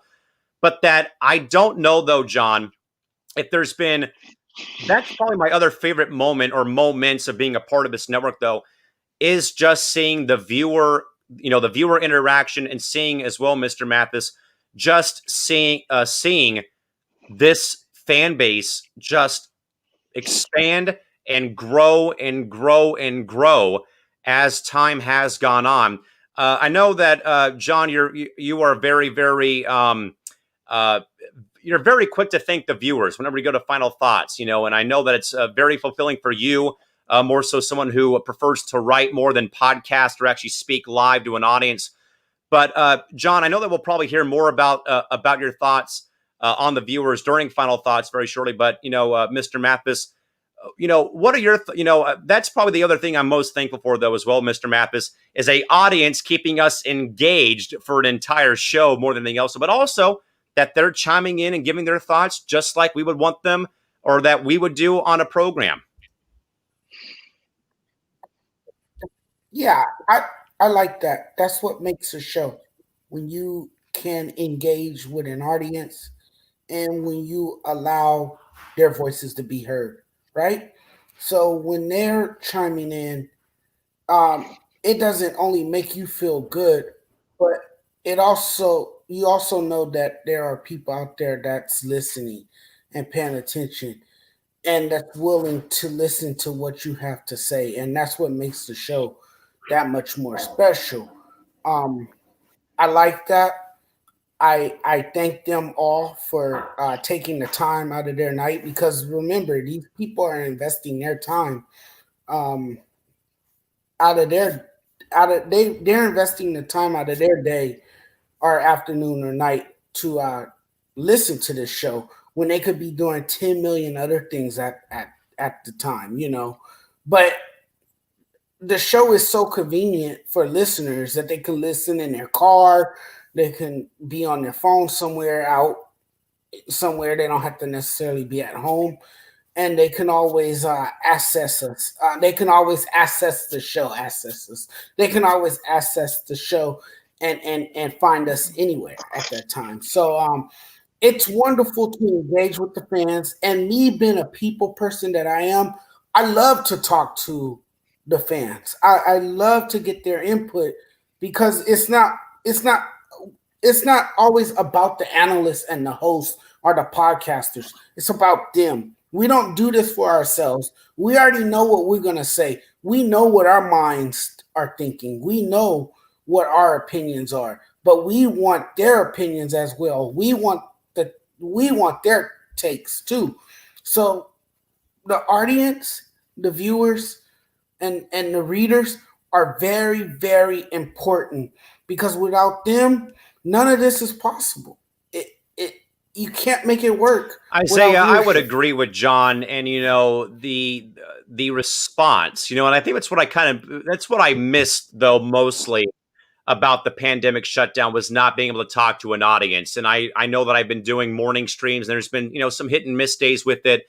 But then though, Isaiah, when we go from using Zoom to using StreamYard, in a way, it just kind of seemed like it was more natural to kind of get that viewer interaction because, I'm a man of the people, basically. And I always say that the viewer interaction, the viewer commentary is just as vital, if not maybe more vital than what the panel on the program does provide. And again, Isaiah, I know that you had touched base about that, a very small group of listeners at one point, but then though, man, you add some more people to it. And then it's just like, bam, there it goes. I totally agree with you, Callan. It's to have the fans supporting you is the best part about doing this job. Like John said, this is not possible without like having great fans supporting you and great fans chiming in on the program and giving their thoughts, because that's what makes it so much fun. You get to interact with the fans and bounce takes off them, and then they bounce takes off you, and you just get into this discussion, and that's just what makes sports podcasting so much fun. It's the fans, and I'm so thankful to our fan base for always coming in every single day and watching the show. Guys like Shardo Gupta, Martin Garcia, Casey King, James Gonzalez, Christy Wilson, Tyler Work. Let's see, David Tito Rivera, one of the biggest fans of the MI6 Sports Network that I know. Angel Berrigan as well. There's just a lot of fans out there. Dr. Ted Vicky too.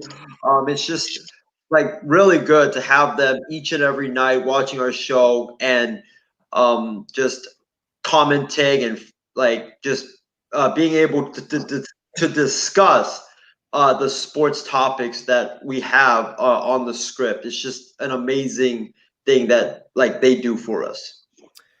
John Alcorn, I always have been that way when I've done podcasts. Is I'm very big on the viewer engagement because so often major networks don't read viewer interaction. If they do, it's very scarce, or it's more so from players or teams or coaches. But no one like us gets a tweet usually read on air on any programs on Fox or ESPN. And that's what I have prided myself on for the longest time that I've been a part of sports podcasting, is their engagement, their voices, their opinions, their takes are just as vital to a show, if not maybe more vital to a program than what you're offering for a 2-hour, 3-hour, 4-hour show.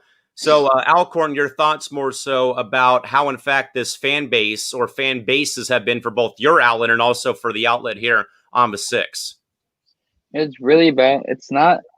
I know we see this in a lot of industries, but it's not about you. I think once that attitude shifts away, then a lot of doors start to open up.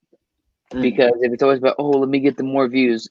I used to do this, and that's why I almost quit. Do not compare yourself to other people or in this industry or what you see on social media. Half of that, like we know, is fake. We saw it with Dan Bilzerian and so many other people. Not just those people, but people in the sports industry or wherever else. It's not always the case. Some people have to earn it more than others. I started in my hot car for 4 to 5 months. People still are trying to learn what my show is. I'm not here to act like I'm somebody. I'm not. I'm here to be me or myself. When COVID started, I mean, dude, it's not about me. I was doing content for 2 to 3 months at a time. New football content almost every single day. But I think once you have the attitude of what can I do to enhance this? I mean, if you're not looking for feedback, then you're making it about yourself. And that took me a while to want honest feedback. But then once you ask for the honest feedback, make it not about you, then that's where you see the growth. I mean, I never thought it would be like this at all. I never thought I would meet these kind of people, but don't make it about you. And then once you stop focusing on the numbers, then that's when all the stuff starts to come into fruition.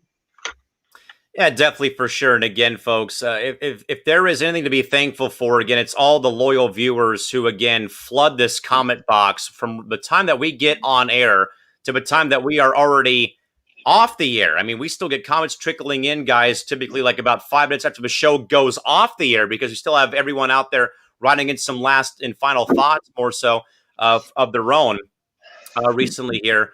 But again, more so, we don't want to single anybody out. But again, if you have tuned into a program here recently, or if you've been a part of one of our shows with either commentary or you just drop by for a bit, all that goes a long way, because, all of us here have been trying our best to make this as best as possible, and it's sometimes not a very good, sadly, it's not a very clear-cut path to the finish line usually in regards to, we get distracted, or we perhaps have, guys walking off the set because of, someone like Isaiah, throwing a bunch of garbage out there basically for us to take to the trash can. But, and I think it's also, guys, the beauty of this is it's not, super serious and it's professional and you can't joke or can't have fun. Where again, we literally, like I said, I probably left this chair to go off stream because of either something that Isaiah said, something that happened with John ranting, something that's happened with Steven and Isaiah going at it. And that is what I think is the beauty of it is, yes, is we're doing some kind of a job, though, again, of talking sports, but also we're having fun with it. We're not out here being super serious and tense and no one's having fun and it's all professional and it's, no fun and you can't laugh, can't do this, can't do that. I mean, no, we're out here, name calling and pointing fingers and arguing and bickering and bantering. But again, but as a reminder, folks, all of it, though, is in good fun. It's not here to tear anybody down, bully anybody, make anyone feel less than themselves, though. That's all it basically is. And Isaiah has a note in his hand. What does it say? BYU for the 2020 playoff. That is not going to happen, man. I've already told you that BYU and Cincinnati are the first two teams out of my playoff ranking, so it is not going to be the case, sadly, when in fact that does roll around. With that, though, guys, after a very long night at the office, we will now finally wrap things up with tonight's final thoughts.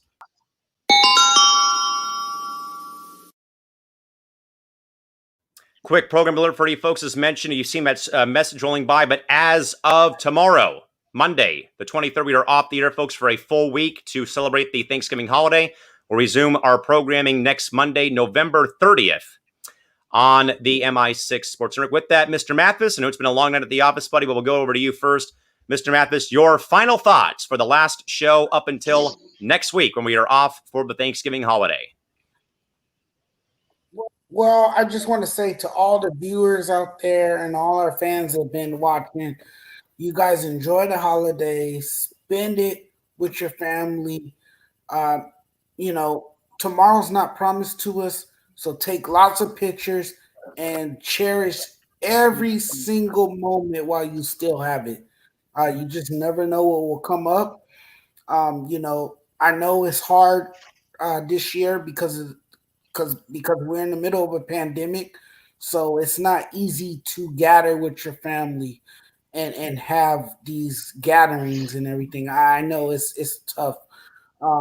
But there's so much there's so much technology now that you can use. You can go online and Zoom, have a Zoom party, talk to your family there, FaceTime them. You guys have iPhones, some of you guys do, Androids or whatever phone you might use, whatever device you might have.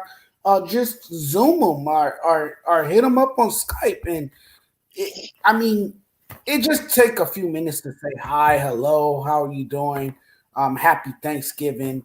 I mean, it doesn't take that long to say Happy Thanksgiving. How you or to call someone and see how they're doing. You never know, that might make a person's day. And if you decide to have a small gathering, which I don't really encourage it, not in a time like this, but if you do, and if everyone is safe and no one has been exposed to the virus, and if you're that kind and generous and you feel bad for a neighbor or somebody um, who doesn't have a place to go, don't be afraid to invite them in, or just send them some food if you don't feel comfortable with them coming to your home during COVID. Send them some food, do something nice for them. That would be a great gesture because not everyone is as fortunate as you. And some people don't have family to go to or to call or someone that's checking up on them. They just don't. So, I mean, this is the time to spend with family. This is the time to celebrate, another holiday together. And hopefully everyone just do it safely, be responsible, and don't drink and drive.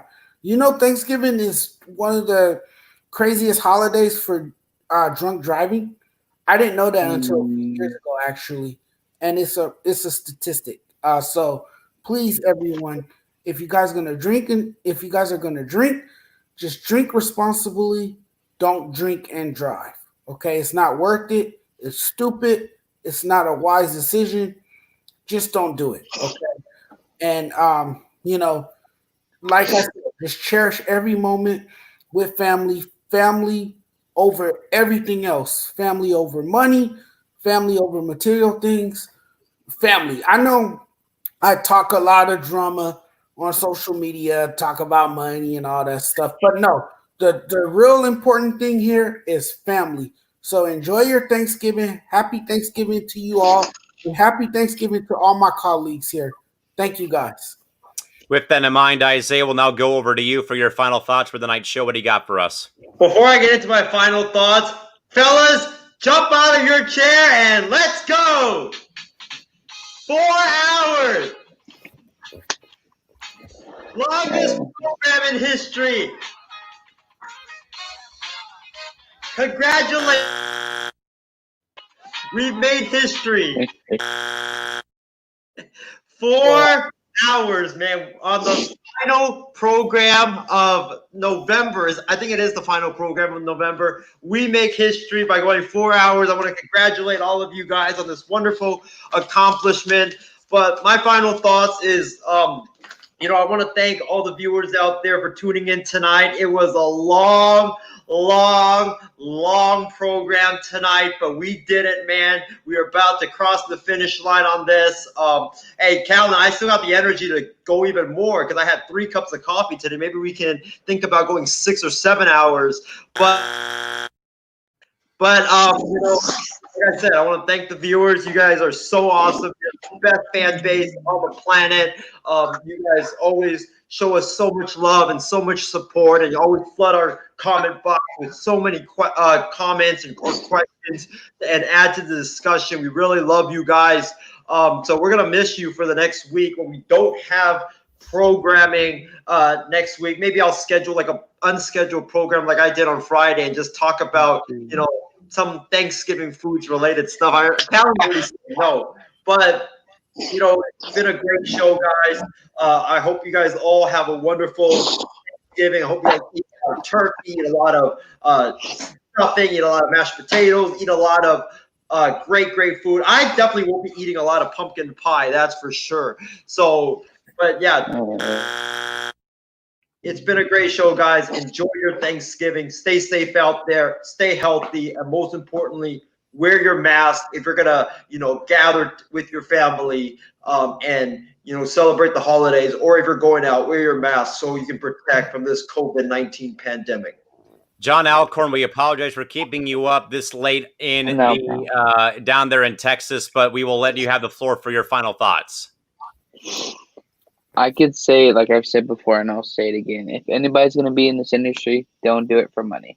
The calls you've had on the group chat for sometimes an hour or two, whatever, that to me means it's more important than having $2,000 to $3,000 in my bank account, or having the new PlayStation, or having this or this many followers, or having that type of woman or anything else.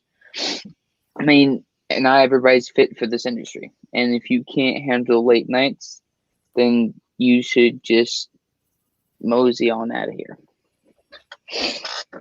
With that, folks, in mind, final thoughts come again to the main host in charge. I want to thank everyone out there for tuning in and for sticking with us through the last several months and being with us and helping us grow the MI6 Sports Network, and for all of your outstanding support. Again, believe us, folks, your support does not go unnoticed. I know it's probably cliche, but we value seeing your name in the comment box and seeing your take. And it kind of, when I see the comment box get this full, I love it. I mean, whenever I see it, it's like tonight's going to be a good show. Like, we have a good audience. We got some good takes, and I know it's going to be some good commentary for us to chew on, spit out, and go from there. But with that in mind, folks, from all of us here on the MI6 Sports Network, for John Mathis, John Alcorn, Isaiah Leung, and the entire cast and crew, folks, yours truly, Cal McClurg, wishing you a pleasant rest of your evening. As a reminder, everybody, no programming starting this upcoming Monday. We are back on air next Monday, November 30th, back here at 7:30 p.m., guys, to kick off the next MI6 Sports Network Bracket Challenge, starting on November 30th. 32 of these bad boys, 16 hot takes, 16 moments. One winner to be decided on New Year's Eve during the network New Year's Eve special coming up on December 31st. And of course, that'll be all done, folks, via live voting on Facebook and also via Twitter. With that, though, folks, in mind, as mentioned plenty of times, but once more, for John Mathis, who says, wear the mask, John Alcorn and Isaiah Leung once again stuffing his face with food on the air, and the entire cast and crew. And for the rest of the cast and crew, folks, of the MI6 Sports Network, Cal McClurg saying goodnight from San Diego. We will leave you, folks, with the parting shot of me jumping over that pile of pillows again in 8th grade. Till next time, folks, good night and have a very fun, safe, and healthy Thanksgiving holiday. Till next time, folks, happy Thanksgiving, and so long, everybody, and good night. See you next Monday. Bye-bye.